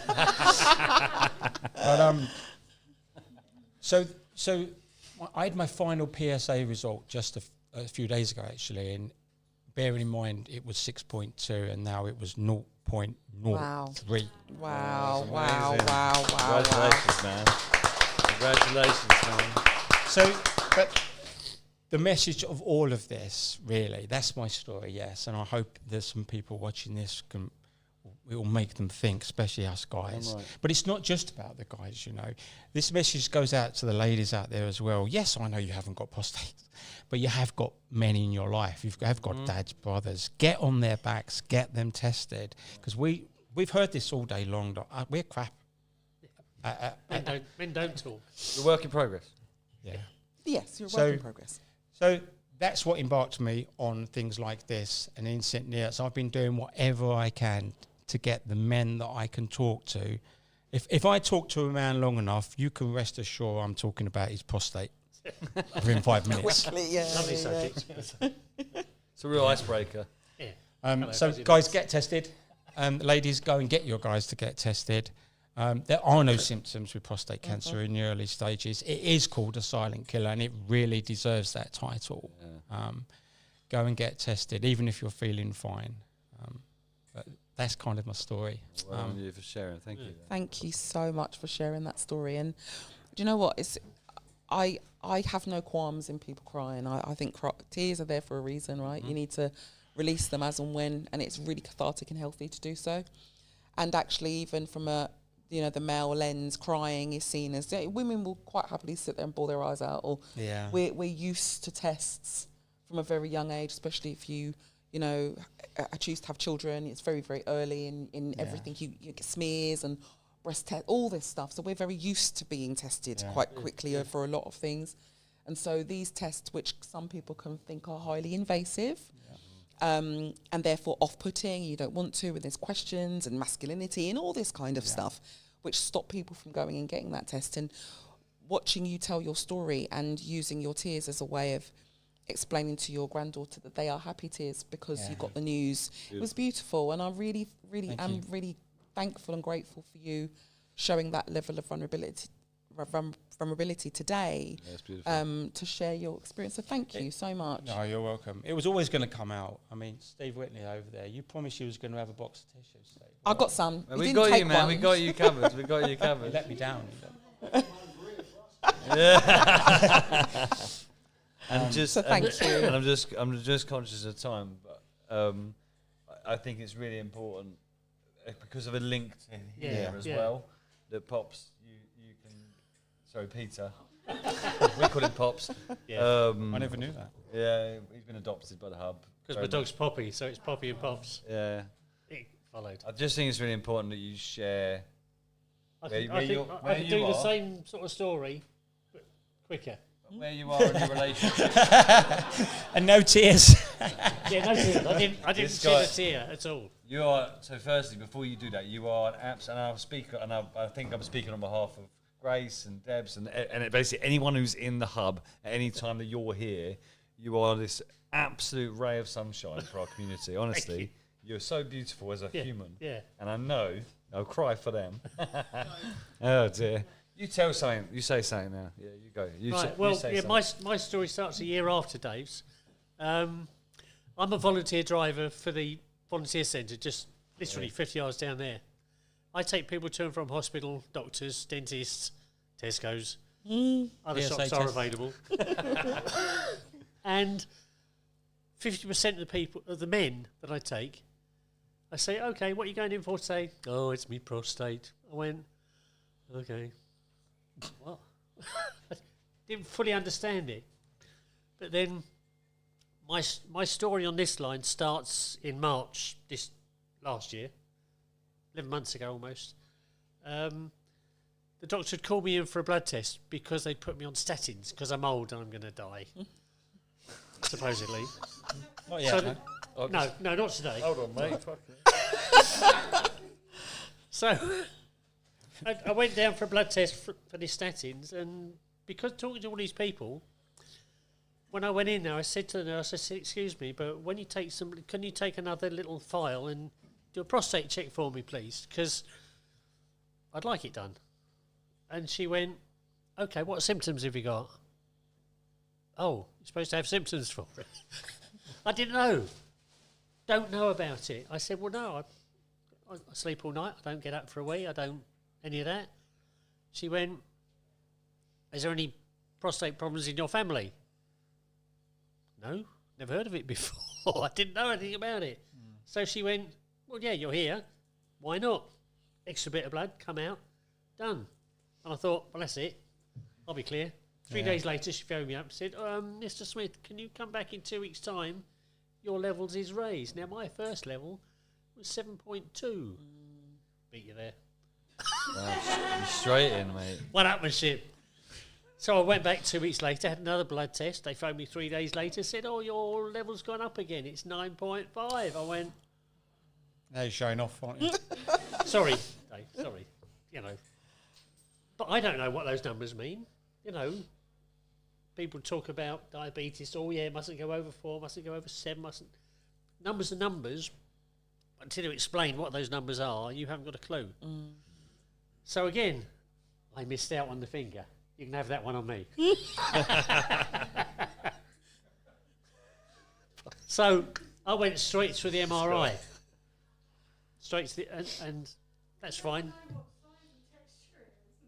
I know. Do I want a walnut or a grape? Oh my days, honestly. Don't worry, I'll check it out for you.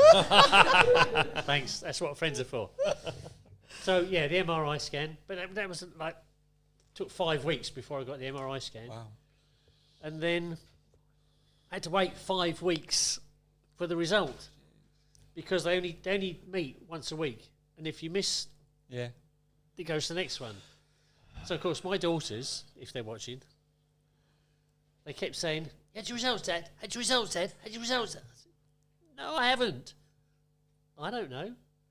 Anyway, they turned up and they said, "Okay, Mr. Smith, we got your results. If you want to come up, we can have a chat. On a level of 1 to 5 of whether that you may have prostate, you're a level 5." And I thought, that's not good. When I told my daughters, I said, yeah, they said on a level of 1 to 5, I got 5. She went, "Stage 5 cancer. Oh my God." I said, "No, it's not. There isn't a stage 5 cancer. It stops at 4. But it's terminology that we use that we don't even think about what we're saying to other people to understand how it goes. Language again. Language. It is language, but they're giving us numbers that we don't fully understand, and we're trying to tell someone else these numbers that we don't know about. But then, yeah, the prostate, the biopsy, up there, having a chat with this young lady who's shoving needles in the most ungainly position, and it does hurt quite a bit when the anaesthetic hasn't quite got in. Did they tell you to relax? Yeah, you try relaxing with the 6-inch needle up your bum. Doesn't work. So again, yeah, it was about another 4 weeks or 5 weeks after that I actually went to Stanford. Went up to Stanford to see the oncologist, probably the same one as you. And they said, "Okay, Mr. Smith, yes, you." Now, by this time, I've got it. I've got prostate cancer because they wouldn't do 2 blood tests, an MRI, and if there was nothing there. So I'm facing, I've got it. My wife sitting next to me, she was a bit teary, and I just went, "Oh, okay." But the doctor said, "Yes, you've got prostate cancer, but..." Oh, that sounds good. But it's only 2 little bits on either side.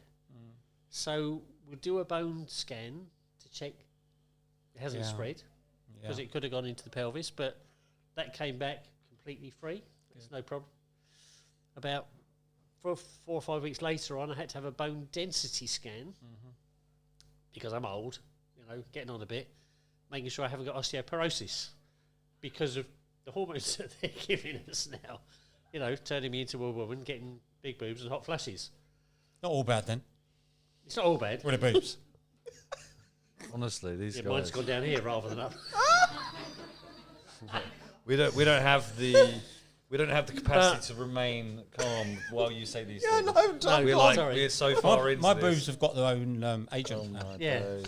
November the 19th to October the 14th, 4 weeks, 5 days a week, to and from Peterborough for a radiotherapy.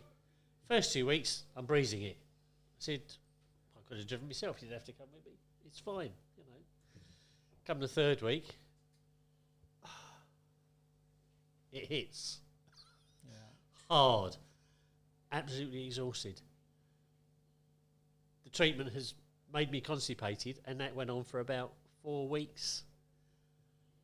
And when you and they don't call it parting, they call it wet wind. Oh my God, when you're sitting on the loo 10 times a day with wet wind, nothing comes out, nothing goes, you think, what's wrong? You know, and you exhausted.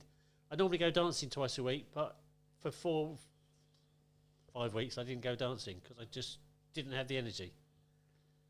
Couldn't. I mean, the week I finished the treatment, I'd signed up from the 1st of November to do this 60 miles in November walk. Well, I think one day I did a 1.5 miles. I just had no energy. I finished it by the end of the month, just. But tomorrow, I've got a phone call from the oncology to tell me my final results, which hopefully will be back down to, I am full of positivity. I am, yes, I'm there. I've done it. From the start, when they said you've got it, I went, well, that's all right. You're going to sort it. Yeah. That's no problem. You know what you're doing. I'll get through it. Sure. You know, and with family and friends. And don't forget, you guys in here have been amazing just to come in and talk to someone. Listening to some of the stories today, like Monday's never going to be the same, aren't they? Oh, Because, no. Like some of the stories that I've heard today have really blown me away. But, yeah, I mean, sort of coming here, I met Grace. There was a Grace is crying her Soul eyes Club out, by on. the way. FYI, Grace is crying. We're all up for the emotions here. Yeah, It's we're And cool with I've it. been We're into chatting that to her at the period bar, now. just having a drink, listening to music. And then I saw him, came in a couple of times afterwards. And he said, well, no, we've known each other for months. I said, no, we only met last week. But you make that bond with some people and you've known them for your life. It's not 2 weeks, it's years. And I thank you for that. Can't get rid of you. Yeah, but this is, it's a family home. You come in and you just, you know, brothers, Just be, sisters, yeah. mothers, fathers, daughters, whatever. You feel so connected. Yeah. It's such a lovely place to be. You haven't got to come in for anything. You just come in because you want to. And because Poppy likes sitting on Deb's lap. Oh, she's sharing Poppy, yeah. Yeah, there you go. Rare. Yeah. It's mutual, my friend. Yeah. But I see it's family. It's just getting together and just come in and have a chat. I don't always have a cup of tea. I just pop in on my way round with dog That's lovely. walking. You know, and it's such a calming place to be. And you can always go and use the toilet, can't you? Oh, I can always have a wee. You have a what do you call it? What was it? Wet wind? Wet wind. I think I prefer farting, actually. Yeah. Yeah. Yeah, so I walked in one day. I said, "I've had a poo." Well, you're not the only one who just comes in here for a poo. Can I There's a just couple say, I of know we're probably out of overtime, I Yeah. guess, well over Well, time. yeah. But I am trying to raise on a more serious note. Not that was serious enough.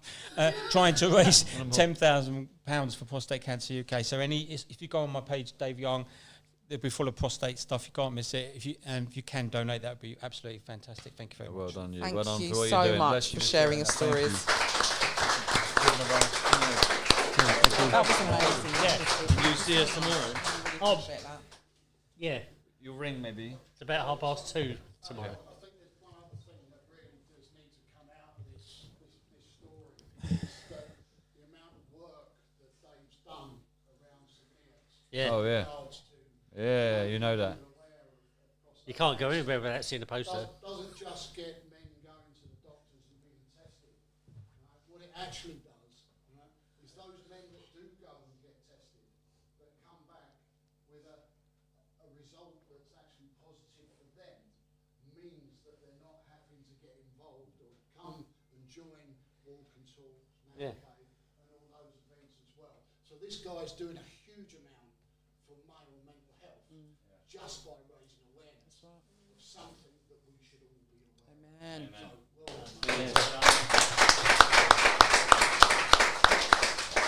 Thank you. Whoa.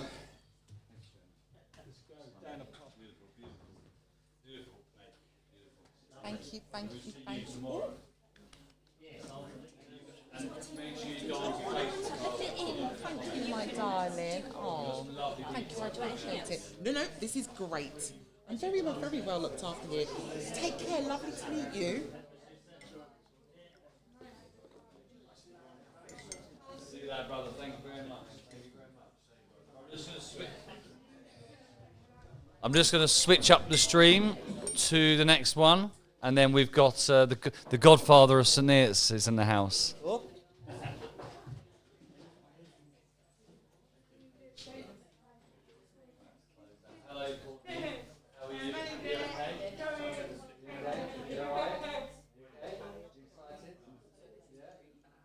Yeah, no, I understand that.